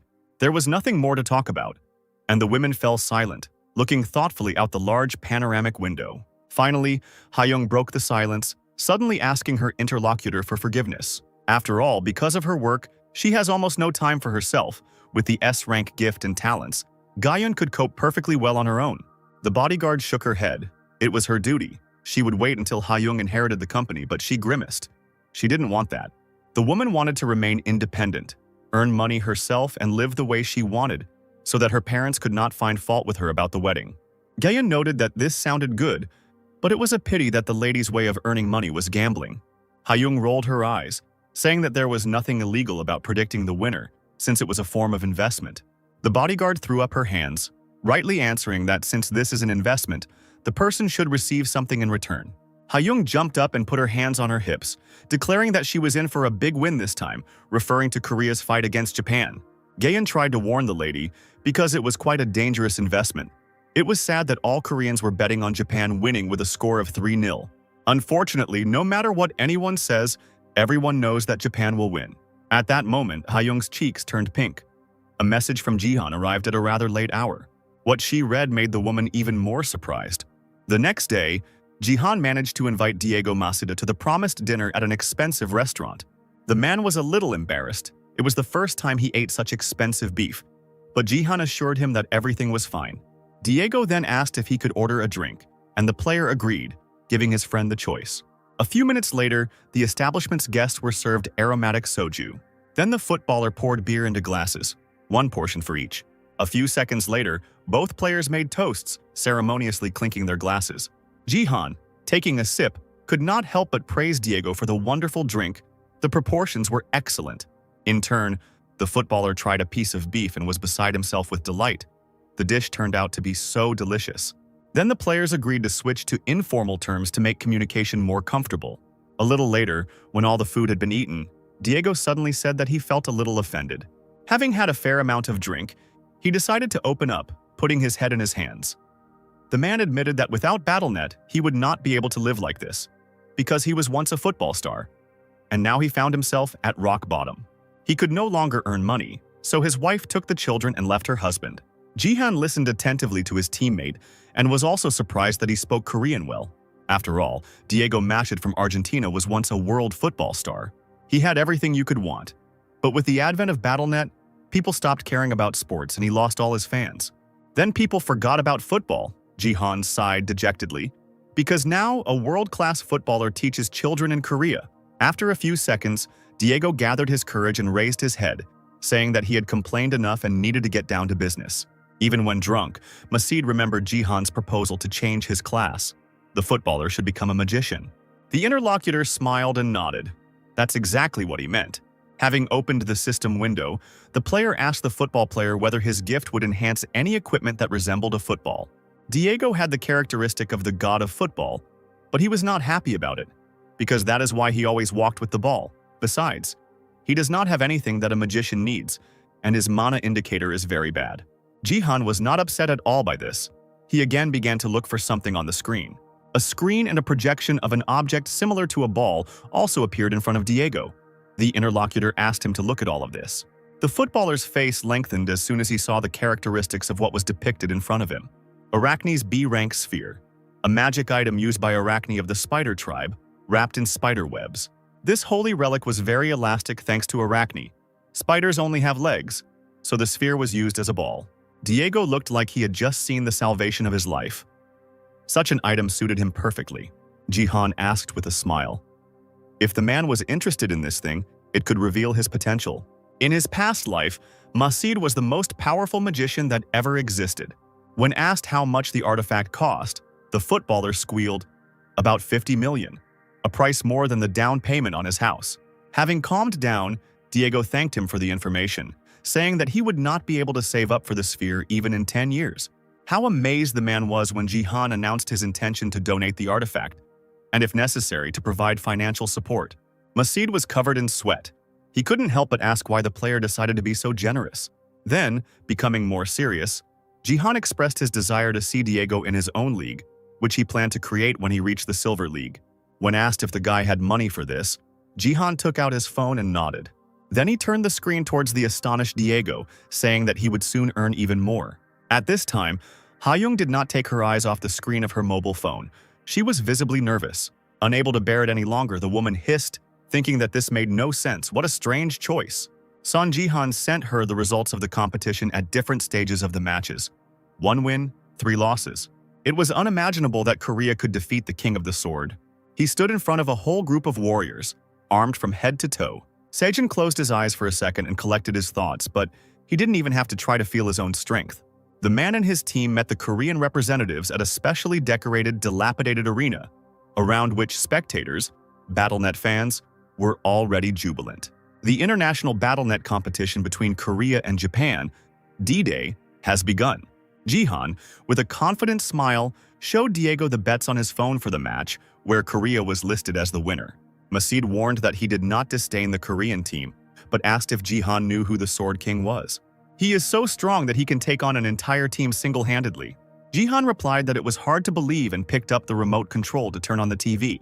Diego still looked warily at the guy, who was sure that it was easier to see than to try to convince. The faces of Team Japan ready for battle appeared on the big screen in front of the interlocutors. They looked more than majestic, knowing that the leader of the team was the King of the Sword himself, Ito Ryuhei. Finally, the two teams looked at each other carefully. The system determined the victory condition: defeat all players of the opposing team. There are only 5 rounds.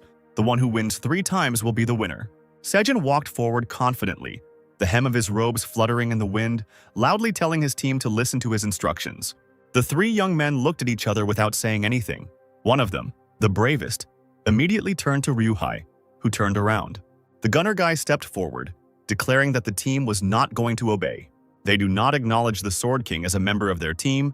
The man immediately asked if this was because he was Korean. The shooter frowned and angrily exclaimed that there was a more important reason. After all, this place was not Ryuhei's, but Seiji's, who had already arrived on the team a long time ago.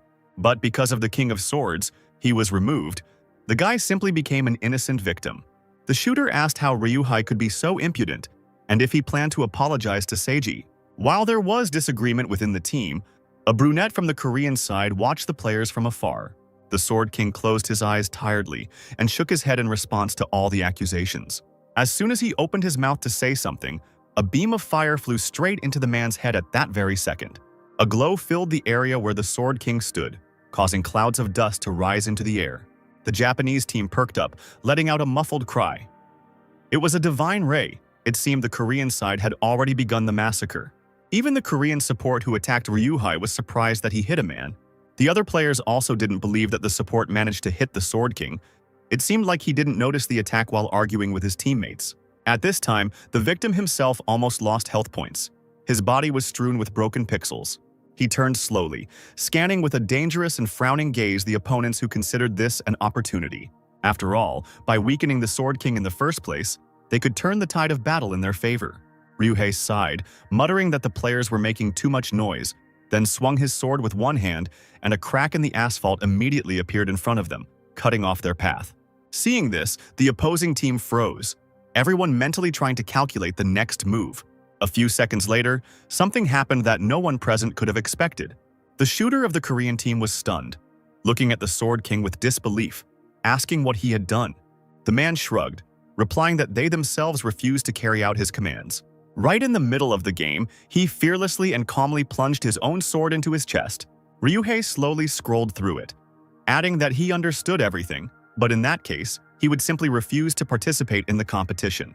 The spectators, having witnessed with their own eyes the first kill in the Korean team, could not hold back a collective cry of disappointment.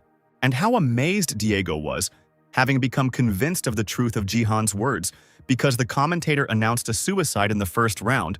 The murder was counted by Lee Jinwook from the Divergent Guild for the damage inflicted. Then the footballer began to ask his interlocutor how he had found out everything in advance. Moreover, the man jumped up from the table, hitting the surface with his fist, but Jihan only spread his hands. He could not tell the whole truth.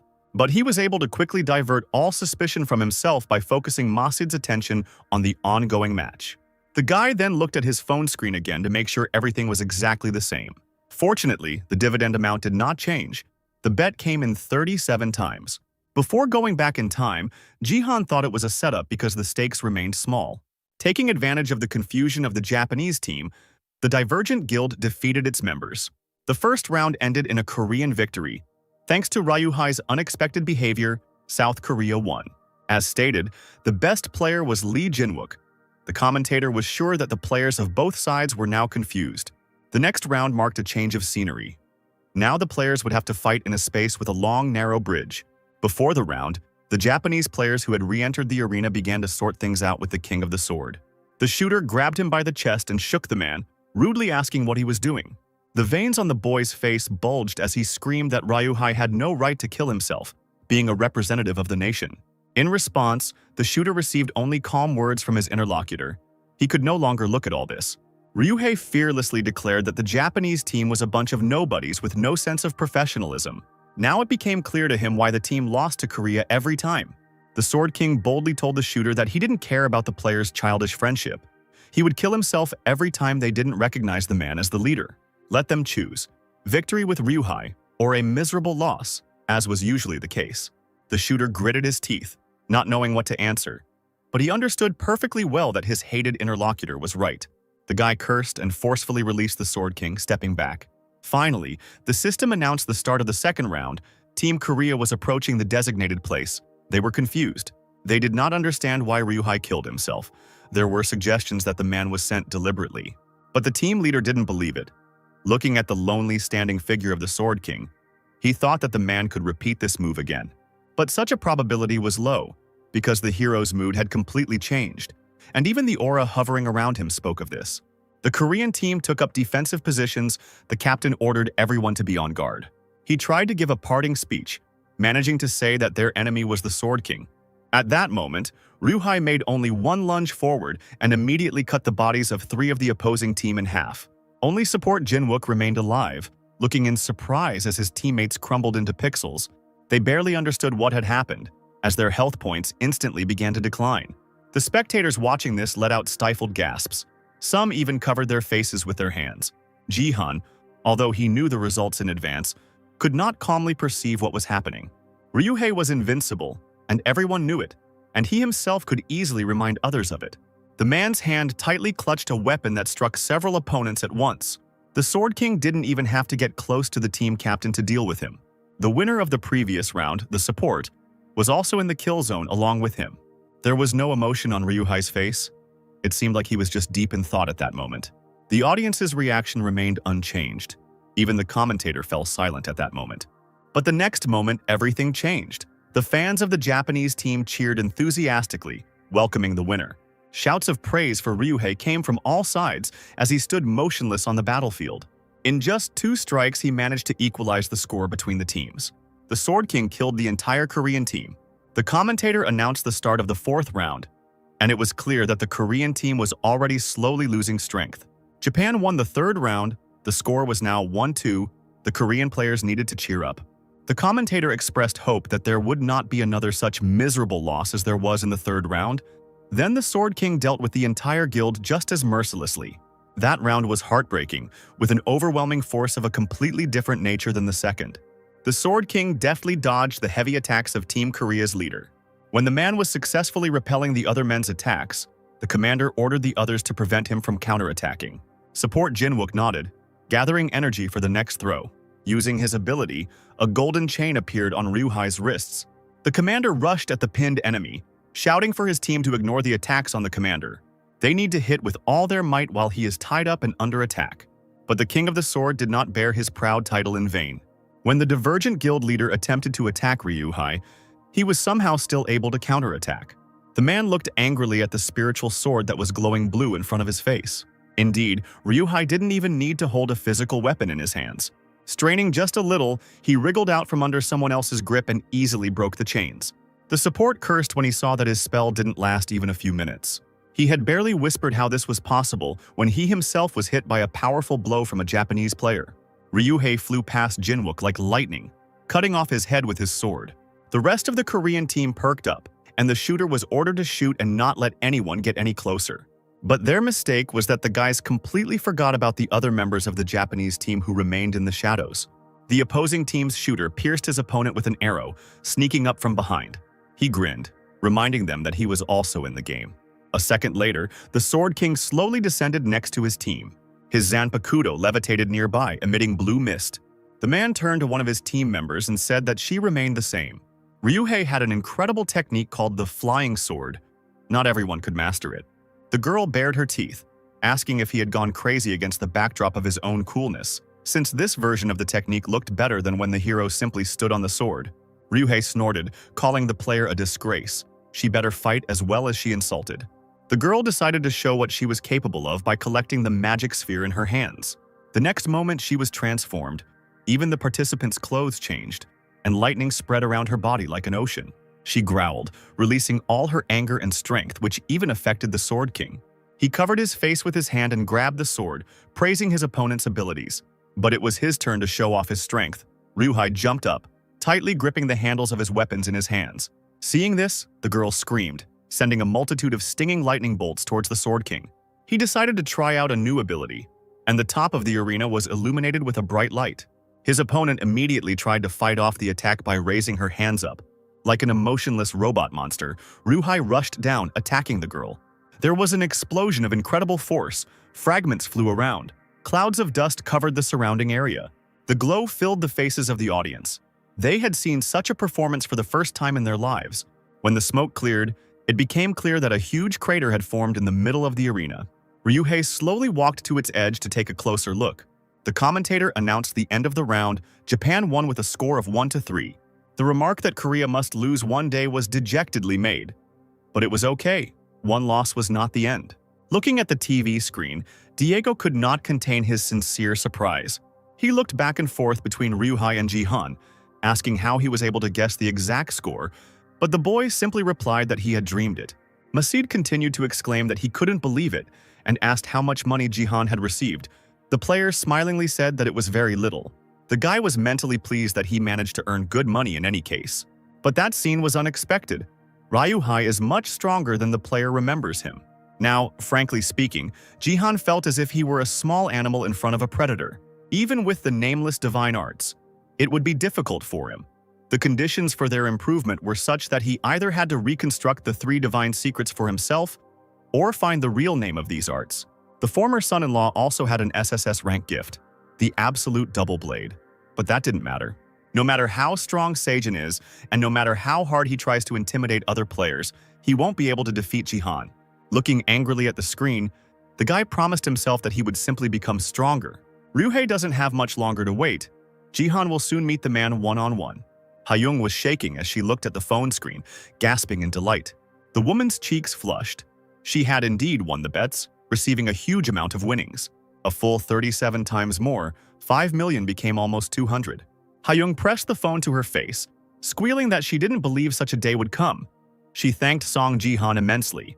Thanks to the guy, the woman won 180 million, not believing her own luck. But all in all, she lost 20 million. Hyung bet 5 on what Jihan said, but was confident of South Korea's loss with a score of 0-3. She bet 200 million on Japan's victory and lost it. Hyung's shock, disappointment, and hurt were beyond words. Trying not to go crazy from defeat, the woman was ready to slam the phone against the wall. She had lost not 200 million, but a chance for a happy future. A single tear slid down the cheek of the head of the 3rd department, mentally cursing everything in the world. At this time, Jihan and Diego continued to discuss the matter with which they began their conversation. The B-rank arachne sphere levitated in front of the guy. He asked if Masid would sign a contract with him. The man scratched his neck, admitting that he did not understand how such a person wanted to work with him. The player looked at his interlocutor in bewilderment, tilting his head to the shoulder. Diego explained that he did not consider himself such a valuable person to collaborate with. To this, Jihan replied that the footballer had seen his predictions of the outcome of the competition, and now the guy is confident in the correctness of his choice. At this, Diego perked up. It was his turn to be surprised. Jihan easily pushed the sphere closer to his interlocutor, deciding to share his thoughts. The magic item approached the player. He was afraid to even touch the sphere. Jihan is convinced that he will become the most powerful magician. This contract was an investment in the footballer's future. The guy knew that for sure. As Diego looked at Jihan with admiration, carefully squeezing the sphere, the interlocutor asked to be on his side. Masid couldn't remember the last time he had been offered something like this. He missed being important to others so much. The footballer felt that after the start of BattleNet, he would never again experience such a feeling. Diego couldn't take it anymore and dropped his hands to his face. Unable to contain his emotions, Jihan gave him hope. Therefore, the man had no reason to refuse. The agreement was further reinforced with a firm handshake. Getting up from the table, Masid solemnly declared that he would be glad to cooperate with the future head of the guild. Diego will never forget what the boy did for him, 1,000, no, 10,000 times more. Jihan smiled cheerfully, saying that he liked his new comrade's self-confidence. Now all they can do is wait. While a lot of players have gathered in the BattleNet arena, one of the newcomers rushed towards someone with a dagger and a warlike cry. A graceful hand grasped the hilt of a gold-encrusted sword. The Plum Blossom sword repelled this boyish attack without straining at all. The ability allowed Gaan to easily deal with opponents, and from her sword, as the name suggests, plum petals flew in all directions. The woman straightened up dramatically, lowering her sword, but the echo of her blow painfully went down the back of the other player. The crowd roared at Lim Gayan's stunning attack. Turning around, she saw two warriors rushing towards her, who wanted to get rid of the warrior first. Players with clearly weak skills pounced on the Plum Blossom sword, wanting to die quickly. Looking calmly at these impudent fellows, she only chuckled, saying that this was not enough. It only took 2 swings of the sharpest blade to knock out the opponents. The system declared the end of the game, leaving only 50 survivors. Gaan opened the status window. She took first place in this game. She looked closely at the screen, thinking that the result was not bad. First place for 5 kills? Gaan narrowed her eyes, firmly thinking that it was not yet time to be proud of herself. She needed to become much stronger than the Sword King who defeated Team Korea in the competition, or Sun Jihan, who went down in history as an undefeated legend. Gaan lowered her head and clenched her fists. After all, she was very far from the level of men.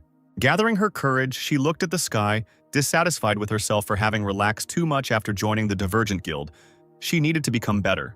The mobile phone with the news of the Sword King's abdication trembled slightly in the girl's hands. Sitting in the backseat of the car next to her friend, Sia had a hard time not crying. Hiso looked at her classmate with concern, asking if she was okay. And although Sia assured that everything was fine, since this had been happening for a long time, her friend asked her not to lie. There was silence in the car. Only the hum of the engine and Sia's sigh could be heard.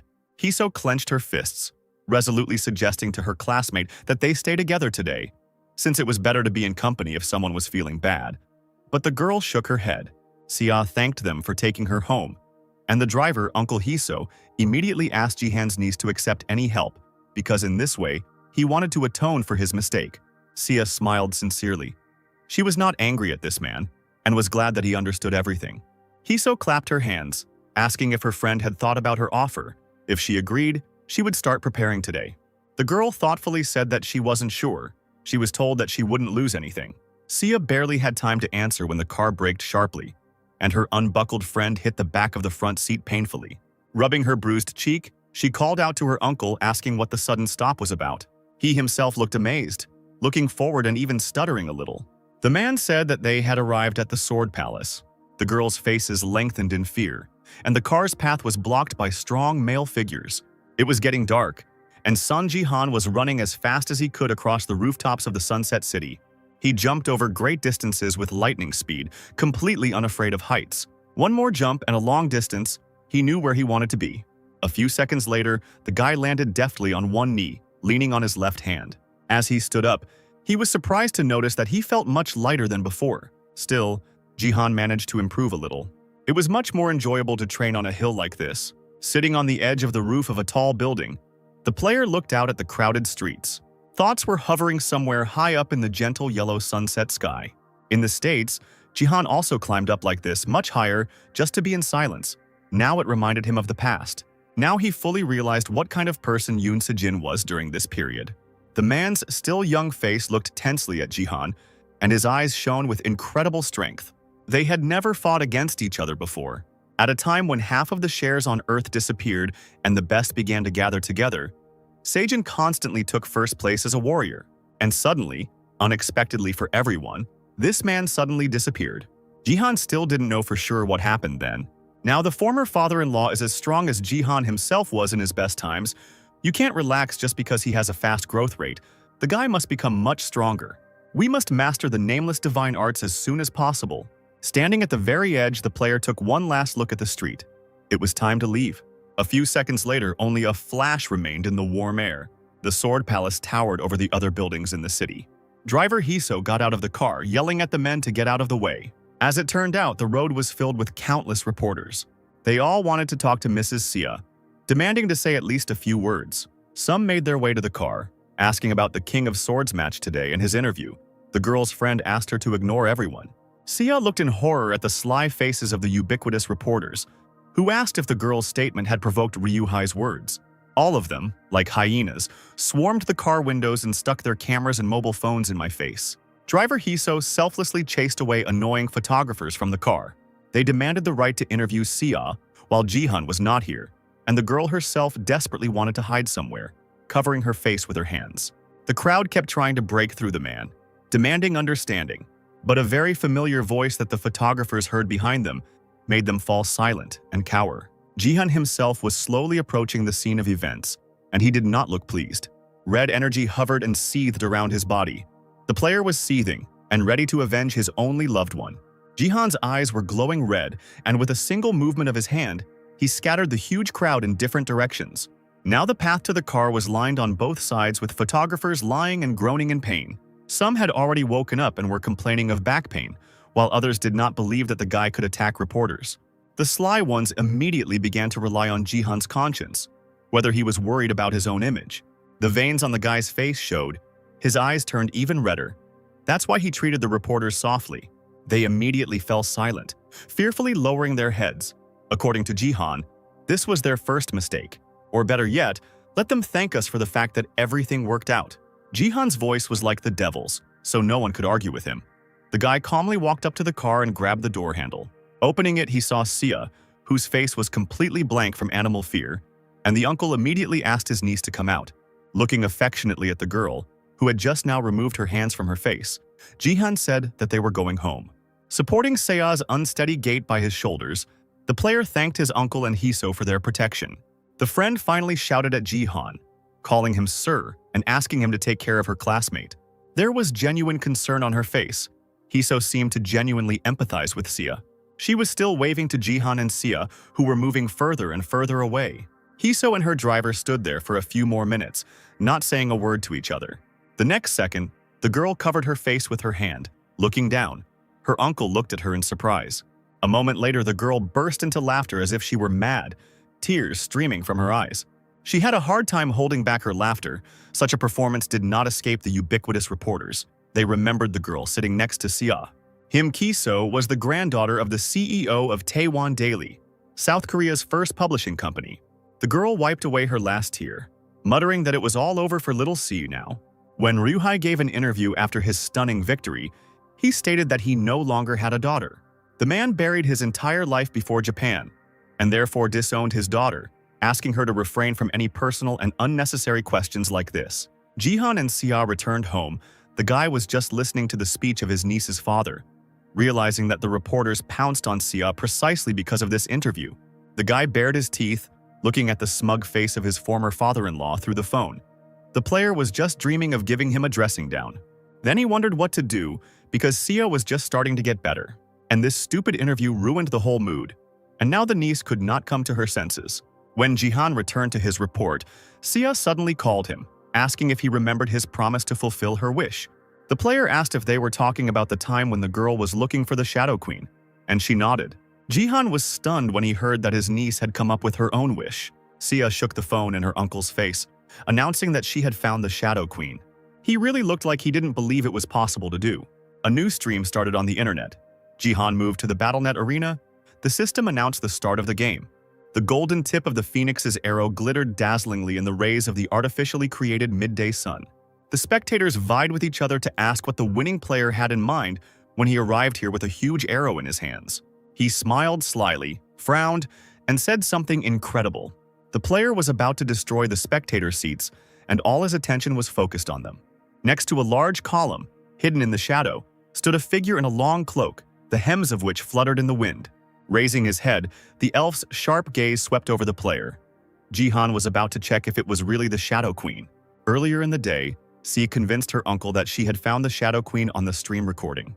The boy peered at the graceful figure on the screen, still not trusting either his niece or his own eyes. But Sia stubbornly continued to insist that this dark elf was the Queen of Shadows, And although the girl admitted that she was not 100% sure, this was her main suspect. At first, Sia looked at the elven queens who had risen to the thrones. They were two obvious queens. But it was this elf in the cloak who looked more like Shadow. Jihan asked his niece what she meant, and she asked the guy to look at his mobile phone. First, you should have paid attention to the color of this stranger's gaze. Elves with black eyes exist, but very rarely. And even here she had black sclera. Jihan thought hard, admitting that his niece was right, but she gave another argument. This elf kept her eyes on who would take first place every time before the game even started. At Jihan's questioning look, Sia explained that the dark elf had been constantly looking at the player. However, in addition to this, the girl checked other matches as well. Those games where Jihan did not participate, but there were other strong warriors. Including Gaan, the elf is always in sight and looked at the winner. This strange creature pierces players with its gaze, as if it knows the future. Dark eyes are sometimes even frightening with their depth and causticity. Jihan found this argument to be very suspicious indeed. Sia suddenly drew her uncle's attention to the last video. It was the most important. There, standing behind the column, the dark elf looked unusual, or rather, her shadow did. Although the quality is poor, if you zoom in on the picture, it is difficult to see and still understandable. Seeing a dark semicircle outlined under the creature's feet, Jihan decided to check it out for sure. The guy paused the video and asked Sia in surprise if she really had looked for everything on her own. The girl nodded, since she spent all her free time watching streams. Jihan was worried that his niece was overworking herself, but she smiled and replied that it was not difficult for her. The guy sincerely thanked Sia, and the girl hoped that she had guessed correctly. Then it was Jihan's turn to keep her promise. He immediately asked Sia what her wish was. Smiling, he asked to name anything, because he could do anything. The girl was stunned for a moment, staring at her uncle in surprise. Then she looked away and smiled a little sadly, thanking him for it. Right now, Jihan was crushing his opponents with the Phoenix Arrow artifact. The system announced that 10 kills had been made, and the guy straightened up, thinking that this would bring him first place. The guy, with some difficulty, pulled the arrow out of the gradually disappearing corpse of the monster. Now he was going to break the audience barrier, as he had promised. In the Colosseum, a barrier was installed between the audience and the stage. The strength of the barrier is comparable to the power of the barrier ability of a diamond rank support. It is needed to prevent the attacks and abilities from going beyond the stage, so Jihan cannot see the true identity of the elf through the eyes of a wanderer. He needed to create a gap to look through the barrier at the dark elf. Jihan took a deep breath and grabbed the Phoenix Arrow he had just retrieved more tightly. The spectators continued to be perplexed, not understanding the player's actions, and he had already aimed the tip at the barrier, confident that he could handle it. This is the Arrow of the Conqueror. It is what should help in achieving the set goal. It became stronger when thrown and returned to the owner's hands after use. The Phoenix Fire was sealed inside, disappearing after 5 throws. Jihan could not draw out its full power due to the risk when throwing. But to break the barrier, even the initial level of strength will be quite enough. Jihan was going to use 3 combat dedication talents to look at the elf's face. Then, after the first throw came the second with the Path of the Immortal Sage. A powerful explosion occurred between the barrier and Jihan, and the result was not visible due to the bright light.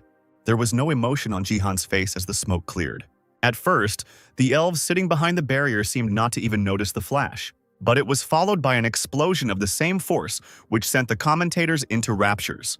Jihan had no intention of stopping and used the 3 talents of martial commitment.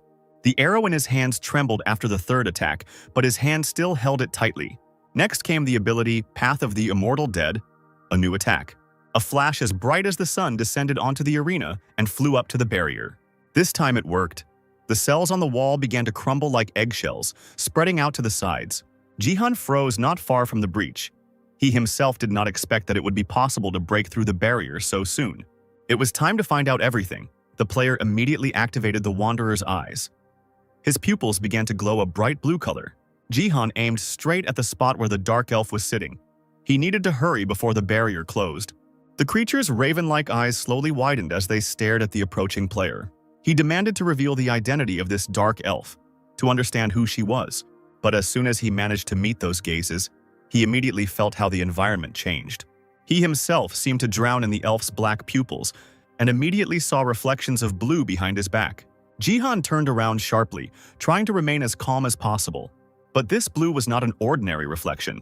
Right above the player in oblivion were those very eyes, as if they were about to swallow Jihan. In the real world, the sun was gradually setting over a large city. The guy lay in his bed, occasionally groaning from the echoes of pain and tension. Even a soft blanket and pillow couldn't make this difficult day easier. Jihan tousled his hair in silent torment. He could not calm down. He can't do anything, because this meeting with something like this in the Bronze League did not bode well. That image scared the player to the point of madness. Even if he were in his previous body, he would still be scared. However, grinning, Jihan sat up in bed, deciding that someone else's power would be of great help. He immediately called the achievement store to use the accumulated rewards to upgrade it to level 5. It can provide space for an additional constellation. After reviewing all the offers, the player decided to choose several constellations. What he wished for turned out to be premature. Earth is currently going through a tutorial. If the player chooses place for an additional constellation, it will not be shown in his status window. Then Jihan added a slot for the title. The system reported that he had acquired a place for an additional first-level title. After closing the achievement store, the guy called up the status window. Jihan has reached level 22. 3 more to go before reaching the Silver League. Now that he has such combat and normal strength, the player can practically be classified as a Silver League player. The extra title slot was not chosen at random. It will be required for the title of Successor of the God of Martial Arts. Soon, Jihan's combat strength would reach 30 points, and he would obtain the Nameless Martial Arts, thus linking himself with the God of Martial Arts. The player will become the Successor of God, a title he used in his past life until his death. At any cost, Jihan intended to take possession of it this time too. The guy looked into the distance, remembering one person. It is with him that he will soon meet in the arena, engulfed in flames and strewn with the corpses of opponents. Her light hair will flutter in the wind, and her gaze will be directed to the side, waiting for Jihan. The realtor talked about how they were in the heart of Gangnam, where there was good public transportation and plenty of updated schools. On top of all that, his clients will get a symbol of success, a view of the Han River from a high floor. The man gestured professionally around the room, asking for the client's opinions, as these were the best apartments in his arsenal. Seiya was amazed, but Jihan did not look impressed when he was told that 200 square meters would be more than enough for 2. The guy glanced sideways at his niece and for some reason decided that such an apartment would be too small. The realtor, realizing that the client was making up his mind, immediately distracted the girl's attention by inviting her to look at another room. Jihan shook his head and decided that Seiya didn't like this apartment. After all, the niece spent her entire life in the penthouse of the Sword Palace. An ordinary apartment would hardly impress her. Stopping, the player looked around the room, looking out the window. Regardless, moving was what Seiya wanted when she found Shadow. Then, sitting on the couch in the penthouse, the girl was silent for a long time before speaking. Seiya wished to leave the Sword Palace. She said it quietly, without looking her uncle in the eye. It seemed like the sooner it happened, the better. Since that place was full of memories of Seijin, Jihan was sure that staying in the house was depressing for his niece. The realtor smiled and pointed out the large rooms and ideal layout. Because it's not for nothing that only apartments are sold in this building, and it's not even about the price. Seeing Seiya Jihan's confusion, he decided that he had to find a suitable home for her. He approached his niece decisively, saying that they needed to find more space. Seiya will soon become a player, so a room for a connector will be needed. The realtor immediately said that he will look for more. The man smiled at the girl, noting that she was very lucky to have such a strong and reliable uncle. Jihan waved his hand. He still had something to work on. As it turned out, the realtor was a fan of the player, and he directly said so, adding that he would root for him. The man suddenly shook his head. He wanted to thank Jihan.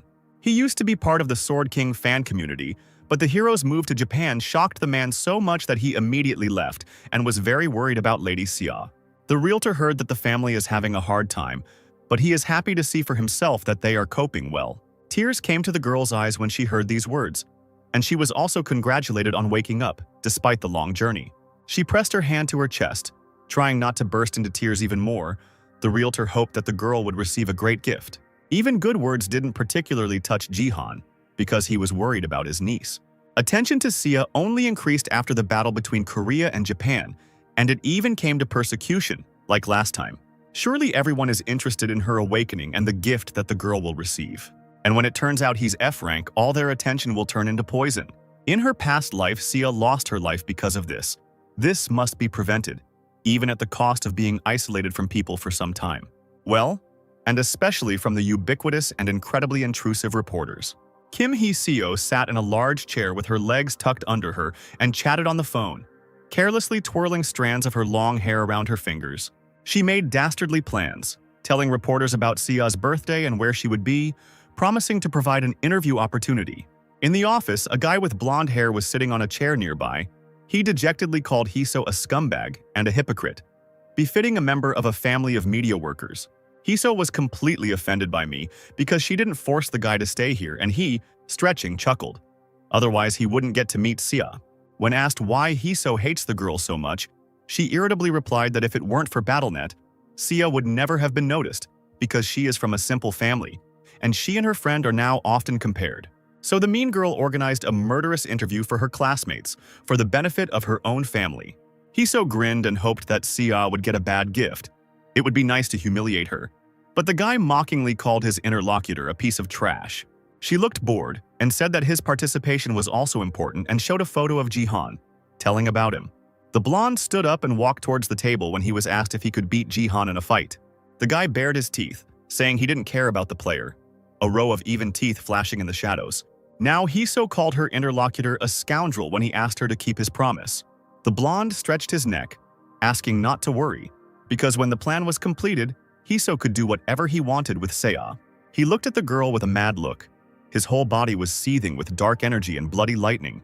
His anger and bile literally devoured its own carrier, leaving marks on the skin. There were 14 hours left until Seo woke up. Now the girl was at the academy. Hee-seo had been trying for hours to persuade Seo to give in to her adventure with kindness. She waved off the proposed interview, but her friend did not let up, begging her to think a little more. She said that it was for Seo's good, but she gently refused once again. Hee-seo suddenly shamed her classmate because she was recently criticized because of the Sword King, despite her innocence. Shouldn't the hurtful words be covered with a good report, since Hee-seo tried so hard to convince her grandfather to help his friend? But even such deception did not convince Seo. She resolutely stood up from the table, firmly saying that she had no time for this now. The girl left the office saying that she would go to the restroom. Hee-seo grimaced, silently cursing Seo, hating her with all her heart because she just had to agree. She irritably tossed her hair off her shoulder, thinking that it didn't matter since reporters were already waiting for the girl in front of the entrance to the gift room. Everything will happen today. Hee-seo was interested in what kind of gift this bastard will get. Since the awakening will happen anyway, it would be good to write an article about it. Then Seo will go to hell. Hee-seo dreamed that her friend would receive an F-rank gift, while her friend hid from everyone in a stall in the school toilet. It was hard for her to restrain herself because the girl had known about everything for a long time. Seo closed her eyes to keep from crying. She knew how Hee-seo really felt about her. Hee-seo stood at the mirror in the restroom and put on lipstick. Her friends laughingly asked her why she was still hanging out with Seo. They laughed that the girls looked like mistresses. Hee-seo irritably hissed at them. The girls asked if her friend was going to send Seo to hell and cut off all ties with her. But Hee-seo planned to use the girl, reminding her that the family runs a publishing company. After all, the best moment to deprive a person of everything is when he is flying into the abyss. Seo heard her friend laughing at her behind her back, hoping that she would receive a low-level gift and be completely broken. She even wanted to take a bunch of photos with the desperate face of the unfortunate one. The other girls exclaimed in delight at what a bastard Hee-seo was and how interesting it would be to see everything. Seo could barely hold herself together, her fingers clutching her skirt with all her might. She felt unbearably bitter and painful now. But the shock of realizing what Hee-seo really was didn't last long. The girl bit her lip. She really felt uneasy from bad thoughts about the future. The girl was terrified that she would actually receive an F-rank gift. She prayed to all the known gods that her true colors would not be revealed, even if it was anything but an F-rank gift. Standing in a special room before a bloody metal altar, Seo prayed for a good gift. A bright light, the same red color as the room itself, lit up on the round sphere above her head. Feeling this, the girl opened her eyes, not daring to raise them up. Finally, she decided to look there, her mouth hanging open in surprise. A vague feeling appeared in her eyes, and Seo almost lost consciousness from what she saw. The sun was gradually hiding behind the buildings. There were 5 hours left before Seo woke up. Jihan looked at his wristwatch, lifting the sleeve of his shirt. He himself had not felt any peace since the morning, especially now that he saw that there were only 5 hours left. The player approached the BattleNet Academy building, where he was already met by guards. The guy asked if everything was okay in the gift room. The men replied that there was security there too. Jihan thanked the assistants, asking them to make sure that no strangers approached his niece, especially reporters. and they assured him that the staff at the academy would not approach the girl, especially when the government pays special attention to it. Yesterday, Jihan called manager Yunsik to discuss the issue with the Sword Palace donations. He knew that Xia would become an awakened player. He said that the situation was not the best and was worried that someone might have entered the awakening room. He wanted, if Jihan didn't mind, to put more security, and then the government provided security to keep Xia safe. The guy shook his head. Once again, he needed someone's help. He barely flinched when he heard a strange voice. He was led to the right place. The guard pointed to the gift room, saying that there were chairs behind the door and that the guy could sit down and wait. He thanked him and agreed to meet after midnight. The guard asked him to let me know if he needed anything. Jihan sat down on a chair, his head down, and the guards immediately left him. The guy clasped his hands and sighed heavily. The anxiety did not leave him for a moment. He bit his lip and shook his head, forbidding himself to worry. This time he would be there to protect her. Jihan lowered his gaze again, taking something out of his pocket. The guy had an interesting little thing lying in his palms, a round piece of glass framed in an unusual gold frame. A round moon rose in the sky, and there were 5 minutes left before Xia woke up. Jihan's thoughts were torn out by strange voices. The player was definitely not happy to see their owners. Hiso, supposedly his niece's friend, approached the gift room door with a smile, followed by a guy with a camera on. The girl smiled even wider, saying that they began to see each other more often. Jihan didn't answer, frowning as he rose from his chair. He immediately asked how Hiso and her companion got in. Since the entrance was closed so that no one could come in, the girl replied that the publishing companies had a lot of connections. Jihan raised an eyebrow, surprised that Hiso didn't even hide the fact that she had sneaked in here. The girl chuckled mockingly. She came to her own academy on business. She needed to interview Xia, but her uncle asked her not to talk nonsense because his niece would go home immediately after waking up. This was his first and last warning. The reporter tensed, realizing they were heading for trouble, but Hiso didn't seem at all scared. Shrugging her shoulders, she repeated with an innocent look that she had to conduct the interview. Then Jihan asked her to take into account that he would not remain on the sidelines. The girl pretended to be upset, lamenting that she would not be able to defeat such a strong man in a fight. Then she suddenly snapped her finger, exclaiming that she had remembered something important. Narrowing her eyes, Hiso smiled, assuming that something bad would happen to the level 21 support Jihan, who was selflessly protecting his niece. The moment she said that the guy would be attacked by an unknown level 50 warrior, her fair-haired friend with a crazy grin actually gathered all his strength into a fist and aimed it at the back of Jihan's head. It was midnight. Xia's awakening. The girl was sitting in the middle of the room on her knees. A status window was open in front of her. The system congratulated the girl on her awakening. The gift she received was an F rank, called Late Flower. The strongman attacked Jihan with all his might, vilely attacking him from behind. Xia was devastated. She didn't even have the strength to cry. She so hoped that this would not happen. But now it was definitely over. Jihan slowly flew into the white abyss. A high-frequency noise from the impact filled his ears. He turned his head back slightly. The veins on his face stood out from the tension, and the pupils in his eyes turned blue. Laughing madly, the enemy continued to hit with such force that Jihan fell forward, unable to stay on his feet. Squealing, he asked them not to interfere because he would take care of their Xia himself and would love her with all his heart. It seemed that only these words stopped Jihan from falling. He simply froze in the air. Then, slowly looking around, he hissed that the stranger had no right to mention his niece's name. The blonde pointed his finger at the player in surprise. He didn't expect that nothing happened to him after the blow. Jihan was stronger than he seemed. He barely had time to finish speaking when the guy returned the blow with all his might straight into the hated face opposite him.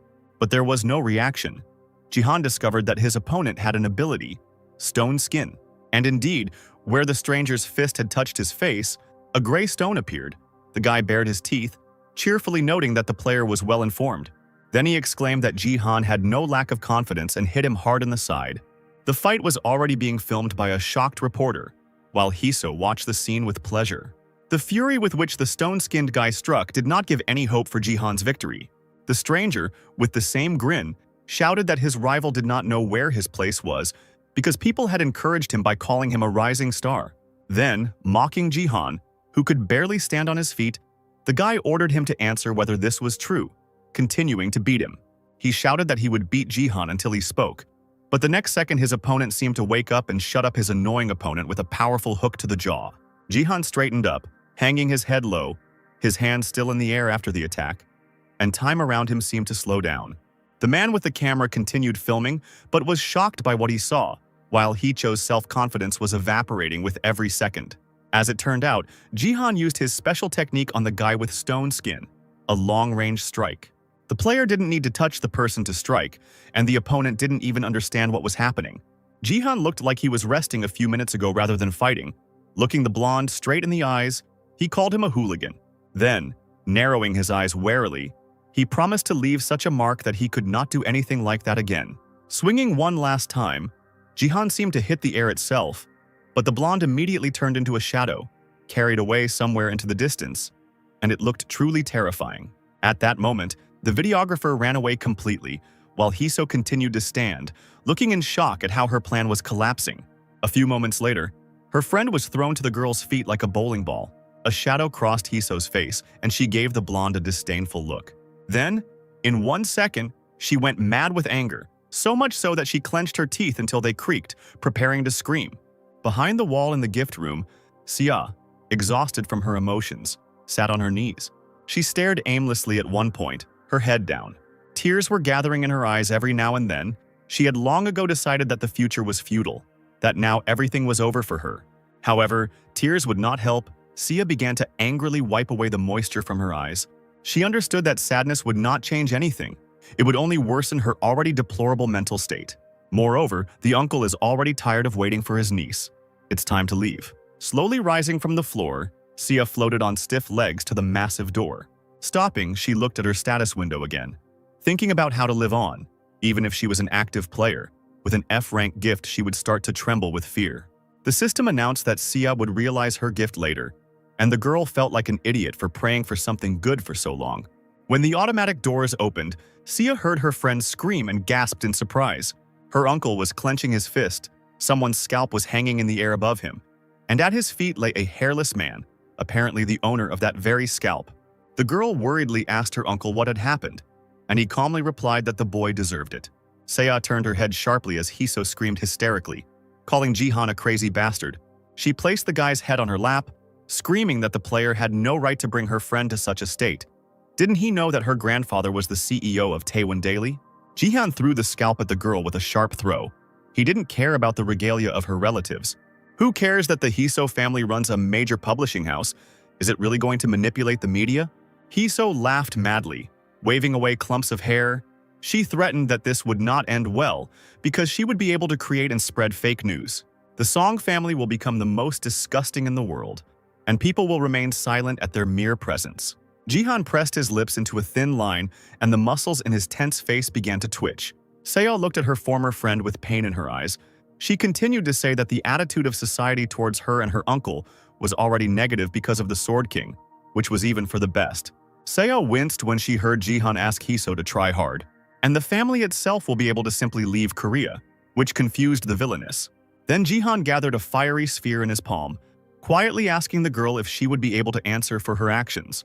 She raised an eyebrow, asking Jihan to stop acting cool, because if it weren't for BattleNet and Seijin, they would never have been able to talk to her.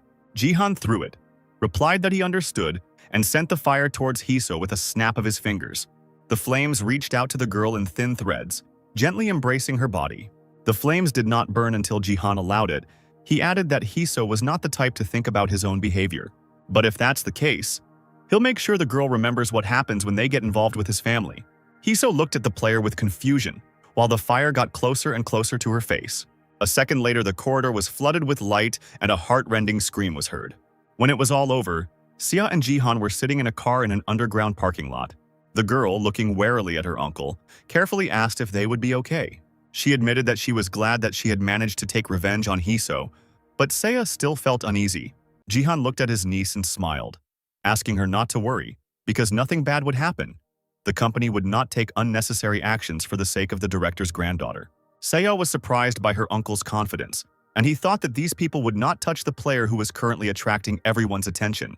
Moreover, as Jihan believed, the family should now be concerned with completely different things. He gathered his strength and asked his niece directly what gift she had received.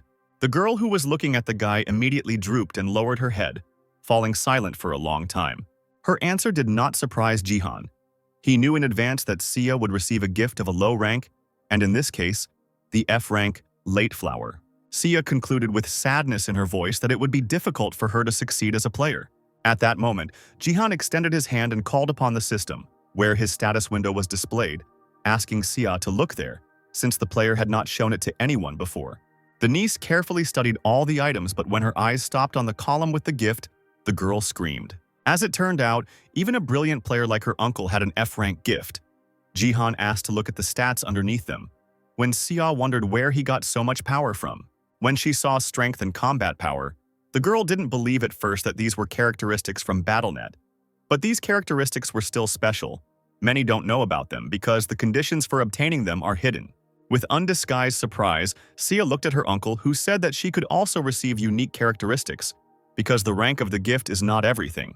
But first, the girl needs to receive a gift from her uncle, that same glass in a gold frame. The girl blinked several times, looking at the beautiful thing in someone else's hands, which was supposed to show her the way. The second best in the world before Jihan's return in time was Jin Yuhua from China, a strong young girl with light eyes and dark hair. By the way, she also received a late flower as a gift, the same one that Sia received. Yuhua was incredibly skilled in dealing with her opponents, managing to surpass herself. Watching the stream of the fight with the girl, Jihan could not believe what he saw with his own eyes. The F-rank gift that brought Sia to despair and death had a secret that could only be learned through a special artifact. To increase the rank, it was necessary to participate in 50 BattleNet games. Looking through the glass, Sia cried out in delight, realizing that the gift could be improved.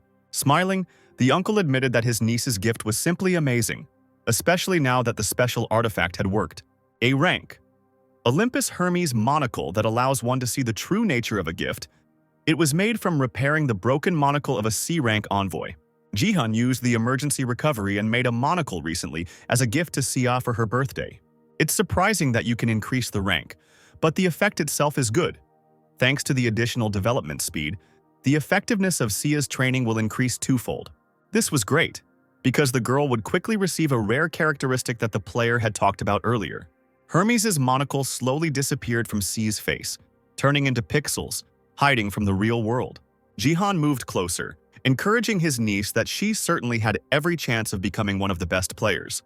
Sia's voice wavered as she smiled timidly, and for a second her uncle was puzzled. The niece could not hold back her tears from these words because she was sure that she would not be able to live with such a burden on her heart. The girl was already crying loudly, still not believing that she had received a good gift. Jihan smiled warmly again, confirming Sia's words. He wondered how long she had prayed for such a chance. Not only did the father turn out to be a scoundrel who abandoned the girl, declaring that he had no daughter. For strangers, Sia's life was a source of gossip, and the more pressure they put on her, the more she wanted to cope with everything. But not as the abandoned daughter of the Sword King, but as the player Yun Sia, she was probably very afraid of receiving a useless gift. Through eyes blurred from crying, the girl watched as the scarf slowly flew towards her. She took a deep breath and picked up her handkerchief.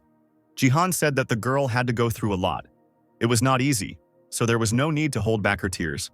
She blew her nose loudly into the cloth and muttered that there was no more time to cry, no time even to laugh. Taking the scarf away from her face and sniffling, Sia confessed to Jihan that she had always felt how amazing he was, as if the guy knew the future, to which he only smiled reservedly, saying that he was just lucky. Sia stretched on the couch and said that now that the alarm had come, she felt hungry. Jihan got up and went to the kitchen, saying that he could cook something. He turned around as he walked and winked at his niece, promising that it would be tastier this time. Now the uncle has prepared a lot of things for the festive dinner in honor of the girl's birthday.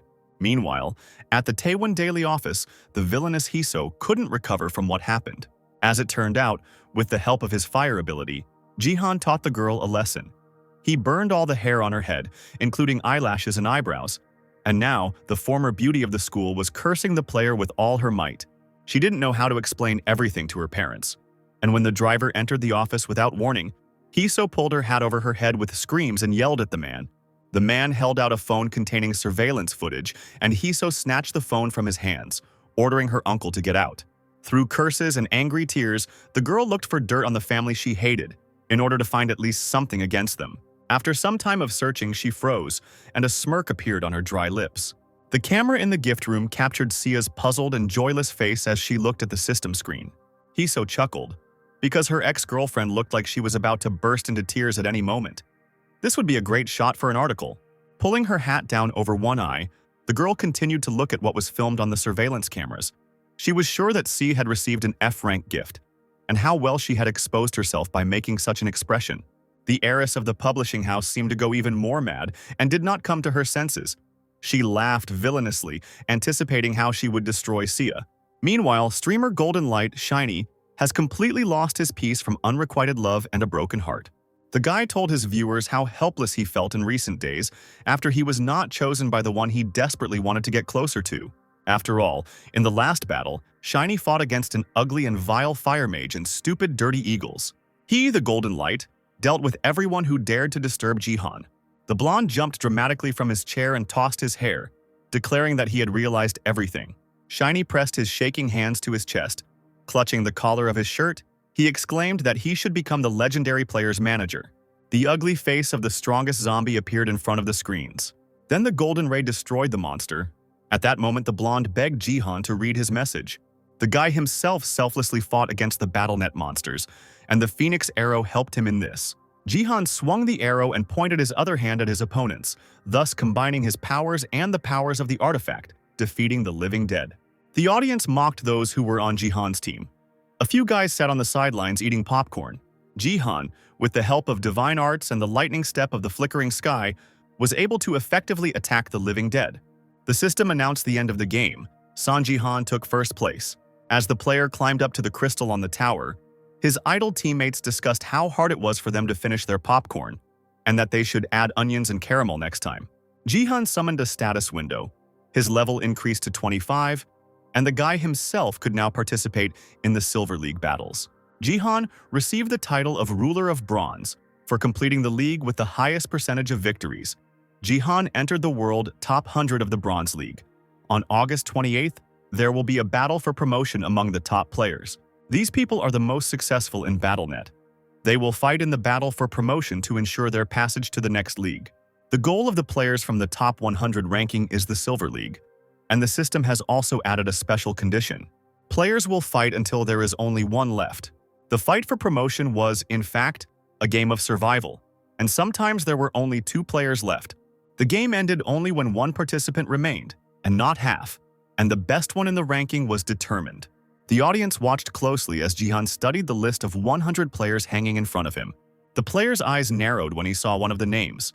The guy suspected that this person would be here. It had been a long time since he had seen the future head of the America First Guild.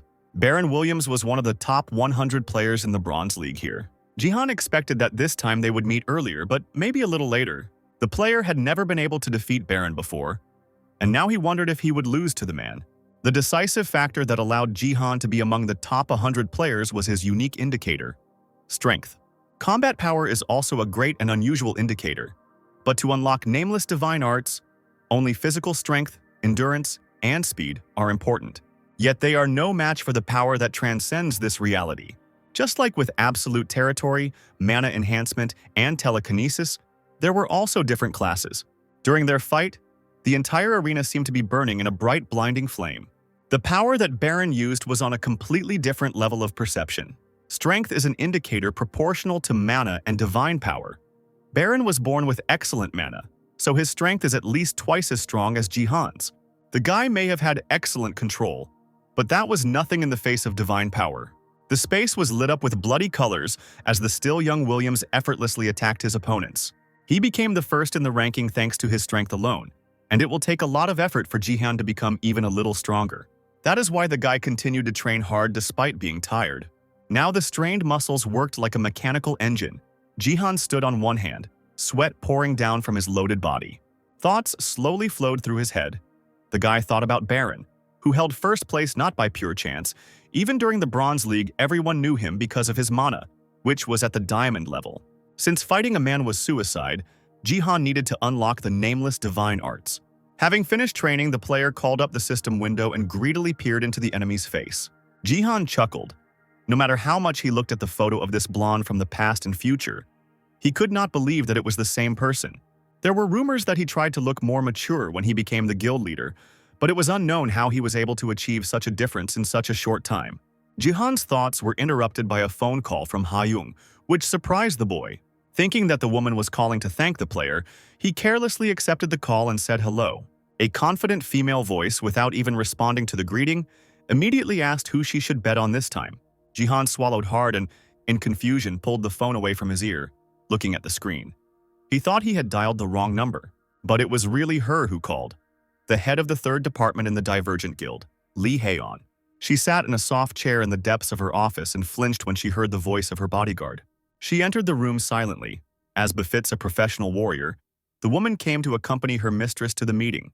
The boss began to absent-mindedly look for something around her, then asked to give her another 5 minutes to get ready. Gaan immediately asked what happened. Hae-on had to admit that she had asked Jihan for help with the bet. The bodyguard shamed the woman, but she dejectedly asked him to be gentle with her. While excitedly tapping on her smartphone screen, Ha-young absent-mindedly asked if Gaan had heard the latest news.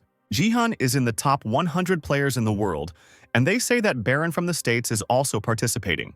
So Jihan said to bet that he himself would take first place. The bodyguard noted that this was too self-confident. However, as she thought about it, she thought out loud that it would not be easy for Baron to defeat someone who was flying around, raining down blows. The woman turned her gaze to Ha-young when she said with a sly tone in her voice that their thoughts coincided. Raising an eyebrow, she showed her interlocutor the screen of her mobile phone, asking if it would be more profitable to bet on Baron. Gaan rolled her eyes as the lady began to talk out loud about her doubts about the choice of a potential winner, since Jihan's prediction of the outcome of the battles between Japan and Korea was accurate. The bodyguard was about to object when suddenly she was asked how she was doing. Plum Blossom's sword flinched slightly when Ha-young asked for her BattleNet score. The warrior's face sank and she became embarrassed when her interlocutor praised her hard work. The woman looked away and bit her lower lip. Lately, all her thoughts were connected only with this. The fist, broken in battle and now covered in plasters and bandages, clenched.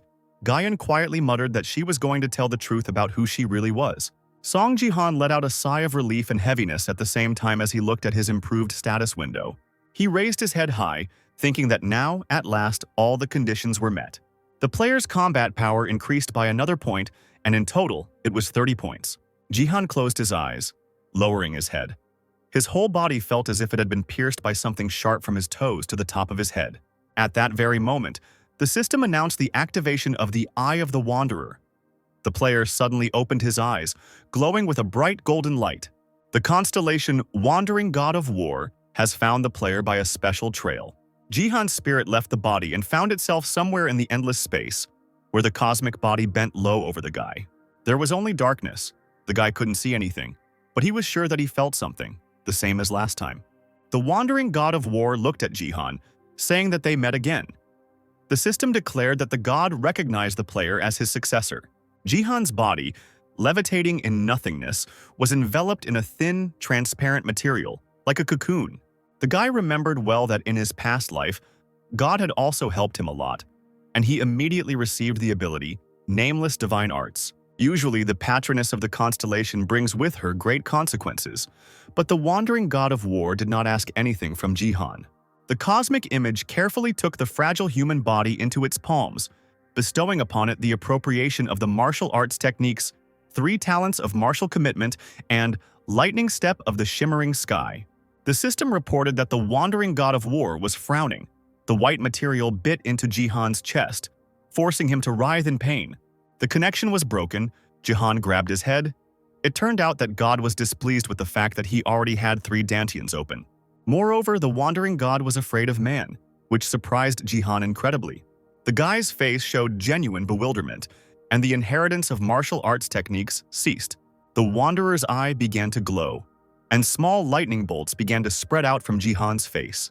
The constellation Wandering God of War returns back, and a flash of deafening pain pierces the player's body. Jihan returned to his body and grabbed his head. It was splitting, as if thousands of needles had suddenly stuck into his skin. Opening his eyes, the guy looked around in surprise because he still thought he was in outer space. He immediately called up the status window and waited for the information to load, squinting painfully. What he saw did not please him. Rather, it was regarded by the guy as a real disaster. His gift simply disappeared. The player lost his main advantage. C, clutching the straps of her backpack with both hands, loudly announced her presence. The girl quickly got into the car and greeted her uncle, who was waiting for her in the driver's seat. The car started moving and with a loud hum of the engine drove onto the busy highway. Jihan asked if the huge burden of responsibility had fallen from his niece's shoulders. The girl pressed her palm to her chest, nodding softly as if she had been born again. After awakening, Sia decided to leave the academy since the main reason people attend it is because of the gift. And after awakening, students often leave. Sia decided that she would receive lessons from her uncle no matter what, so there were much fewer reasons to stay at the academy. Jihan began to train the girl, loading her with endless exercises. She would not have any more troubles. While Sia was dreamily looking out the window, she didn't notice how lost in thought her uncle was. The corners of Jihan's lips turned down. He thought that the main problem now was himself. Tomorrow there should be a battle among the top 100 players. The guy not only lost the eyes of the Wanderer, but also completely lost the chance to inherit the nameless martial arts. They now have S rank, not SSS, plus 2 more techniques. While Jihan was wincing, he didn't notice that Sia noticed his mental suffering. She timidly noticed that her uncle was in a bad mood, assuming that it was because of the fight for advancement. Distracted for a moment, Jihan nodded. Rather, he was worried about the uncertain future. Suddenly, the girl with a confident smile firmly said that she was sure of her uncle's victory. Moreover, her Jihan always managed to find a way out under any circumstances. Breathing out easily, Sia said that she wasn't even worried. Her uncle would probably come home and say that he was first again. The girl exclaimed that she could take part in the betting and put everything on Jihan, but he immediately quietly objected. There would be trouble if she did so. Raising an eyebrow, Sia reminded him that her uncle streamed bets, so he could. But she couldn't? He smiled condescendingly, saying that Sia was still little. The girl turned away, clicking her tongue. She didn't really want to. Jihan wanted to say something, but suddenly his left eye was pierced by a painfully familiar discharge. The next second, the sensation disappeared. He poked his finger into the thin skin under his eyelid, looking at himself in surprise. The night coolness enveloped the city. The streets were empty. The noise of the metropolis noticeably decreased. Jihan, wearing a tracksuit, sat on the playground where rows of exercise machines were located nearby. He lowered his head and clasped his palms together, trying to sort out his own feelings. Something was definitely wrong. Especially the boy was bothered by a strange sensation in his eye. The player has never experienced anything like this before. We need to get rid of it somehow. Jihan, immersed in his own being, slowly approached the source of pain, using force. The next step is to remove what has entered the body as an annoying parasite. A red flash sharply cut his eye. Jihan cried out in pain, waving his hand. It seemed as if steam was even coming from the source of the pain. The player did not understand whether the eye was okay at all. The status window that appeared before him stated that Jihan had eliminated the traces of the wandering war god. Player Jihan is completely free from the power of the constellation, and a tear immediately runs down his cheek from his left eye. The body's reaction to irritation. The guy jumped up abruptly, not understanding what the system meant. How could he be free? Jihan was incredibly surprised that he could now receive support from another constellation. The system and the status window never lied, which means that the god of war was standing in the player's way all the time. Shocked by this realization, Jihan fell back onto the wooden surface with force. The guy grinned, because all this time he considered him a blessing, but he turned out to be a parasite. The system has reported that the wandering god of war is now even more wary of the player. The next moment, it turned out that the wandering god of war had suddenly evaporated. Looking at the rare lights of the windows from the houses opposite, Jihan was actually looking somewhere into the distance, not understanding what had happened to God, whether he had really gotten scared of the Bronze League player and even run away. Jihan pursed his lips in irritation. He was living through everything for the second time, but there were still more questions than answers. Although the powers of God are no longer available, one can still take advantage of the opportunity to find other constellations. Now the player's face was lit up with a slightly sinister smile. He pointed his finger at the system screen. The new opportunity had come just in time. He has an epic quest to find the Queen of Shadows among the spectators of the Colosseum and provoke her. As a reward, the player will receive 50,000 achievements and the interest of the constellation of the Queen of Shadows. Jihan admitted that the elf would support him. But what about tomorrow? Especially now, when we need to compensate for the absence of the God of War. Finally, the battle for promotion among the top 100 players began. The sky above the arena burst into bright fireworks in honor of the participants. The game will continue until there is only one left among them. Jihan, in a white shirt and black formal trousers, held an arrow in his hand. The system demanded to prove who was the best here. The audience supported Jihan with all their might, but he closed his eyes, concentrating on his own emotions. Then the guy's gray eyes scanned the arena, looking at the players. He wasn't going to fight everyone in a row, let them attack in a crowd. Looking at the circle of human bodies that had closed around him, Jihan suddenly leaned forward. His long fire arrow attacks pierced numerous warriors and warrioresses. Other participants would rise into the sky and then, like wild birds, attack the player from above. Fighting off another blade, Jihan felt a fiery blue sphere flying towards his back. The eyes immediately turned scarlet, and energy of the same color gathered on the tips of the fingers. Jihan swung his hand back and the sphere hit the attacking girl, who didn't even have time to scream. Jihan turned around sharply and ran straight towards the magician, who had prepared many flying lights. The guy laughed madly, surprised that his opponent was unarmed, and immediately sent spheres at him. But how wrong he was when he decided to fight against Jihan himself, even calling him a fool. The strong player's fist collided with the mage's face just after he managed to shout out a curse. Watching the alien body easily lift off the ground and fly over the field, Jihan thought with a bit of boredom that everyone except Baron looked almost the same. Just as he decided that it was better not to overdo it in order to save his strength, the tip of a sharp blade appeared right at the bridge of his nose. The player barely had time to cover himself with his hands when a female figure flew past him like lightning.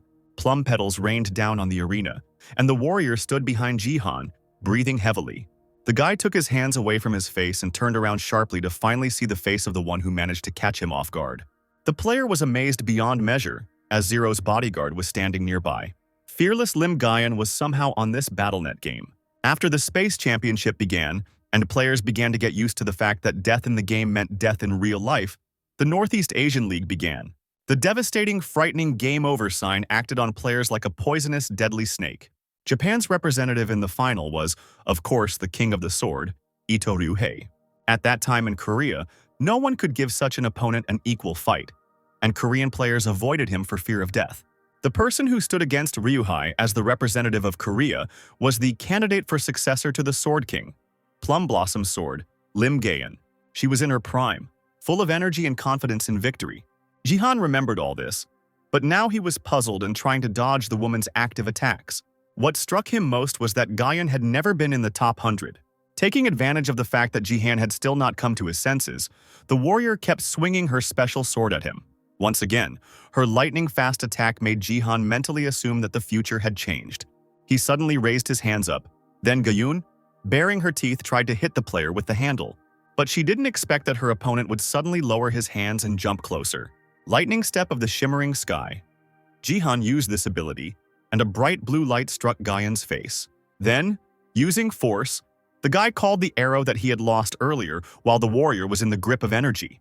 Then Jihan managed to get his hands on the Phoenix arrow and moved forward. Breaking free from the bonds of the alien energy, the warrior grabbed her side and clenched her teeth, preparing to jump back. She was indeed at a distance when Jihan thrust an arrow into the ground. He was amazed that the woman had so much strength, because she was not at all afraid of his attack and rushed forward, swinging her sword. What followed was a real meat grinder. The pink trace from the blade exploded in the air, and it became larger with each passing second. Catching a moment of calm, the player realized that Gayun had upgraded her skills, because her parameters were different from those they had during their last meeting. The warrior looked flawless even in a tough fight. All unnecessary movements disappeared. The blows became heavy, but the gait became lighter. The gaze became sharp and tenacious like a kite's. Jihan barely managed to dodge the multiple attacks inflicted by the woman. Something must have happened during the time they had not seen each other. It was as if someone had possessed the bodyguard. Earlier, Ha-young asked her assistant about her BattleNet account, but at first she didn't want to answer. She also knew that the girl had been constantly sharpening weapons in recent days. Gayan bit her lip and looked away worriedly. Having gathered her courage, the woman said that she was among the top 100 players in the Bronze League. The interlocutor exclaimed in surprise that she did not expect to hear about the bodyguard's 25th level, to which she had recently risen. Ha-young stood up from her chair and clapped her hands, asking why the assistant didn't tell her such good news earlier. She immediately calmed down when Gaan said that she would like to ask for a favor. It was obvious that the warrior was having difficulty speaking. She even clenched her fist with force. Then, having made up her mind, she timidly asked the lady for new equipment for herself, although she liked the old one. But after long use, her opinion changed. Gaan reached for her blade, saying that it was too heavy for her.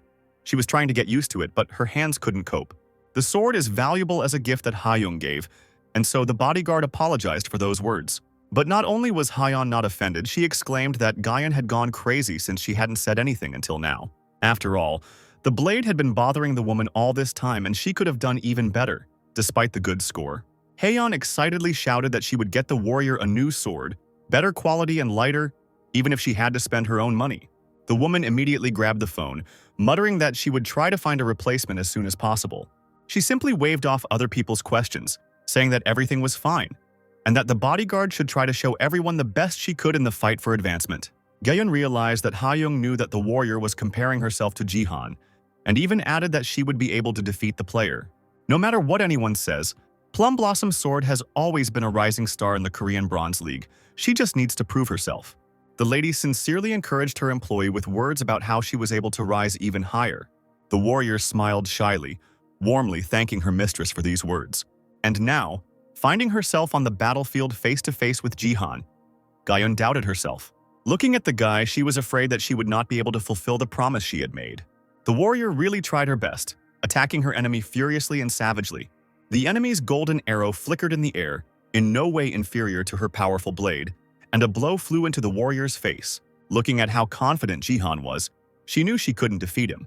The guy, with his characteristic insight, saw in the stranger's gaze the uncertainty of victory, but he did not understand why the warrior was stubbornly trying to prove the opposite.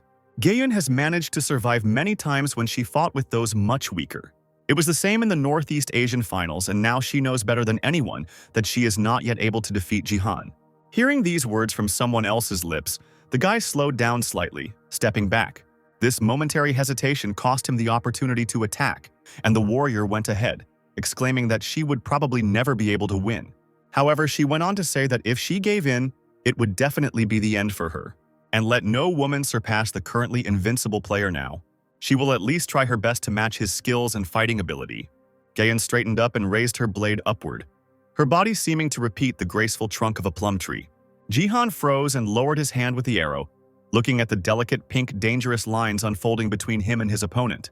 This is how Gaeun has always been, a player who continues to fight to become better, knowing that she will not beat her opponent. In her past life, the Sword King killed the warrior with 2 swords, but in this life, she was among the top 100. Jihan became curious about how much his return in time would affect the future. For the first time in his life looking at his opponent, the guy couldn't help but smile mysteriously. A huge, spreading tree threw ghostly petals onto the arena. Jihan always believed that Gaeun should be on his side, in his league. And although this proposal was voiced out loud, the woman did not react in any way. Frozen, she used her trump card, the secret technique Plum Blossom Hurricane. The next moment, several of her copies attacked Jihan like a destructive hurricane. Concentrating, he swung the arrow, thinking that the technique didn't go well with the weapon. But still, there is a technique that should be suitable for such a situation. These are 3 catastrophes of earthly martial devotion: a 1,000-fold riot, a black man named Clark Jr., a warrior class, and the 3rd-place bronze medalist for the United States, greeted his opponent again, with other team members gathered behind him. Baron Williams, who had both a mage and a support class, was the first in America. The system announced that the game would go on until only one remained.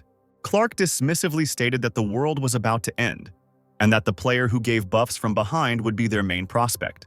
Without even letting the man finish speaking, the Baron yawned demonstratively, covering his mouth with his hand. The blonde hissed, stating that Junior was talking a lot for someone who ran around like an ant in a pile of dirt.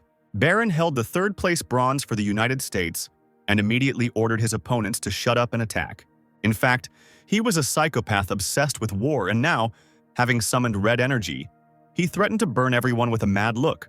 Instead of answering, the entire team immediately rushed towards the impudent man, preparing their attacking abilities. But Williams, without saying a word, grabbed Clark's face with his left hand, squeezing the thin skin until it creaked. Pushing the man forward slightly, Baron released so much force that he literally incinerated the other members of the team. Seeing their leader burning alive, they screamed in rage that they had to kill the damn player first. Williams looked back and laughed madly again, his red eyes shining brightly. Shouting that the rest were just pathetic insects and should die, he spread his arms, attacking with unprecedented force. Baron was an incredibly strong player, full of confidence, and no matter how hard anyone tried, they couldn't break him. The man shuddered and turned his head, noticing some unusual movement out of the corner of his eye. He saw how one single player, using his power and weapons, dealt with 10 other participants at once. Even people like Williams worry about Jihan once they see his abilities. It should be said that this was the case even before the guy traveled through time. Jihan had just finished attacking and stopped when Baron approached him. The boy turned his head as William, with his usual male impudence, addressed him. The blonde shamelessly poked his index finger into the player's chest, calling him the invincible Chushikan, with irony in his voice. Shaking his head, Jihan corrected his interlocutor, because he had distorted someone else's name to the point of an obscene word. Baron laughed, covering his face with his hand, saying through his laughter that he did not know the language of an underdeveloped country. He abruptly turned his gaze to Jihan, showing his glowing blue eyes, and hoped for the boy's understanding. Then, mispronouncing the guy once more, he threw him back with just a flick of his wrist. The familiar colored eyes looked at the place where the player stood with surprise. Williams didn't notice how time slowed down around him, and only condescendingly reported that it was a pity. Meanwhile, Jihan had already grabbed an arrow in his hands and used the heavenly thunderstep. Baron rose into the air and Jihan lunged towards him, lightning bolts shooting out from his body in all directions. The guy tried to pounce on his opponent with blows, but he, laughing, deftly dodged. An intricate rune appeared on his palm, which the man was about to throw at the enemy. Swinging his arm, he actually threw energy runes down, straight at Jihan, calling him a bug. The space was illuminated by a bright red glow. The young player was kneeling on the destroyed ground. Moreover, when he raised his head and rose to his feet, it turned out that Williams had decided to deal with all the players in the arena at once. Laughing madly, he soared even higher into the sky and spread his hands over the arena. A red pillar of death descended upon the players, rolling over their bodies with bloody fire, and they screamed in unbearable pain. Baron's tornado of energy swirled below, devouring the lives of the players, but gently wrapping itself around its master. Williams couldn't stop laughing. He cursed Jihan with all his might, prophesying death. But suddenly he heard words of gratitude almost at his own ear and shuddered, looking down. Somehow the fire didn't hit Jihan, who threw the tornado away from himself with the help of the Phoenix arrow. With Baron setting the stage, it became easy for the player to collect kills: single kill, double kill, triple kill, quadruple kill, quintuple kill. The space immediately returned to its previous state. The bloody reflections disappeared, and Jihan announced that he had taken first place in the ranking. Williams didn't understand how the guy survived because his flame is mixed with power, so at the first touch he should burn until he dies. Looking closely, the blonde realized that the flame was not touching Jihan at all. He was stunned when he realized that this player was also using power, just like he was. The man shouted angrily that this was impossible. As the owner of 2 status windows, he was the only one who could use the power. He exclaimed that it was a joke, but Jihan shook his head with a smile, saying that Williams was not the only one. Baron looked down with a distorted face, and Jihan continued to say that he was now personally convinced of the insignificance of his opponent's skills. These words shook the air. So mad with rage did the best player become, clenching his teeth and growling like a beast. Williams spread his arms again, and waves of furious force spread from his body. The entire arena was surrounded by bloody flames. Baron stubbornly repeated that Jihan was just an insignificant insect. The boy shook his head and raised his hand, muttering that he wouldn't let his opponent do something like that. Moreover, he did not show the man everything he had prepared. A bright crystal appeared in Jihan's palm. Even then, spending the night on the site, he carefully studied the windows of the system. Even if he takes the Queen of Shadows as his constellation, what will he do with the promotion match? The boy thought he needed to fill the hole left by the God of War. It was then that he remembered the crystal fragment that gave the player a one-time divine blessing. And now on the battlefield, Jihan used Crystal Fragment, receiving Divine Blessing. The system announced that all of player Sun Jihan's stats had increased by 50%. Initially, Baron Williams was a common coward, an inconspicuous player. Weak in spirit and body, he was the one who felt fear before the battle. Seeing this, people told him that the presence of such a person here was a waste of talent. The system proposed to combine 2 status windows and 2 classes. Then any player would be able to instantly capture all the battlefield. But Baron chose the support and mage classes. In other words, he supported from the rear. But soon, his status as a coward changed dramatically. The man himself did not suspect when exactly this would happen. As soon as he received the power, he immediately felt completely different signals from his body. Williams began to dominate every game with his massive mana pool, and countless prospects fell at his feet.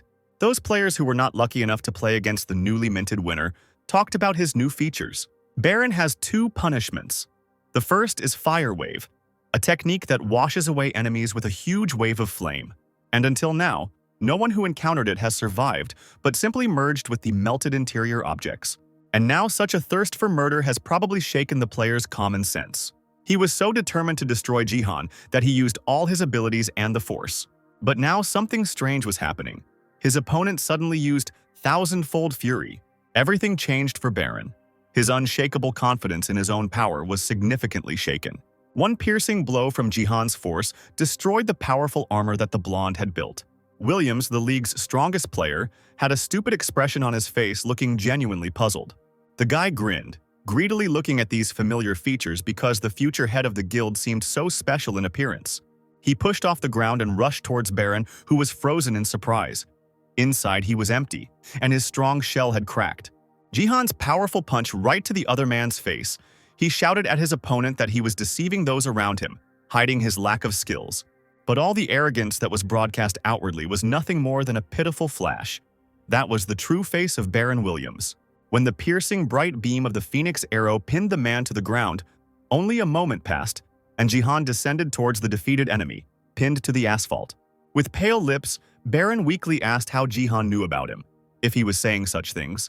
The player smiled, replying that Williams reminded him of someone he knew closely. No matter how cool or self-confident the person seemed, it was impossible to hide the feeling of inferiority. As the guildmaster, Baron built a false palace around himself out of his own pride, making others believe in his strength. But now, as he sat on the ground, younger than that version, covered in dust, the deprivation that had settled in his heart was revealed. Not wanting to be looked down upon as a man, he improved his body and changed his style, boasting of extravagant skills, but all this was only for self-consolation. All efforts are simply meaningless if a person does not want to change his very essence. Baron struggled to his feet, brushing the dirt off his clothes, and told Jihan that he didn't like other people's arrogance. The guy smiled and replied that he felt the same way, hoping that what happened would serve as a lesson to his interlocutor. He stamped his foot, invoking the ability, stating that enough talk was enough. The end of his fire arrow aimed straight at the man's chest. It was time to end it all. But everything didn't go according to Jihan's plan. With just one movement of his palm, Baron pushed him away. Now the guy's body was shaking from pain and high lightning discharges. He froze in midair, his mouth open in a silent scream. Even the clothes on his chest were scorched by the high temperature. Baron seemed to have recovered from the humiliating attack, now using his second lightning punishment. Unlike Fire Wave, where mana is spread over a large area, this high-level skill compresses mana and pierces it into a single target. Since the sheer force of compression was more important than control, this technique was perfect for Baron. But who would have thought that Jihan would remain alive even after being shot in the head? Holding the arrow in front of him, the player wondered why he survived. Was it because of his weapon?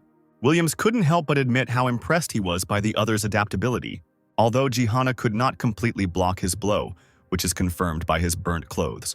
However, Williams has now gathered even more strength, saying that even if Jihan managed it once, it does not mean that he will be lucky the second time. The eyes glowed dangerously red, and lightning bolts ran through the entire body. The man was going to give it his all. Stretching out his hand, he showed his opponent how much power he had. Flashes of blue and red flickered around his body as the blonde rose high above the arena. The other participants, watching the fight, were happy that Jihan would soon meet his death. Everyone was sure that he would not be able to block this blow, and the audience predicted defeat for the guy. But the disbelief of others did not prevent the player from seeing the winner in himself. This happened because right now the Shadow Queen, a dark elf, was looking at the guy. Jihan returned the gaze and smiled broadly. He gripped the handle of the fire arrow tightly in his hands and took a few steps back.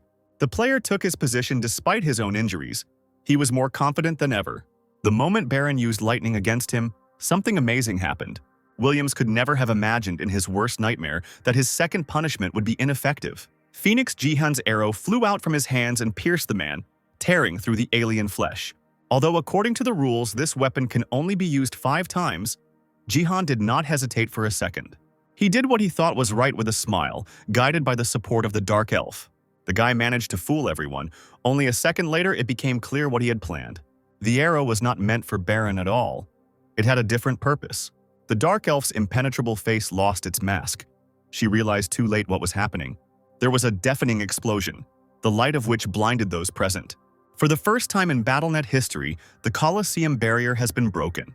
The stream's commentator made the announcement. South Korea's biggest rising star, Sun Jihan, had defeated the all-powerful Baron. Ha-young, who had bet all her money on the American, literally howled, clutching her mobile phone in her hands. She didn't understand how Jihan was stronger than Williams. It made absolutely no sense.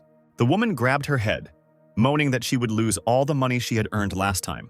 She shuddered when she heard Gaan, who had silently appeared in the office, quietly ask if the lady had been counting on her bodyguard's victory.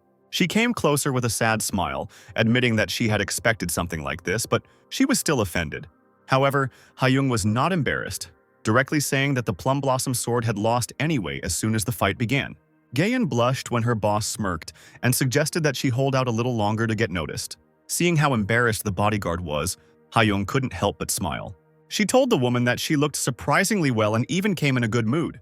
It felt like a heavy burden had been lifted from the warrior's shoulders, and she agreed. After all, the fight with Jihan showed her that her own body was getting stronger, and her skills were gradually improving. Even though she did not emerge victorious, Gaan gained invaluable experience from this battle.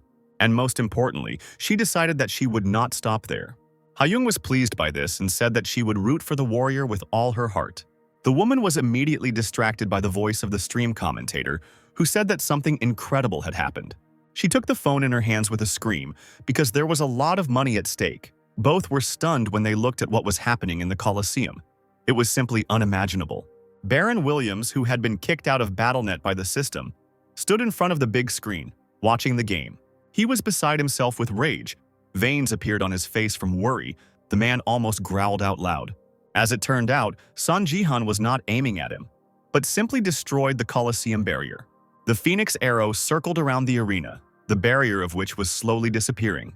Then, like lightning, she returned to her owner, who had summoned her. Jihan deftly caught his weapon with one hand. They were as if one. The player smiled as he addressed the Shadow Queen, saying that they hadn't seen each other for a long time. The elf was shocked, especially now that the barrier was broken. The black mist slowly spread around her, forming a cocoon. Then everything changed abruptly. The queen disappeared from sight, and in her place an ominous ink stain spread. The spectators fell silent, warily continuing to watch what was happening. The surviving warriors also tensed up, not knowing what to expect now. The entire arena was filled with darkness, and purple ink rushed towards Song Jihan. The next moment, the system announced that the signal was lost. An error had occurred. The screen of the mobile phone with the stream went dark. Sia, who was anxiously watching the broadcast, was seriously scared. Jihan found himself in emptiness with two white lights looking at him in the distance. However, this had not frightened the player for a long time. He did not move from his place, carefully watching those eyes. The arena became ghostly and the air was so cold and stuffy that it was difficult to breathe. The boy knew that the Shadow Queen continued to watch him closely. But since the notification did not appear, it can hardly be considered a test. The system just announced an epic quest: find the Queen of Shadows among the Colosseum spectators and provoke her. Jihan decided to use the Path of the Immortal Sage. A burning beam from his phoenix arrow shot into the distance, but it immediately went out. The guy guessed that the elf had absorbed the chi energy coming from the arrow. He was puzzled to realize that no attack would work on the powerful Shadow Queen. However, he immediately felt a clot of energy behind his back and hit it with his fist. The player turned around and looked at the ghost next to him in confusion. The fist struck the void. The human-like image gradually dissipated.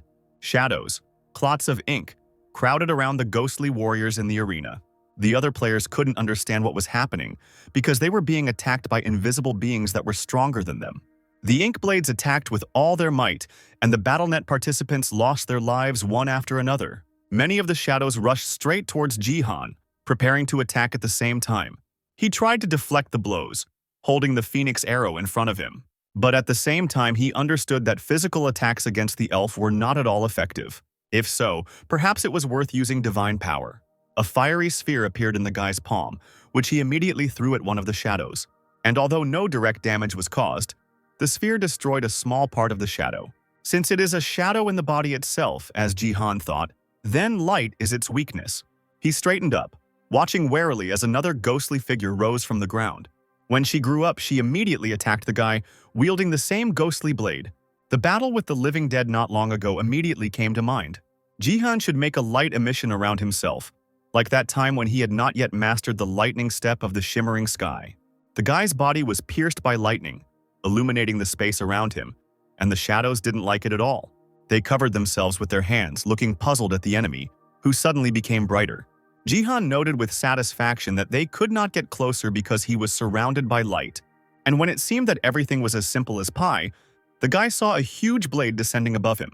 He rolled his eyes and sighed heavily, sensing something was wrong, as he had never seen anything like this before. BattleNet Connector looked like a large chair, equipment required to participate in the game, which had the effect of reducing pain during the game. Since amputations, burns, and other injuries happen often, and BattleNet simulated 100% of the pain players feel in the real world, the connector is the most important thing. It was recommended to reduce pain by 80%. Most of the best players use models that reduce pain by 90%. This allowed me to play much more boldly, freeing myself from the fear of pain. But even so, Song Jihan did not use the connector, knowing all the consequences. He knew in advance that there was no point in this, even if not now, then in the future. And all because BattleNet will soon become a reality. The connector will only be able to remove the feeling of pain temporarily. Once the real game in the Space League starts, it will become useless. Fighting with one's life on the line always means being in reality, which is why Jihan didn't use the connector. The fire scorched his skin, not killing him, but causing him to experience terrible pain. Lightning struck the heart with 1,000,000 volts, causing the body to burn in agony. Jihan overcame pain that an ordinary person could not even imagine. And now the entire BattleNet was plunged into darkness due to the destroyed barrier. The guy risked being cut in half by a huge 10-meter sword. Gritting his teeth, the player tried to avoid the attack. He even tried to push the sharp blade away from himself. But only after turning his head for a second did he see something that made him shudder in surprise. The players, who had only just now gotten used to the situation, still did not understand what had happened. For some reason, the huge shadow hanging over the arena only attacked Jihan. Being twice the size of a human, she attacked the player with all her might. White glowing eyes continuously followed Jihan's movements.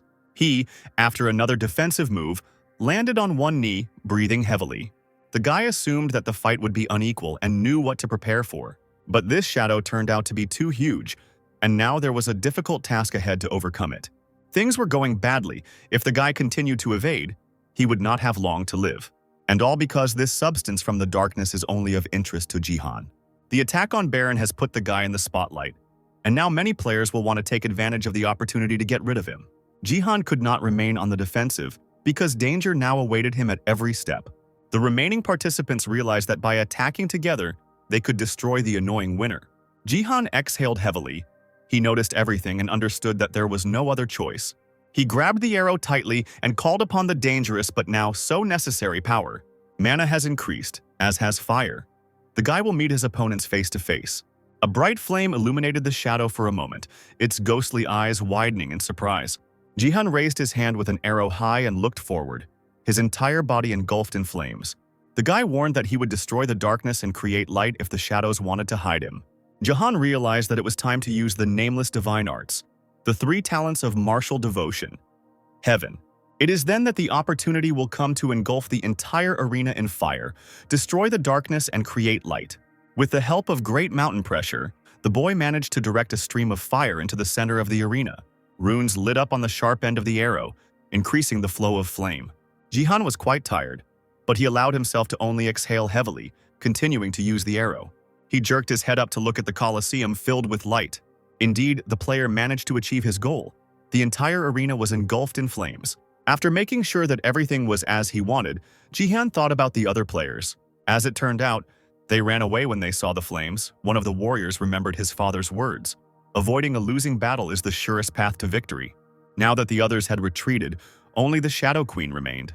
Having lost her elven shell, or hiding it, the elf watched the player like an evil shadow. Suddenly, Jihan realized that the flame had disappeared once again, and instead, darkness surrounded him. He shook his head, thinking that the queen would be difficult to calm down. It seemed that this would not end until the real body was in order. The player decided it was time to put an end to this, tightening his grip on the phoenix arrow. The 3 dantians rebooted, and the guy's figure was filled with bright light. It is necessary to use high-level martial arts, such as the 3 talents of martial devotion and nameless divine arts. The player might not succeed, but he knew he might not get another chance. Of course, nothing can be done perfectly given his current level. This was the solution. You can simply add the power of the Phoenix Arrow. It was not for nothing that Jihan acquired this weapon. His head cleared up, and the guy looked at the arena with a completely different look. Phoenix Fire activates when thrown, making the arrow stronger as it returns to the owner's hands after use. The arrow compensates for the lack of strength, because since ancient times lightning has been considered divine wrath, a kind of punishment that an embittered god sends upon humanity.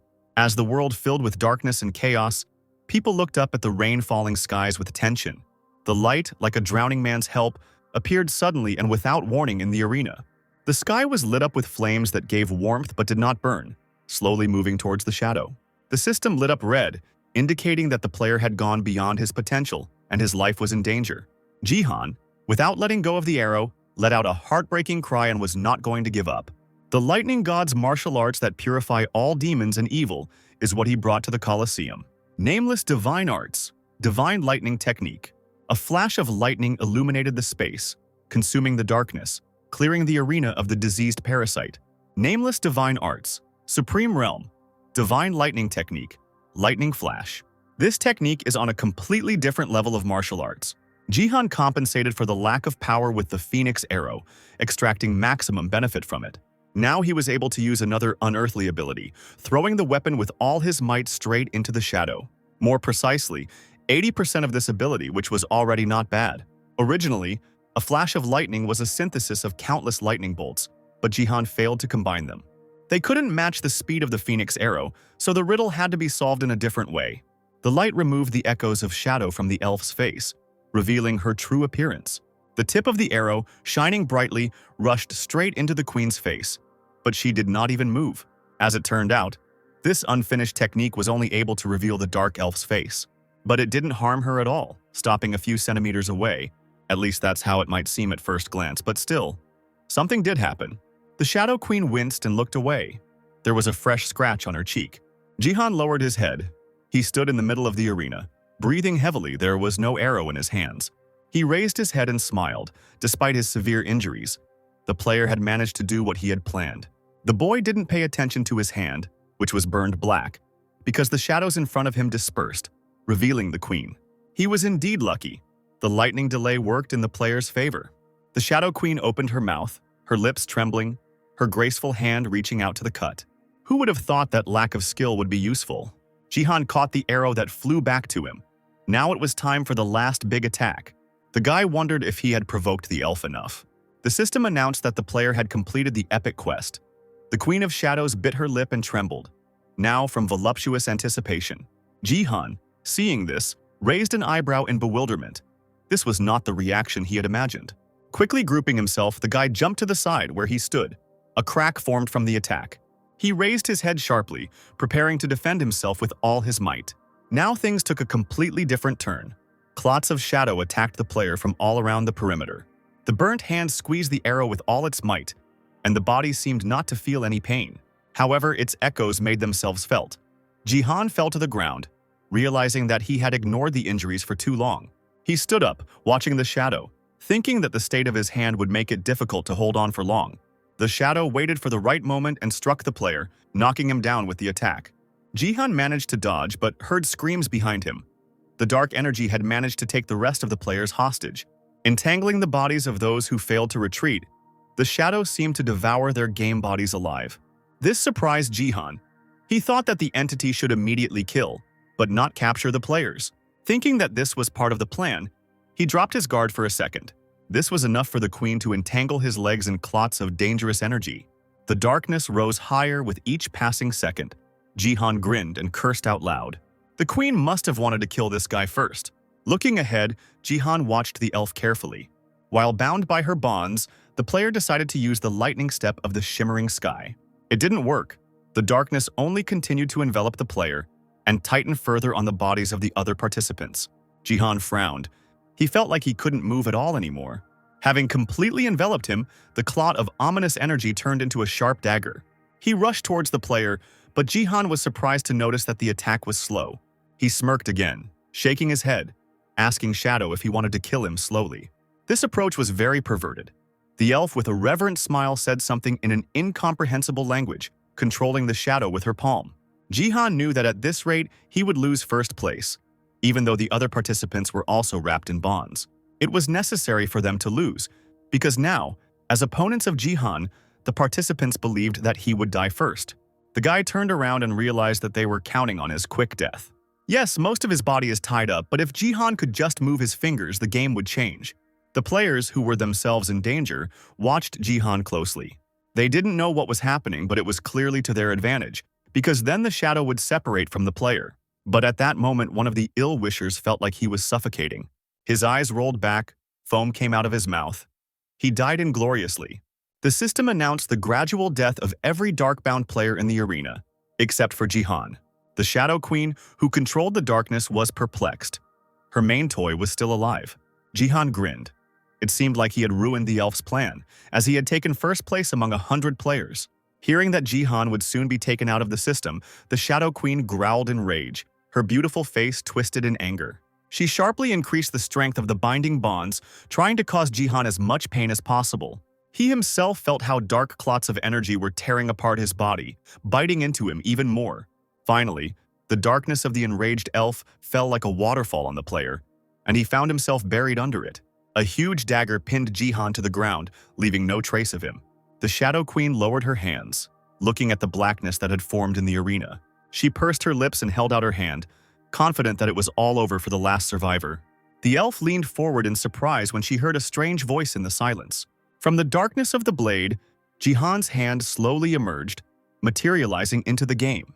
He jumped away deftly, claiming that he had dodged at the very last moment. The boy winked playfully at the queen, saying that the BattleNet's influence diminishes when the game ends. And by the way, this same rule applies to the Queen of Shadows herself and her abilities. The elf frowned, leaning back when she saw the boy's self-confidence. He stood in front of her, laughing and saying that the queen would only need his left hand, which was now a little ways away. The system repeated that the game was over and the player would soon be removed from the game. The Shadow Queen's face showed genuine rage as Jihan disappeared from the arena. Then a mistake was declared. The sun shadow mark was applied to the player's left hand. Jihan took off his shoes and sprawled on the floor, exhausted after the hard game. Lying on the floor, the guy was breathing heavily. This game had taken all his strength. Gaan, Baron, and then the Queen of Shadows. A whole marathon. The player's eyes snapped open as he realized that there were consequences. Just a little more, if he had been just a second late, and the player would have been finished. Before the Shadow Queen's sword touched the boy, he managed to concentrate all his strength in his fingers. The hero needed only a few movements, despite being constrained by the darkness. The other participants standing behind him watched with longing to see what the recognized hero would do, and he sought to cut the arteries leading to the hearts of these traitors. Jihan was afraid that the queen would take advantage of the moment, but everything turned out well.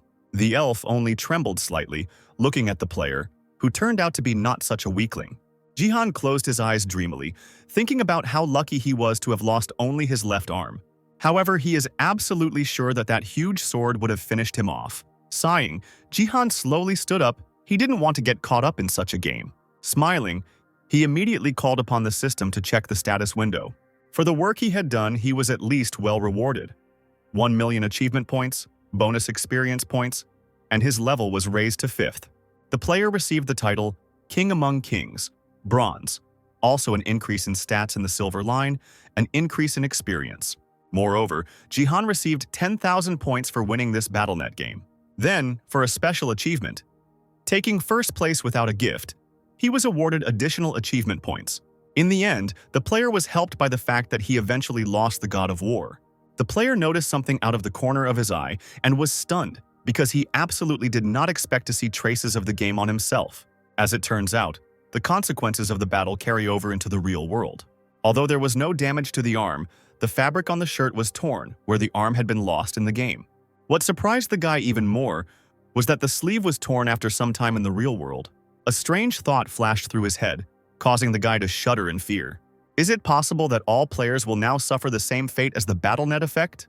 Jihan did not understand how this was possible, because all the participants were at the learning stage. What if the point was that the constellation was a being from another dimension? Jihan examined his own hand, not understanding what had happened, but at least there were no wounds. At that moment, Sia burst into the room, joyfully greeting her uncle who had returned. She was very worried because the broadcast had suddenly ended. The uncle was genuinely surprised. The girl breathed a sigh of relief, saying that she couldn't find a place for herself after the moment when Jihan broke the barrier. All the newspapers and online publications went crazy, publishing countless news items. Sia showed them to her uncle. The girl asked with interest whether the elf she had found was the Queen of Shadows. The guy nodded. He added that thanks to his niece, he completed the task, and she immediately beamed with delight. Sia had barely muttered that her efforts had not been in vain when her gaze shifted to her uncle's hands. When asked what was wrong with his arm, the guy tried to change the subject, answering that he himself didn't know why the sleeve was torn. The next moment, Sia covered her face with her hands in shock as her uncle's hand began to turn black, becoming covered in darkness, paralyzing her body. Jihan turned his head and shuddered, looking at his forearm. He could not have expected this. After a few moments, the entire hand turned dark. The system detected the curse. At the Divergent Guild headquarters, Hayoung carefully studied the stream recordings, observing Jihan's fighting technique. It's amazing that the guy beat Baron, but what's even more amazing is what happened next. The player's movements were simply incredible. He seemed to have easily destroyed the barrier, especially since everything happened in the Bronze League, and what to expect from the player in the future. The guild needed to hire Jihan. No matter what it took, the guy was getting stronger every day, but this fight made him too famous. The player was already being considered by other guilds at high meetings, considering him a valuable lot. Even in New York in the America First Guild building, orders were given to contact Jihan. The same thing happened in France. Just like in Japan, Tokyo, on the advice of Takeda's manager, was against the issue of recruiting a guy. A man in a business suit asked how to do this because the task was problematic. The guy did not want to join the guild for any amount of money. He slammed his palm down on the table, declaring that it was impossible to do so because of the Sword King. His interlocutor smiled, saying that the man shouldn't worry. He had one idea. There was a way to keep the Sword King in a special place and recruit Jihan in the meantime. Meanwhile, the organization has already called in a special person who will help them achieve their goals. Ryuhei watched as his lover was taken away by a private helicopter. He looked depressed because the woman didn't say where she was going. She smiled softly, asking in a seductive voice not to worry so much. The helicopter blades scattered the special scent of her enchanting abilities into the air. The man painfully closed his eyes. Ito Shizuru ordered that they would love each other again. Ryuhei opened his pink-tinted eyes and nodded slowly. He wished his mistress to be careful, and she waved her hand with a smile. Ito Shizuru looked, as always, absolutely flawless, and she knew that anyone would love her. The guards let the woman go ahead, calling her a goddess, and she smiled politely. Closing her eyes in pleasure, Shizuru noticed the clear sky. A perfect time for a visit. Her own beautiful almond-shaped eyes lit up with a bright pink color. Seiya watched in horror as Jihan's hand darkened, and he himself did not understand what was happening. It seemed as if the boy heard a soft female voice in his ears calling him by name. A new day had dawned, and the sun was shining on the tall building of the Sword King. An elderly man from the South Korean government, the head of the BattleNet department, Kim Namtae, had just arrived and was telling someone about it on the phone. He walked out of the elevator listening to his interlocutor thank him for his help. Namtae Nikto's assistants bowed as the man stepped out of the elevator, saying that he should have taken care of everything. He smiled, promising his invisible interlocutor to repay him for all his efforts. Namtae promised that he would pass on the message to the two who ruined Taewon-daely's reputation, referring to Jihan and C. The guest was served a small table with sweets. Jihan did not expect that the head of the BattleNet department himself would visit them. He laughingly apologized that he could not visit the family more often. The man took a sip of juice when asked why he had come. Namtae reported that the BattleNet department decided to reward Jihan for all his achievements. However, the reasons for the visit did not end there. The man said with a smile that Jihan and Sia needed to formally apologize to Taewon-daely. He added that Jihan attacked CEO Taewon-daely's family members while looking at the family's surprised faces. If both signed a contract to appear in their advertising campaign and publicly apologized, they said they would forgive the family. As soon as Namtae said that it was kind of the publishing house, Jihan firmly said that he refused. He stood up from the table, causing the man to cry out in confusion, then added that he could leave if that was what he had come for. Namtae shouted that he was the head of the department and Jihan had no right to leave. Seeing that the guy was leaving, the man used a surefire way to stay. He announced that he was preparing to publish an article about his sister. After all, this is Taewon-daely, not some small firm. They can destroy a person if they want. Even though Jihan manages to save face through donations, People still look down on him due to his connection with the Sword King. The guy should be grateful that he was even given the chance to bring about his changes. Without turning around, Jihan used the force to lift the glass of juice into the air and pour it onto Namtai's head. Jihan made several movements with his hand, continuing to tilt the glass. The man was beside himself with rage, covered in sticky liquid, but continued to silently listen to the guy. Jihan was about to lower his hand when Namta burst into a stream of dirty curses and insults at him. He stood up abruptly from the table, shouting at Jihan, who did not understand the seriousness of his actions and dared to threaten the head of the South Korean Department of BattleNet. The man, choking on his own saliva, threatened Jihan, who had made enemies of both the press and the South Korean government. Jihan and Sia had already left the table, looking at the man who was threatening to publish a devastating article about Sia. The niece and uncle looked at each other and smiled. Sia didn't care at all. Namtae returned to the Taewon Daily headquarters, wiping his face with a handkerchief and cursing at Jihan. He shouted that he had never encountered anything like this before, and the victory in the BattleNet duels had completely turned Jihan's head. Taewon Daily CEO Kim Hyung-chul put down his cup of tea and smiled as he suggested that the man had had a hard time. Kim Hee-seo perked up and turned the phone screen towards her father, interrupting his conversation with an irritated Kim Nam-tae. She asked to look at the article about the gift of Sia that everyone was talking about. The girl laughed maliciously. The author of the publication wondered whether the girl had received a useless gift, judging by the photo from the hidden camera, and the commentators even mocked the future player.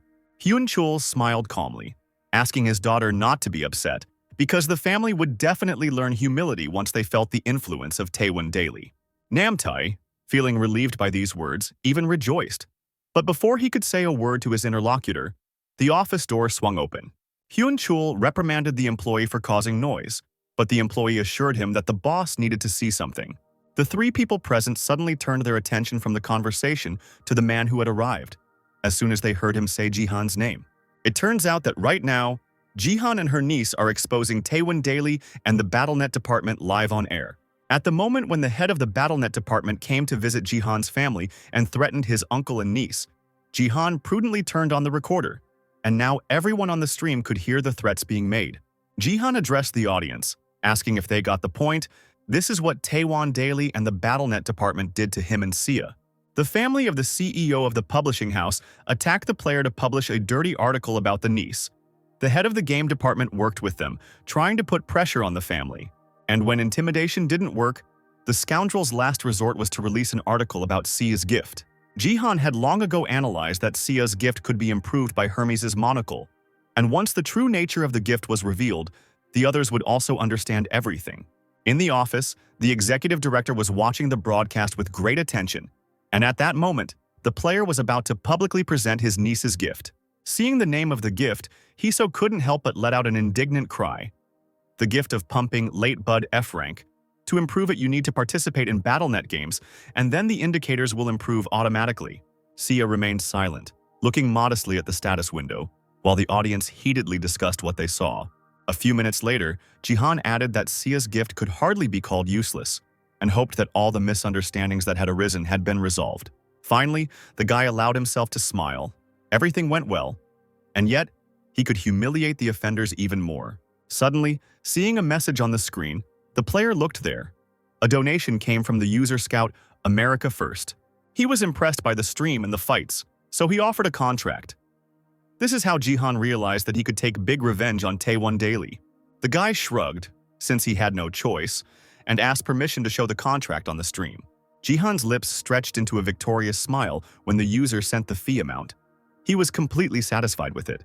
The player politely thanked his interlocutor for the offer, adding that he had a small dream to create a guild in Korea immediately after reaching silver. Namtae cursed filthily when he heard that the boy accused the department and the publishing house of threatening him, which meant that he needed to become a member of the guild. Jihan pressed his palm to his heart, saying that he loves his nation infinitely and would be happy if he receives help from it. The camera then showed his good-natured expression. The player wanted protection so he could stay in Korea. Finally, the live broadcast ended. Sia timidly asked her uncle what they were going to do now. Without turning around, he immediately replied that his niece had nothing to worry about. He shook the phone in the air, adding that he would take care of some issues. The name Lee Ha-yeon appeared on the screen. Jihan was calling the head of the third department of the Divergent Guild. After talking with the guy, The woman, standing in her dressing gown, groaned dejectedly. She and her bodyguard were in her large dressing room, unsure of what to wear for a meeting at this time of day. Ignoring her assistant's questions, Ha-young nervously rummaged through the clothes hangers, asking which outfit would look best. Finally, holding the soft blue dress to her chest, the woman smiled dreamily, wondering why Jihan suddenly wanted to meet. After some time, having sent Sia home, Jihan returned to their apartment. But in the underground parking lot, the player's path was blocked by a dangerous-looking group of strangers, 5 of whose faces were covered with masks. Jihan tried to distract them by suggesting that these guys weren't just a group of ninja cosplayers passing by. As soon as he asked if the BattleNet department or Thowen Dai had sent them, the boys immediately took out their weapons from their sheaths, one of them creating a small flame on his palm. Jihan put his mobile phone in his pocket, realizing that both structures were hunting him.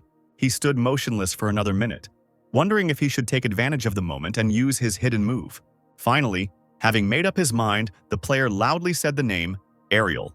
The darkness immediately spread out into bizarre patterns beneath Jihan's feet. The group of opponents retreated back. Even from their eyes, it was clear how much they were frightened by the unknown entity. The eyes made of bright lightning narrowed dangerously as something like a dark cloud rose above Jihan, calling him an insolent person who had summoned more to fight the lower parasites. The player calmly replied that the darkness should think of the boys as a warm-up, since they were the perfect enemies to test the entity's skills in action. The guy's hand turned the color of darkness, as if he had dipped his forearm into a vat of liquid. Jihan ingratiatingly said that they were in a dark underground parking lot. The player stretched out his night-black fingers and wiggled them as he smiled at his opponents.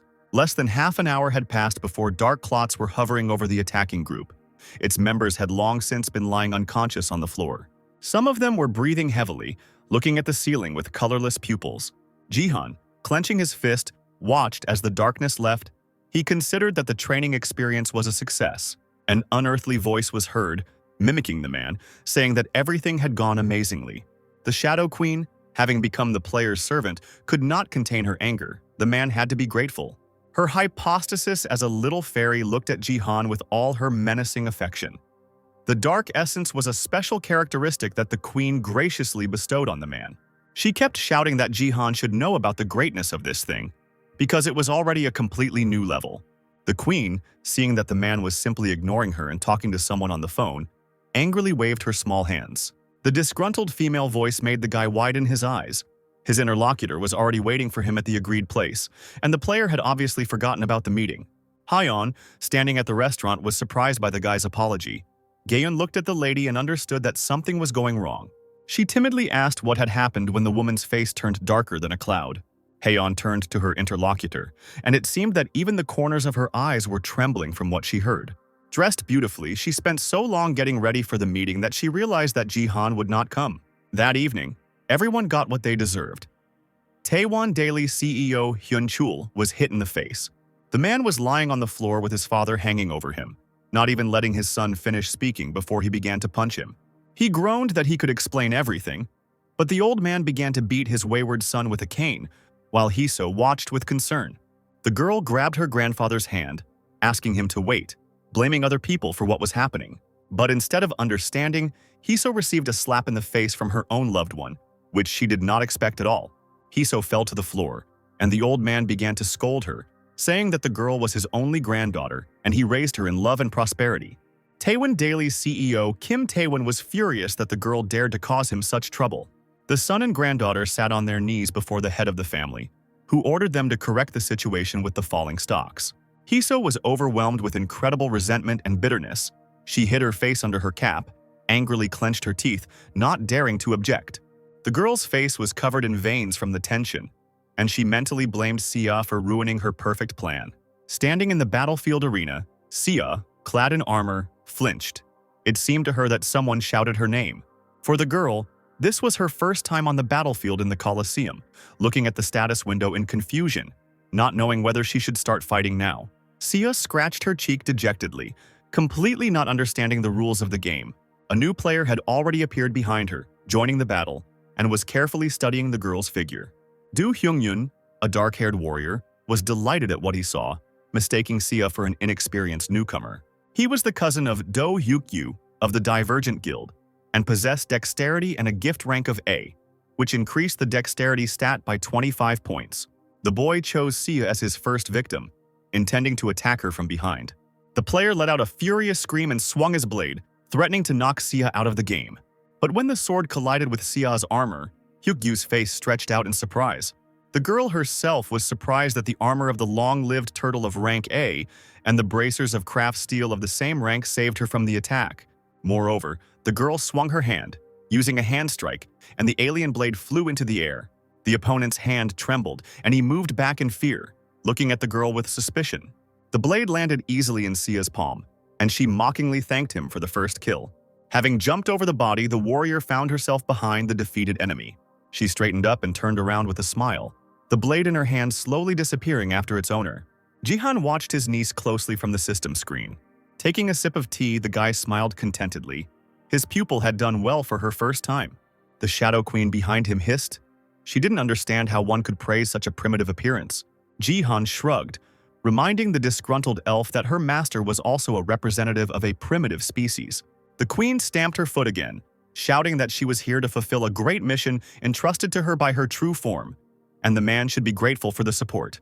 Apparently, the guy really didn't understand what a famous and great power he now possessed. He looked at his hand, remembering how scared he had been along with Sia when it had darkened. A bloody system screen appeared in front of the guy, and the notification didn't seem so bad. Of unknown rank, the curse would consume some of the player's stats until the curse was lifted. Sia clutched her uncle's arms, asking what was going on and what consequences it would have on Jihan. Jihan was silent. He himself did not know, but the message window was similar to the one that objects had. Finally, he decided to take advantage of emergency rehabilitation. The player extended his mutilated hand in front of him, and an image of a ghostly hammer appeared above it, restoring the sun's shadow. He was surprised when the system announced that the sun's shadow rank was too high, only partial recovery was possible. His forearm suddenly snapped, and Jihan almost howled in pain, trying to take advantage of the emergency recovery. Several long, agonizing moments passed, and then suddenly the pain subsided. The system window returned to its usual blue color, and it was announced that the curse had been lifted. Furthermore, the true nature of the curse was unlocked. Along with this notification, the blackness left the player's wrist. Jihan was stunned when he saw the clear skin of his hand, and the former spell had now turned into the SS rank skill Sun Shadows, the constellation Shadow Queens, and could also be transformed into a shadow sword. Sia pounced on her uncle with questions, but he only smiled, noting that he was fine. But suddenly, in the ensuing silence, an otherworldly voice was heard calling the man pathetic. The darkness itself crawled across the floor in a huge spot, the Queen of Shadows, sparkling with pale eyes of lightning. Having made a circle, the entity turned and floated in black curls towards those present. Jihan immediately ordered Sia to leave, but the entity gathered like a cloud above their heads, turning into a small whirlwind, seemingly not intending to attack. The vortex became more and more active, and finally a small figure emerged from it, a miniature copy of the Shadow Queen with a stern look. Jihan and Sia stepped back, frightened by those small evil eyes. The clone of the constellation Queen of Darkness gracefully dropped to the floor, tapping her small shoes on the surface. She announced that the Queen's true form found the human's skills amusing and ordered her to assist the player in his endeavors. The elf, pointing a sharp finger at Jihan, exclaimed that from that moment on she would serve her master. The guy, looking at the dark elf, raised an eyebrow, muttering that something devilish was going on. The system suggested that the clone of the Queen of Shadows constellation, Ariel, was gifted to the player as a characteristic, Dark Essence. Now Jihan appreciated the gift, the power to use shadows as weapons. He hadn't used it yet in BattleNet, but it was a useful skill. However, listening to Ariel's screams, who demanded to increase her dark matter stat, the player felt like he had an annoying mosquito flying over his ear. By evening, Jihan had prepared a practically festive dinner for Sia, preparing many dishes. The girl moaned that the training was very difficult. Her uncle supported her, saying that she did well for the first time. After eating some rice, Sia smiled brightly upon hearing the pleasant words. Suddenly, Sia puzzled Jihan, asking what he would do with the invitation from the America First Guild. Jihan replied that he would not agree, even despite the large sum offered. He would be able to save this money himself. Putting the spoon on the table, he added with a smile that he did not want to join a guild. He wanted to be on his own. Having arrived in a service car to a tall building, Haeyeon slowly got out of the car.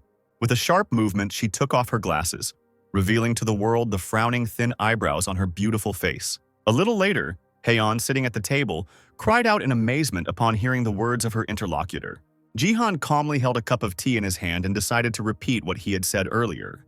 The guy offered Haeyeon to become the master of the guild he was going to found. The woman screamed indignantly at the player who dared to come to her house to hire her as a master, to which Jihan responded that she would only be a master in name. Haeyeon exclaimed that she belonged to the Divergent guild. Jihan retorted that she was only a sales manager and not a player. The woman covered her face with her hand, grimacing.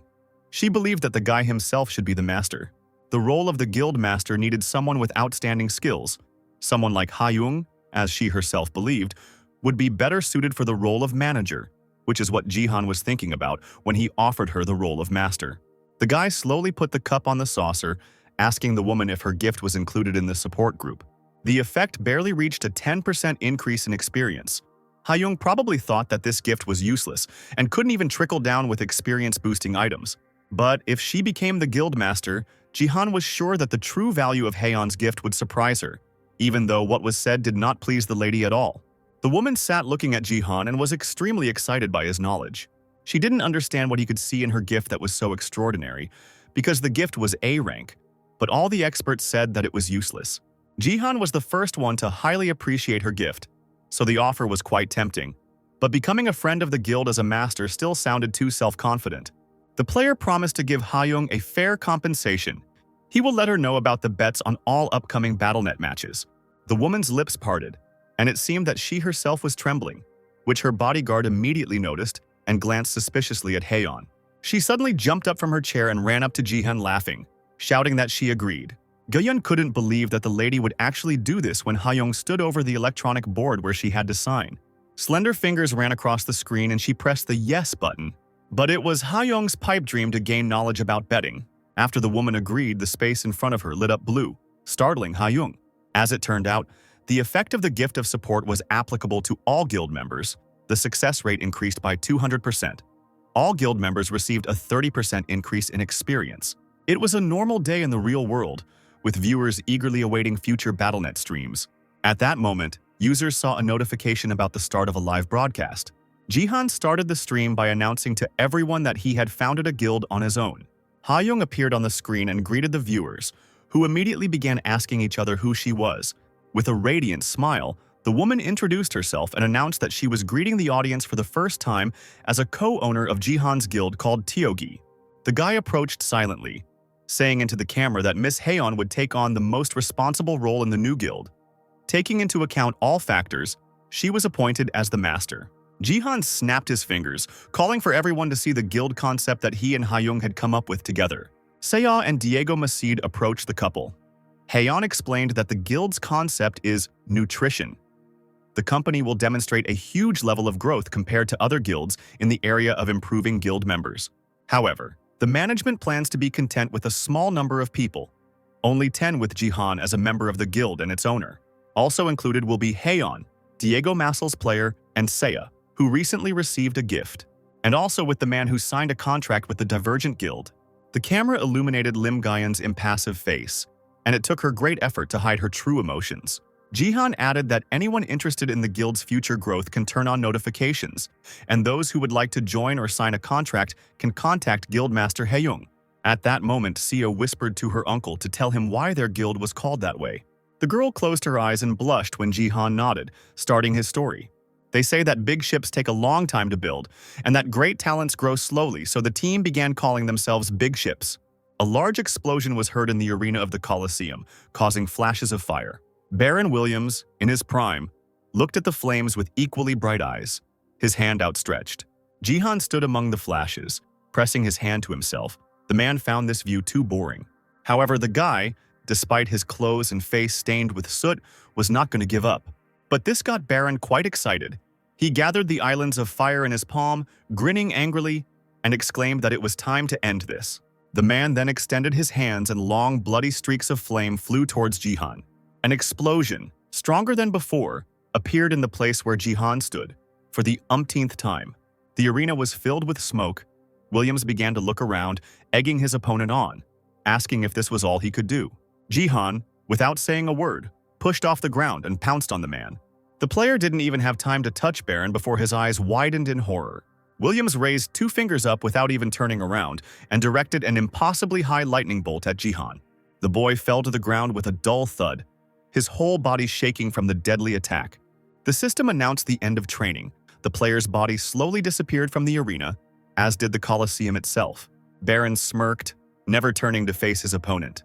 The blonde was talking to himself, saying that as he had assumed, Jihan had defeated him by chance that time. The assistant reported that the 50% version of the guy's predicted fight in the promo match was stunning, and next time they would increase the volume of performance higher. Baron ordered the assistant to shut up, when suddenly another employee entered the room and asked the man to approach the guild owner. He shuddered, because he wanted to take out his anger on his assistant, but he couldn't contradict the head. At the head of the guild's office, employees and guests were greeted by plants and a large sign with the name of the guild. What Baron heard made the veins on his face stand out and his jaws click loudly. He allowed himself to shout at his interlocutor, asking if he had gone crazy if he was offering his best player to be hired into Jihan's guild. America First Guild owner Robert Gates, an older but strong man, playfully convinced Baron to watch Jihan's latest streams to understand his idea. Williams was still angry, but he obediently leaned over the system screen. What he saw excited the man incredibly. His energy began to flow out of his body, lifting objects into the air. However, he did this on purpose, seething with inexpressible anger, telling the chief that he had completely lost his taste. Baron shouted that Jihan was deceiving Gates and they didn't need help from any losers. Having finished with the fact that Robert did not dare even mention this to the guy, the blonde made the objects in the room fall into place with a crash. The guild leader rubbed his temple. He knew that Baron had developed an inferiority complex because of Jihan, but who knew that he was unable to separate the personal and professional? Then Robert warned that if she refused, he would send the girl to the Tags Guild. A pretty blonde sat in the locker room of the gym after training and looked at the system window. It was hot, but she clenched her fists and watched the player Jihan greedily. Sophia, nicknamed Saint, was a fan of the player and did not miss his streams. Lim Gaan stood by her mistress's chair, pursing her lips, preparing to listen to her exclamations. Hayoung approached Jihan, shouting that America First had offered a huge amount of money in exchange for the secret to improving them, as had the Chinese National Congress. Jihan warned her not to give out any information. The woman blushed with pride.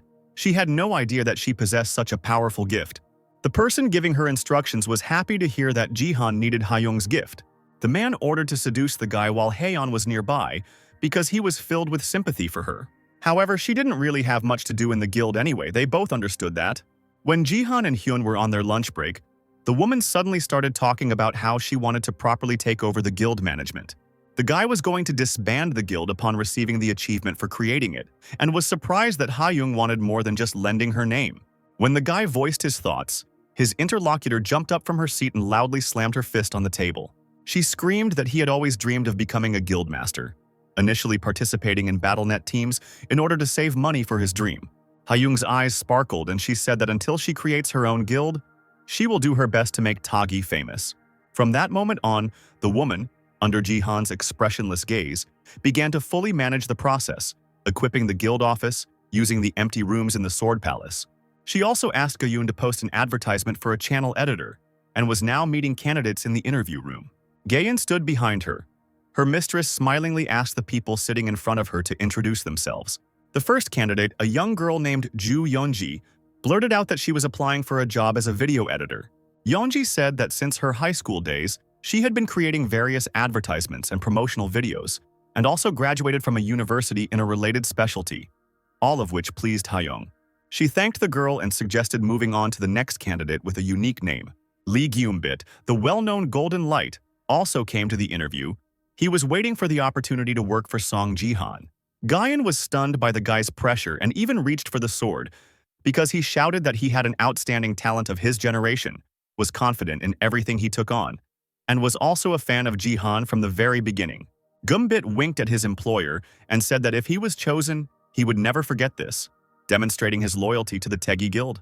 After Blestyashka's fiery speech, silence reigned in the office. Everyone silently looked at the guy. Hayoung, whose eye was twitching from all the activity, waved her hand and thanked Gumbit, asking her to sit down.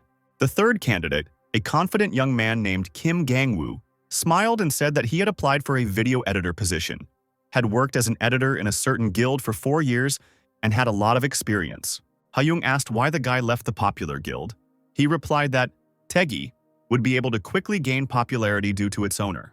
The golden streamer was angry, listening to such an experienced opponent. He was afraid that he would be more willing to give the job due to his experience. Ganwoo finished speaking, and it was clear that Gaan liked him. So she asked if the candidate had any questions left. She sat down and was slightly surprised when the guy asked if Jihan would participate in the interview. Hyung explained that she was only responsible for the guild. Is Gangwoo also a fan of Song Jihan? The candidate nodded, but apparently was not going to give up, and suddenly asked what floor Jihan lived on. Hyung and Gaeun exchanged glances. Such increased attention to the player seemed suspicious to them. Suddenly, Gumbit stood up from his seat and called out to his opponent, noticing that he had sensed something wrong from him from the very beginning. The blonde grabbed Ganva by the shoulder, squeezed him tightly and turned him sharply towards himself. He turned red with anger, exclaiming that he was looking forward to meeting Jihan more than anyone else. And no matter how much the candidate liked the player, he did not dare ask questions. The shock from someone else caused a knife, the blade of which was tightly wrapped in newspaper, to fall from under the hem of Ganwoo's jacket onto the floor. The golden streamer didn't understand what happened. Looking at the object under his feet in bewilderment, Ju Yeonji gasped. Realizing that he had been exposed, Ganwoo clenched his teeth until they creaked, and the veins on his face stood out from the tension. He ducked like lightning and raised the knife, tearing off the protective layer of newspapers. A sharp blade glittered in the air. Ganwoo turned into a madman in a few seconds, began to swing his sword and filthily cursed Jihan, who had the conscience to found a guild, defaming the name of the Sword King. Gaan immediately pulled Haeun back with her strong hand, realizing that the guy was a man sent by the Sword King clan. Meanwhile, Ganwoo was approaching. Without lowering his knife, he threatened to cut off the heads of everyone present as a lesson. A mad smile froze on his face, but the killer did not have time to put his plan into action. The golden light tried to stop him again, grabbing him by the collar of his jacket and throwing him to the floor. Ganwoo straightened up and bared his teeth, rubbing his bruised chin. This blonde had been irritating him from the very beginning. Gumbit loomed over his opponent, his figure giving off an ominous atmosphere that was completely alien to him. Ganwoo screamed terribly and swung his knife with all his might right in front of the imperturbable blonde's face. The same one leaned back slightly, then the offender's face collided with his fist. The blow was incredibly powerful. No one could have expected such a thing from the simple-minded Gumbit. The criminal doubled over, realizing that he was left without a tooth. He was hit so hard. The golden light jumped up and attacked Ganwoo again, this time causing him to fall face down on the floor. Gumbit stood over him, breathing heavily. Hyung and Gaeun did not interfere, but the bodyguard was ready to come to the rescue at any moment. The only thing they knew about the guy was that he was originally a Golden League player, but he purposefully demoted himself. Mostly his content was based on mocking other users. At that moment, Gumbit turned to the women and coquettishly adjusted his hair, exclaiming that he was incredibly cool. The streamer immediately began to show off in front of the camera. With his other hand, he picked up the beaten Ganwoo from the floor, asking him to hit him again so that this moment could be captured on the stream. Hyung rolled her eyes and asked Gaeun to call the police, but Gaeun didn't argue. A little later, the women told Jihan everything. He was incredibly angry because all this time he, not Sia, was the target of the Sword King. Haeun began to calm the guy down. Jihan felt sorry for him and demanded that security be strengthened and that an editor be chosen immediately, but Hyo said that there was no need for that. As it turned out, they had already found a suitable candidate and sent him a message. The golden streamer bit his nails as he sat in a chair in front of the monitors, clutching his head, unable to wait for the results. The poor guy even started crying, being sure that he would fail the interview. Perhaps he praised himself too much. Finally, after a few seconds, the dark screen in the blonde's hands lit up. A message arrived, and when Gumbit opened it with shaking fingers, he almost lost consciousness. Moreover, Ju Yeonji also received the same message, although she didn't expect it at all. Takeda Kazuo appeared behind her, rubbing his hands. He said that the girl was simply incredible. He addressed Yeonji respectfully, asking if she was okay after infiltrating the guild as an editor. The girl smirked and adjusted her glasses on the bridge of her nose, saying that there was no need to worry about it. Hiding behind the guise of a simple-minded worker was none other than Ito Shizuru, who was sent to destroy the guild and Jihan. To distract himself from his thoughts, Golden Light tried to play one of the collection of numerous games, but it didn't work out well, so Gumbit quickly gave up, resting his chin on his folded hands. Sitting up straight in his chair, He shouted that it was unfair that he had been denied the editor's position, even despite his loyalty to Jihan. One of the viewers suggested that the guy become a bodyguard, as that would suit him better. The blonde clenched his fist. He thought that Jihan was now nervous about the attacks that could befall him. Gumbit vividly imagined how from now on, he would go in a different direction and become a bodyguard protecting Jihan. Gumbit, hugging a pillow, did not immediately notice how he received a donation and a message that Jihan was now playing peacefully. The guy dropped everything and ran to the monitor, begging the viewers not to leave his stream. A serious battle was raging on the new location. The architecture of this map was amazing. Jihan slowly transformed near the stone buildings, and for a long time the audience could not understand where he ended up. As it turned out, the player had to complete the Silver League mission, and the system welcomed him to Gangnam. The game mode was designated as Invasion, and so far the map has been quiet. Jihan looked at the garden surrounded by stone blocks. In front of him was a red crystal. Something elusive brought on nostalgia. Gayun appeared behind him, asking what the player meant. Lim Gayun and Song Jihan teamed up to complete this mission. However, it can be said that Haeyeon demanded that Gayun go on a mission and raise her level. Jihan smiled, replying that he had only seen this map on live broadcasts. The guy extended his hand to the bodyguard, respectfully informing her that he was looking forward to playing with her. The woman hesitated and was in no hurry to shake his hand. Her jaw muscles were clenching from difficult thoughts. Finally, the corners of Gayun's lips twitched, and she shook the stranger's hand. She still felt uneasy that she was the one hired by the man whom the woman wanted to hire herself. Jihan looked behind her, assuming that the rest of the participants had finished dividing into groups. Gayun was thinking about something and shuddered when she heard someone calling her name. A trio appeared on the map. Young warriors. A team from the guild, Reasons for Advancement. They did not expect to see a warrior here. Jihan smiled and waved his hand. He recognized the guild Reasons. The young people literally ran up to those present and began vying with each other to greet Mrs. Gaan. A girl from the team asked how the woman was doing and if she would return to their guild. The warrior herself blushed from such attention, trying to hide her awkwardness. She adjusted her hair behind her ear. One of the guild members remembered falling to his knees in front of Gayan's image. Only a few days had passed since her passing, and he felt so lonely. The guy in love was imagining how Gaan would get into the Silver League. The participant wanted to teach her a lot. He even dreamed about how they would start a real relationship. Suddenly, the boy clicked his teeth in anger. He decided that Jihan was to blame for Gaan leaving the guild. The young girl smiled warmly and offered to explain the rules of the first invasion mission to Jihan and Gayun. During the mission, 10 players are divided into 2 teams, Angel Outpost and Demon Outpost. This is a 5 versus 5 team game. The side that breaks through all 3 lines and destroys the enemy's shrine wins. The outpost that destroyed all 3 lines of defense and the enemy outpost wins. There is a jungle zone outside the defense zone.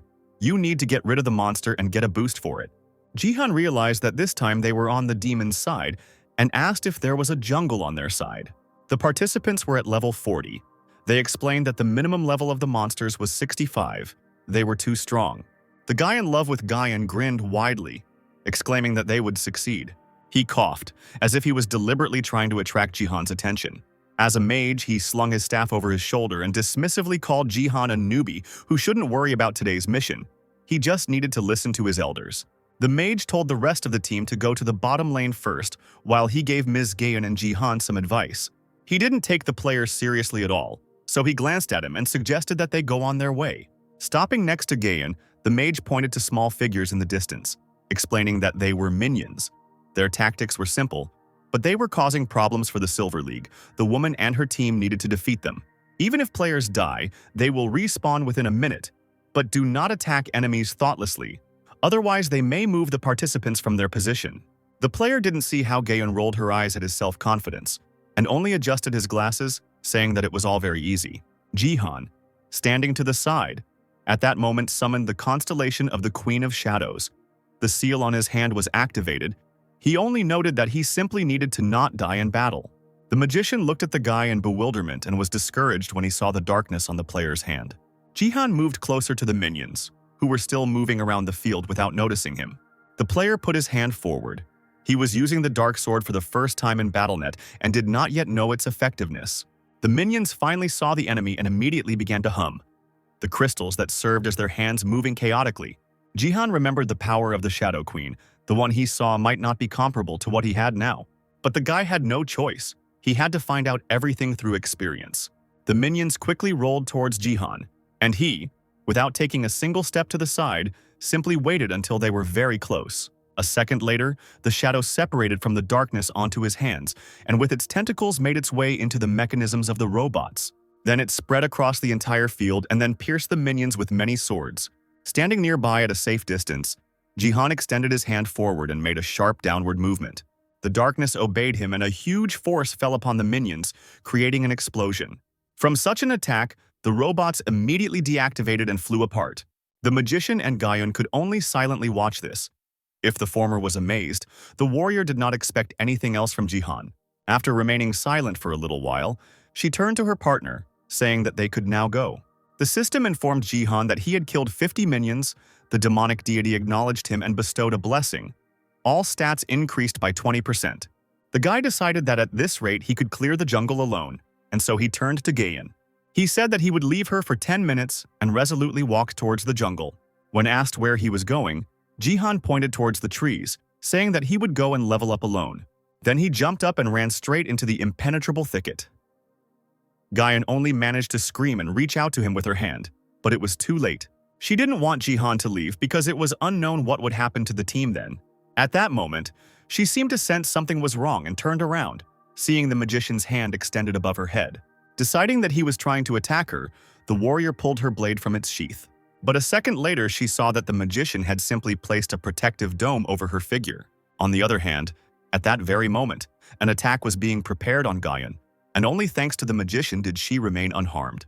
5 minutes earlier, the magician was beside himself with rage, calling Jihan a scumbag. He paced the clearing angrily, thinking that he had screwed up because of the guy and had not shown his coolness to Gaan. Suddenly he stopped, as if he remembered and understood something important. The guy wondered why he needed the middle if he and Gaan were supposed to take on the upper boundaries and send Jihan to the middle. Jumping high into the air, the magician ran back, considering himself a genius, and let Jihan deal with it alone. He had just approached the woman when he saw that she was completely unaware of the enemy attack. The magician's face showed determination. Now his dear Gaan was in danger. It was at that moment that he, without a second's hesitation, created a protective dome. By doing this, he prevented the enemies who had set up an ambush at their base from attacking the warrior. The woman was surprised by the magician's foresight and turned to him, who held the dome with trembling hands, assuring her that he would protect his mistress. At that moment, a stream of blood gushed out of his mouth, and the magician screamed desperately. The opponents did not wait and sent a stream of lightning at the guy, thereby distracting him from forming the dome. Teammate Gaan fell to the floor. His body shaking from the discharges, the warrior continued to call the guy. She ran up and crouched down next to him. While the alien body gradually disintegrated into pixels, the magician whispered that he was sorry and he only wanted to protect the woman. The magician's hand reached out to Gaan's face. He whispered that it was too late to talk, but it was still worth it. Tears gathered at the corners of the boy's eyes as he weakly confessed his feelings to Gaan. She didn't know what to say in response, stunned by such a confession. The drama of the situation was diluted by those same attacking opponents. They looked at the couple in bewilderment, knowing that the magician would soon be reborn on the field. They got tired of waiting, and both players approached Gaan, one of them warning his comrade not to let his guard down around the warrior. The woman turned around sharply. She urgently needed Jihan, because he should work in a team and not walk around alone. As soon as she remembered the guy, she felt a rushing stream of energy. A funnel appeared above her head, woven from darkness and blackness, giving off a blue tint. The sky turned dirty colors, as if a dangerous storm was approaching. Jihan found himself in the very epicenter of the jungle, where dangerous monsters had already gathered. The guy's path was blocked by a huge monster, a two-headed dog with long tails and several pairs of eyes. The two-headed wolf froze for a moment, then bared its teeth, revealing a row of sharp teeth, and growled. Jihan fearlessly grabbed the fangs of one head of this most common monster in the jungle. The creature was 3 meters tall, and its jaws were so strong that they could crush a human head in the blink of an eye. Letting go of the monster, the guy jumped back, preparing to deliver a stunning blow. If this two-headed wolf, the most common type of monster in the jungle, is the same as the one in Jihan's past life, it will take at least 3 Silver League players to defeat it. And although the two-headed wolf fell on his back, he immediately turned over and stood up on his strong paws. Thick saliva flowed from the mouths. Jihan egged the wolf on by talking to him. When the monster suddenly took off and ran towards the man, the player quickly got his bearings and jumped into the air, dodging the bite. Finally, Jihan decided to use the Sword of Darkness and raised his hand back.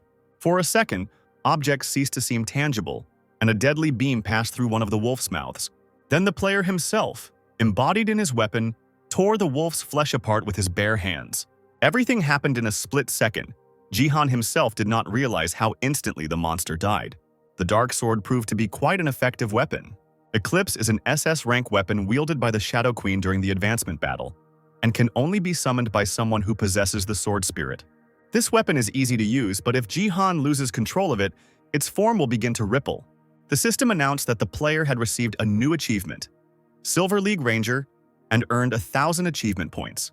This made the guy happy. He knew that he would get points. You can get even more achievements if you destroy a couple of other monsters. The corners of Jihan's lips turned down, and he muttered that he needed to kill a couple more players to boot. The system was illuminated with blue light again. The demon team had drawn first blood, and the player had received 100 achievement points. The darkness of the sword had pierced the enemy's chest. While his partner slowly disappeared, writhing in agony, his mage partner held his staff out in front of him, desperately defending himself. A small figure of a dark elf appeared in front of those present, and a circle of swords formed around her. The dark elf turned to Gaan, urging her not to dawdle but to deal with the other player. The magician screamed, shook his staff and released a stream of magical flame into the air. The attack was aimed at the copy of the Shadow Queen, and the flames completely covered the clearing, burning everything in its path. And when the magician thought that he had managed to win, he saw someone's shadow in the air. It was Gaan, who was not afraid of other people's attacks, who was about to attack the enemy, swinging her sword. Before the boy could come to his senses, the trail from the plum blossom sword was trailing behind her body. The warrior's eyes burned with a fire more dangerous than the one with which they tried to kill her. She turned to the little girl and thanked her for her help. The elf's eyebrows immediately shot up in surprise. She came to her senses and shook her head, declaring that she did not need the gratitude of a pathetic insect. When Gaan asked who the unexpected guest was, she muttered the name of Jihan, who had summoned her and left her alone. Gaan sighed in relief, realizing that the guy wasn't going to just rely on his own skills without taking any countermeasures. Both the warrior and the elf did not know when Jihan would return, especially since the time for summoning the queen was almost over. Jihan was still in the jungle. He dropped to one knee by the corpse of the two-headed dog. For some reason, there was a suffocating aura hovering over the guy. He felt incredibly ill. In addition to his worsening condition, he felt foul-smelling fumes behind him and shuddered. The system announced that an anomaly had been detected. Something had attacked Jihan right behind his back. The huge and long purple tongue of the monster frog almost knocked the warrior off his feet. Jihan quickly rose to his feet and jumped several meters away from the monster. Still, the tip of the tongue touched his shoulder, and at that spot the shirt burned, forming a wound on the thin skin. Jihan chuckled, because in his past life he had already met this monster, a poisonous toad. The poison toad is a jungle monster that uses poison as its weapon.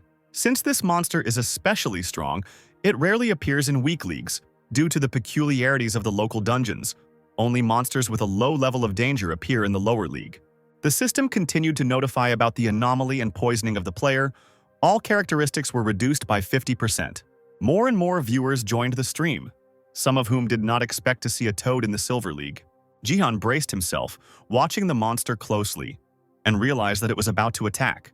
The toad opened its huge mouth and showered the guy with clots of disgusting slime. As soon as even a drop fell on the clothes, the caustic mucus corroded the clothes, getting closer to the skin. The next stage of the poisonous toad's attack was a long tongue that could strangle thin human necks at once. Jihan did not hesitate and began to attack in response with the Sword of Dark Magic. The player knew that even the monster's ranged attacks were powerful, and that the poison was incredibly toxic and had to be avoided. But the next second, the monster's tongue turned out to be quicker than the player, and immediately wrapped itself around his hand with the dark sword. Jihan tried to stay on his feet as Toad used her long tongue to pull him towards her. Poison flowed from its open mouth. Jihan clenched his teeth, trying not to become the monster's lunch. He gathered his strength and pulled the tongue towards himself, turning the monster in the other direction. The toad croaked softly as the darkness itself touched its tongue and abruptly jerked its body upward. There were clots of mucus left on Jihan's hand, which burned through the skin. The toad, unable to stand on its thin legs, fell to the ground, hitting the ground with a crash. Watching his opponent, Jihan breathed heavily, but did not allow himself to relax. His attack had angered the monster considerably, and now the toad, rising to its paws, opened its mouth wide, spewing whole splashes of poison from its body. It was unimaginable how much was pouring out of that huge body. Jihan gripped the dark sword tightly, looking at the poisonous tornado passing over his head. All the liquid that the toad was spewing out of itself flew in a heap straight at the player. The spectators were seriously worried about the user, while the monster sat a few meters away and stared at one point without blinking. The toad croaked in confusion when it saw the living player, as soon as all the slime had flowed to the ground. Jihan was in a protective dome, thanks to many reinforcements. Next, he needed to deal with the monster. The player directed many swords of darkness at her. The dark blades entered the huge greenback one by one, like butter. The toad fell to the ground again, but even now it was simply unconscious. Jihan leaned forward. He couldn't believe that even after this the monster remained alive. The toad's defense is amazing. There was only one thing on my mind: to quickly finish off this monster in order to get extra points. At that moment, the toad came to life and swelled to an incredible size. The audience did not understand what Jihan was trying to do, and he himself understood that something had gone wrong. The monster's eyes glowed in the semi-darkness, brightly, like the headlights of a car. Another moment, and in the very center of the jungle there was an explosion of unimaginable power, which was visible even from afar. The entire area where the battle took place was covered with endless streams of slime. Jihan remained in the game, but he was very ill from the fumes and wounds on his body. The toad self-destructed, but its death brought with it a deadly poison that reduced its stats by 90% for 5 minutes. Jihan thought that he didn't have to wait long for the weakening effect to end. But he was surprised that the achievement window that appeared every time he killed a monster didn't appear. A few minutes later, the guy realized that someone's huge shadow was hanging over him. As it turned out, another huge poisonous toad appeared in the arena. It's too dangerous to face one. While the deadly poison debuffs are still active, Jihan will lose all collected buffs if he dies. Losing all his achievements would be a sad experience. Maybe he should go somewhere and get some more power-ups. Suddenly, a noise was heard from afar, which surprised the player. He decided to check where he was and called on the system for help. What he saw made him happy, and a smile lit up his wounded and tired face. The time to reach the line had almost come. The user himself was at the bottom point of the map. At this time, the archer from the opposing team was accurately handling her bow and arrows. The guild members who had left Gaan came under attack, and the warrior was hit by an enemy arrow. Her figure disappeared into thin air and the archer was left alone with the enemy team. The two players on the angel side thought they had almost captured the demons. Perhaps the reason guild wasn't that strong. The mage on the opposing side realized that she had to hold off her opponents on the upper line. As soon as they began their advance, they felt the ground beneath their feet begin to shake. As if from nowhere, Jihan appeared in front of them, and the creature rushed upward after him. The warriors were stunned as they watched Jihan land on one knee in front of them. They were amazed that the guy remained alive at all, and that he appeared so suddenly. His face darkened as soon as the player saw his opponents, and his eyes gleamed dangerously. The girls screamed, ready to defend themselves, but for Jihan, these were just additional reinforcements. A long sword of darkness appeared in his hand, and right in front of him was a poisonous toad even more dangerous than the previous one. The player decided to first lure the monster to the front line, and then immediately finish it off by activating the kill buff. But Jihan was confused by the fact that the toad did not react in any way even to his presence. Suddenly, the monster turned very red. There was an aura of love in the air. Even the spectators noticed it. Jihan was stunned, looking with disbelief at the huge monster, which became embarrassed under his gaze. But, apparently, the love quickly passed, and the toad opened its huge mouth, spewing out dark energy. Jihan turned sharply and ran away with all his might. It was too late. That this was what preparation for the attack looked like. Now that both Jihan and the monster appeared at the main location, the rest of the warriors were amazed by their appearance. The toad instantly inflated itself, and poisonous fumes began to waft into the air directly from the pores of its skin. Two members of the opposing team immediately grabbed their throats, and blood began to flow from their mouths. The system announced that poison had been detected, and players fell to their knees and began to choke. But Jihan continued to stand in front of the monster, which surprised his opponents. One warrior looked up in surprise when she saw the tip of the dark sword in front of her. Jihan, smiling radiantly, rushed towards her with his sword at the ready, apologizing for killing his opponents. He dealt with the warriors in a few swings of his swords, and even the monster did not understand his motives. The effect of the sending was removed. Jihan breathed a sigh of relief. Now he could relax. He thanked the killed players because, thanks to their death, the system will award an increase in stats. The toad, meanwhile, crouched low to the ground and growled barely audibly.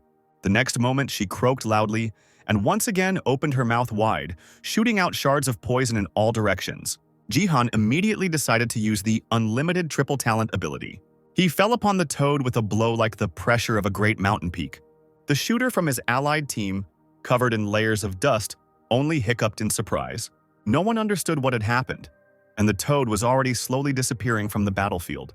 The system announced that Jihan had destroyed the poisonous toad. His characteristics would increase significantly, and he had also completed the hidden quest Conqueror of the Jungle. And for this, he received 1,000 points. The guy saw the side quest Traces of the Apostle and turned to the archer, who was shaking off the dust. Jihan explained that he had been in the jungle for a long time and knew nothing about the situation on the front line. As it turned out, Gaan helped the team break through to the first line. With the middle line, everything turned out to be more difficult. The man pointed to the crowd of minions, saying that they were the only ones left to deal with. Jihan looked around the space filled with small robots and nodded. He was ready to fight, and a long blade immediately appeared on his hand from the darkness. Meanwhile, a mage from a friendly team appeared in the arena with a desperate cry. He escaped the explosion behind him as best he could and ran away with all his might. He found himself on the middle line, on the approaches to the angelic turret, and called on the enemy to come out with a sword and fight like a real man. But he defended his tower with all his might. The magician looked at the glowing crystal and clenched his teeth in despair. He could not lure the enemy out to fight. Suddenly, an idea came to the warrior. He looked behind the warrior and shouted out Jihan's name. The man shuddered and immediately turned around. He knew what kind of player this was and why he should be feared. He saw no one and already sighed with relief. But this was a clever trick of the magician. Then he attacked the warrior. But even so, the guy was unable to carry out his plan. The crystal on the tower, protecting its players, almost killed the mage with a well-aimed shot. He fell to the ground, pressing himself low against it, and listened to the threats of the enemy he had dared to deceive. He, waving his blade, approached the magician with a victorious smile, calling on him to calm down. The defeated enemy suddenly noticed that the crystal began to shine brighter than before. He raised his head and saw a familiar silhouette flying upward. His love, Mrs. Gaan, rushed towards the crystal, which the enemy warrior did not notice at all. He heard someone else's whisper, but he didn't believe it and didn't even look back. And at that time, Gaan was already next to the crystal. With a few swings of the plum blossom sword, she destroyed the tower to its foundations, and even the crystal beam could not stop her. The warrior did not expect this at all. Hearing the roar, he looked around and was stunned with horror. Gaan, having finished with the tower, landed on the ground nearby, stretching out her hand with a sword to the side. Turning slightly, she ordered the mage to act right now. The warrior still did not understand what was happening, but someone else's hand was already directing flashes of fire at him. Without a second's delay, the magician obeyed his mistress and attacked the enemy. A loud explosion was heard in the angel's territory. It could be seen from afar. Gaan approached the magician, who was still lying low to the ground, and asked if he was okay. She turned and looked into the distance, saying that it would all be over when the lower level was cleared. Jihan and the shooter were already heading towards them. The magician was not at all happy about the presence of the former. Jihan apologized for the delay, but Gaan replied that it was okay. The little disgruntled spirit was very useful to her in battle. There were 4 left in the team. They discussed that the angels had taken refuge in the sanctuary and were not showing themselves. Jihan added that now all that was left for them to do was to destroy their main base. He quietly said that he would do everything, which surprised the warrior quite a bit. The woman looked at the back of the guy's head in surprise. Something immediately became clear to her. They themselves did not realize that they were close to the sanctuary. The opposing team waited for the eliminated players to appear. The warrior immediately materialized, cursing foully. The participants began to talk among themselves, but after a few seconds they noticed that Jihan was heading towards them. They started laughing when the guy raised the dark sword over his head. The opponents didn't believe in his attacks. They assumed that the boy would strike the barrier of the sanctuary, and Jihan did just that. The participants cried out in shock as the dark blades passed straight through the defense. Someone called Jihan a fool because you can't hit with a shield, but he just grinned. The player winked as he approached the barrier, innocently saying that he didn't know about it. He was a newbie. The system announced a chain of different quests as a reward exceeding the achievement for the jungle. When Jihan saw them, he realized that the task was related to the golem's flesh quest that he completed on the map. The main problem was the difficulty of the task. The Archangel's sword and the Reaper's scythe. The first at the place of rebirth of angels, the second at demons. They cannot be destroyed by players due to the barriers surrounding the rebirth points. Usually this was the difficulty, but now Jihan easily destroyed the barrier of the sanctuary. The opponents saw cracks all over the defense and did not know what to do to stop the madman. They started yelling at each other to do something, but no one could find the right solution. A bright glow appeared behind the players, and a powerful alien energy hit them in the back. Even Jihan, who was furiously beating against the barrier, stopped and looked in that direction with his mouth slightly open. As it turned out, someone had summoned the Archangel himself. The image of a humanoid creature with wings was looking attentively at the players. Several pairs of eyes glowed with an unusual light, looking at everyone. But Archangel was enraged by the attack on the respawn point. The figure gave off a sense of danger, and lightning bolts began to strike the ground. Jihan's team looked at the Archangel in fear. The magician howled in horror. Gaan turned to the guy, suggesting that they first destroy the main camp. She looked towards Jihan and shook her head. The guy did something very wrong. Meanwhile, the angry Archangel pointed his palm at the players, intending to do something. As it turned out, the figure blessed the respawn point, thereby helping the opponents of Jihan's team. They were pleased with the strength of the barrier and ordered Jihan to stop messing around and stay away. Jihan was slowly seething with anger, and an elf appeared next to him, also clenching her fists angrily. She flew closer to the guy and praised his strength, asking him not to be strict with himself because for a representative of his species, this was already not bad. The player, who had been silent until now, spoke up, saying that the Shadow Queen was right. Jihan grinned and got into a fighting stance, holding the blade of darkness in front of him. He had to give it his all. Nameless holy arts contain various groups of techniques, each based on the power of different gods. Godslayer techniques defy fate. Heavenly lightning techniques control electrical discharges. And the secret techniques of shadows control the energies of darkness. There is a certain secret technique of shadows that plunges the world into darkness. The dark vortex of souls, that's what Jihan decided to use. He gripped the hilt of his sword tightly, commanding the whirlwind, looking ahead with concentration. A few seconds later, all the power of the equipment rushed straight at the barrier. The tornado destroyed the protective field, drawing into itself everything that was in the sanctuary, including the players. Even the replica of the Queen of Shadows constellation was stunned when she saw such power. And there really was something to be surprised about. The tornado carried out the man's task at full power. Jihan himself could barely stand on his feet because the technology was taking away his strength as well. The system glowed red and announced that the destruction of the spawn point had humiliated the Archangel and enraged him. Now there was no other way out. The Archangel would punish the arrogant and wayward player. The creature opened its eyes wide and flew towards Jihan, blue energy sweeping away everything in its path. Jihan screamed at the top of his lungs, trying to resist the divine being. He, full of determination, decided to see things through to the end anyway, and directed his attack on the sanctuary. In just a few minutes, the fire engulfed the entire area, destroying the stone.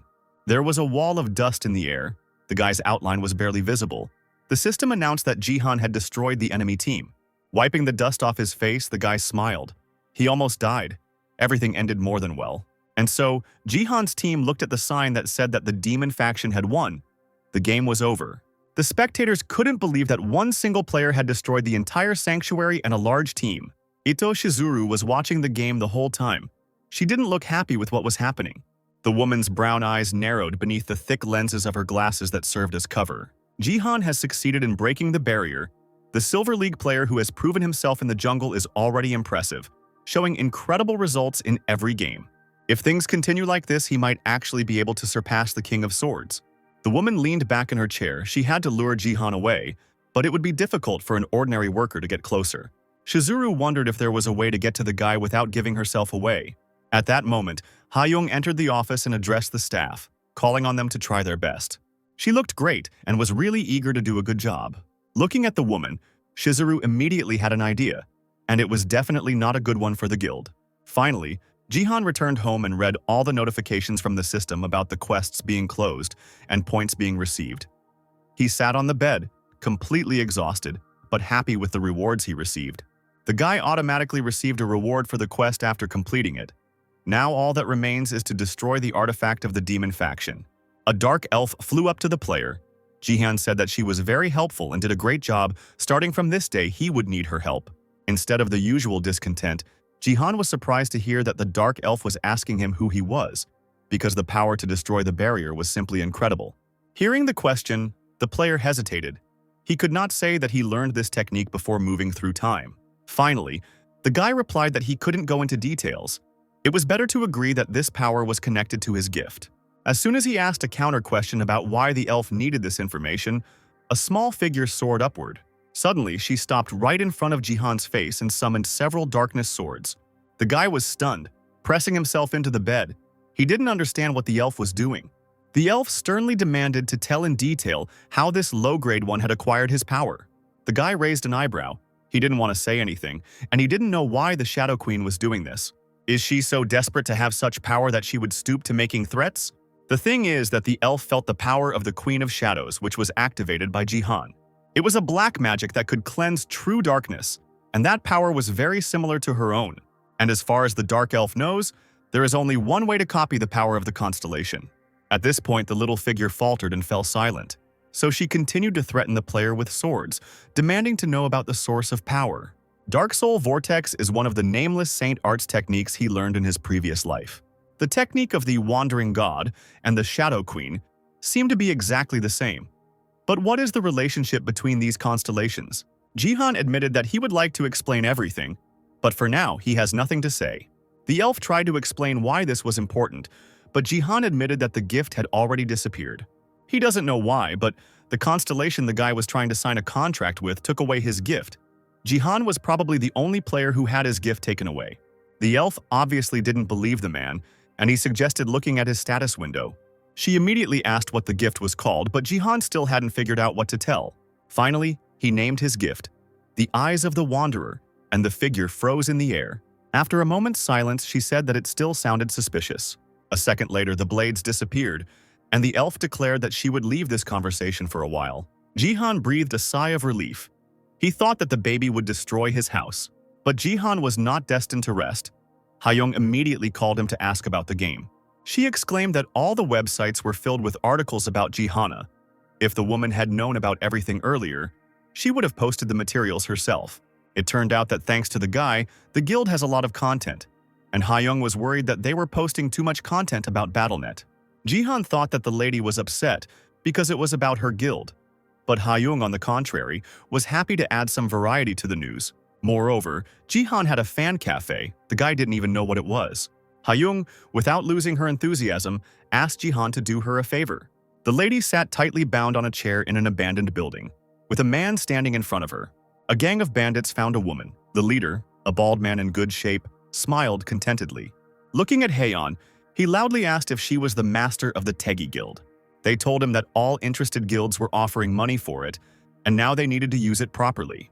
Haeyeon, who had been silent until then and had only looked menacingly at the kidnappers, screamed, threatening that the villains would not be forgiven so easily. If the bandits think that Haeyeon will help, they are mistaken, because the woman became a guildmaster not for the likes of them. For the next minute, Hayoung showered the man with all sorts of curses and ridiculed his appearance. The bandit ran away in tears, and one of his subordinates threatened the lady with reprisals for insulting her master. If a woman thinks that someone will come and save her, then she is very much mistaken. This abandoned building is not even indicated on the map, and if you search for the missing person using GPS, the data will be inaccurate. The man had barely managed to fall silent when a loud voice was heard in the ensuing silence. Haeyeon was dumbfounded, and the bandits turned around in confusion because they didn't expect anyone to find them here. Son Jihan himself, dressed in an expensive suit, came to Hayoung's aid. The bandits immediately pointed their pistols at the guy, and the leader ordered that Jihan be killed immediately. The sounds of gunshots were heard. The criminals really intended to kill the guild owner. The bullet flew too close to the guy's face. It seemed that nothing could be done. But Jihan was a very powerful man.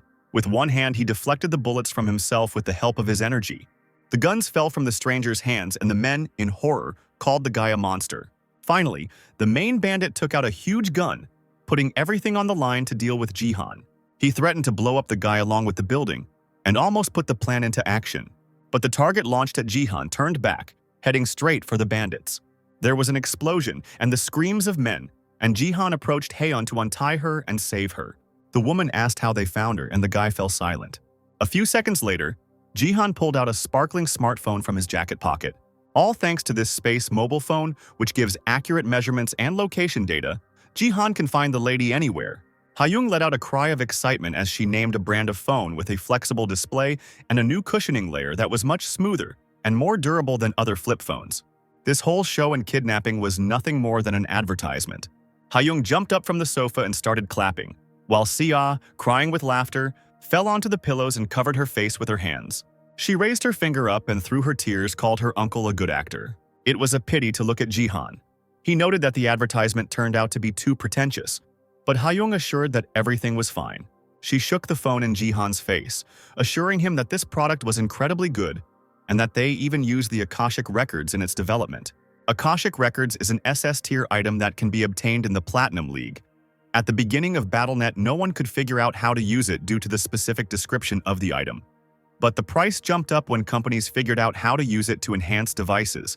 Ariel appeared out of nowhere and asked irritably if the Akashic Records were really used for this garbage. Haeun tisked, offended by this statement, and the elf just shook her head, calling the humans pathetic, who were wasting valuable resources. Jihan asked if there were other ways to use the chronicles. Ariel nodded. There was a knock on the door. Hyung said it was a film crew. Sia immediately volunteered to open the door. Today, the guild is supposed to film Jihan's training at the Sword Palace. Upon meeting the guests, Hyung exclaimed that she forgot to tell them something. A group of editors from the Tags Guild will help with the filming. Ito Shizuru, who appeared on the doorstep under the guise of a young employee, immediately greeted the guild owner, casting her spell. She introduced herself as Ju Yeonji, the editor of the Tegi Guild, and her eyes were lit up with pink lights. Jihan was stunned. He couldn't answer anything, looking at the girl. Hyung called out to Jihan, noticing that he froze. The guy shuddered. He was surprised that the guys volunteered to help with the filming. Yeonji bowed, stating that she was a fan of Jihan and wanted to meet him at least once, so she asked the lady for permission to help. She extended her palm, asking permission to shake the guy's hand. Jihan looked at the outstretched hand, still not answering. Finally, as if waking up, he responded with a handshake. A satisfied smile spread across the girl's face. Suddenly, the girl jumped, the response energy piercing her entire body. A red sign appeared before her eyes. The target was resisting. Now it was Ito Shizuru's turn to freeze without moving. She stepped back in fear, and Hyung, not noticing anything, clapped her hands, suggesting that they go to the training room. She and Jihan went into the hall and Yeonji stood there, rubbing her palm. She had never seen such a notification before. Even the Sword King was affected by her power. So who was Jihan? Sia screamed shrilly, her body taut as a string. Jihan encouraged his niece, who was using her last strength to lift a heavy barbell. Hyung spoke into the microphone, asking to pay attention to the girl's muscles. She asked Jihan what kind of training Sia had. The guy replied that his niece was pumping up to increase her stamina stat. It was a rare stat that could be obtained by raising one's life force to level 10. Before reaching level 10, it would double one's life force. There was also an additional condition. The player had to receive it within 100 days from the moment of awakening. Sia will definitely get it, plus a boost from the guild. In addition, the niece trains under the guidance of her legendary uncle. Sia moaned that it was torture, but Jihan assured her that she would not die. Then Khan asked Jihan to show him his personal training. The film crew immediately went to the training room and were surprised to find it empty. Jihan nodded. He didn't need equipment for training. At that moment, the player called Ariel to him. The elf appeared, and the guy asked her to attack with full force. Ariel muttered about the man's insolence and immediately directed dark energy at him. She screamed that Jihan better prepare himself this time as dark arrows flew towards the boy. He warmed up and ran back. Then, like lightning, Jihan jumped from side to side, avoiding the attacks. With the help of his strength, he managed to successfully dodge the arrows. Finally, turning around, he came face to face with Ariel. She flew closer and chuckled contentedly. Both of them put their fists in front of each other. Jihan didn't turn away. His blood-red aura was immediately enveloped by dark energy. Ariel's protective shield exploded under the onslaught of a human fist. A small heart-shaped sticker appeared on the elf's forehead. She squealed that Jihan was an incredible rude person, but he only laughed good-naturedly. Hyung clapped her hands, asking if the fight was over. The player nodded. She laughed, asking if there was any more training, since they hadn't had time to see anything here. Ito Shizuru couldn't believe her eyes. She saw how the attack was coming at the guy from all sides, and he was able to use his powers in a short time and block the attacks. The girl reached for her bag. She took something just in case. Shizuru had those very same Akashic records with her. The scroll was tightly bound, and cast a bright light that did not penetrate the fabric. The girl came closer and called Jihan. She asked with a smile for permission to fix his microphone. The guy nodded and stood up from his seat. Shizuru reached for the guild leader's pocket. As soon as her fingers touched the microphone, the girl used her power again. The eyes sparkled with pink light. The whole space sparkled. Ito Shizuru's gift. Beauty allows her to seduce victims and fulfill their desires. Like Hayung, the gift is related to support. Akashic Chronicles is an artifact that can increase the effectiveness of the gift of support. It was for this moment that the girl kept the scroll in her bag.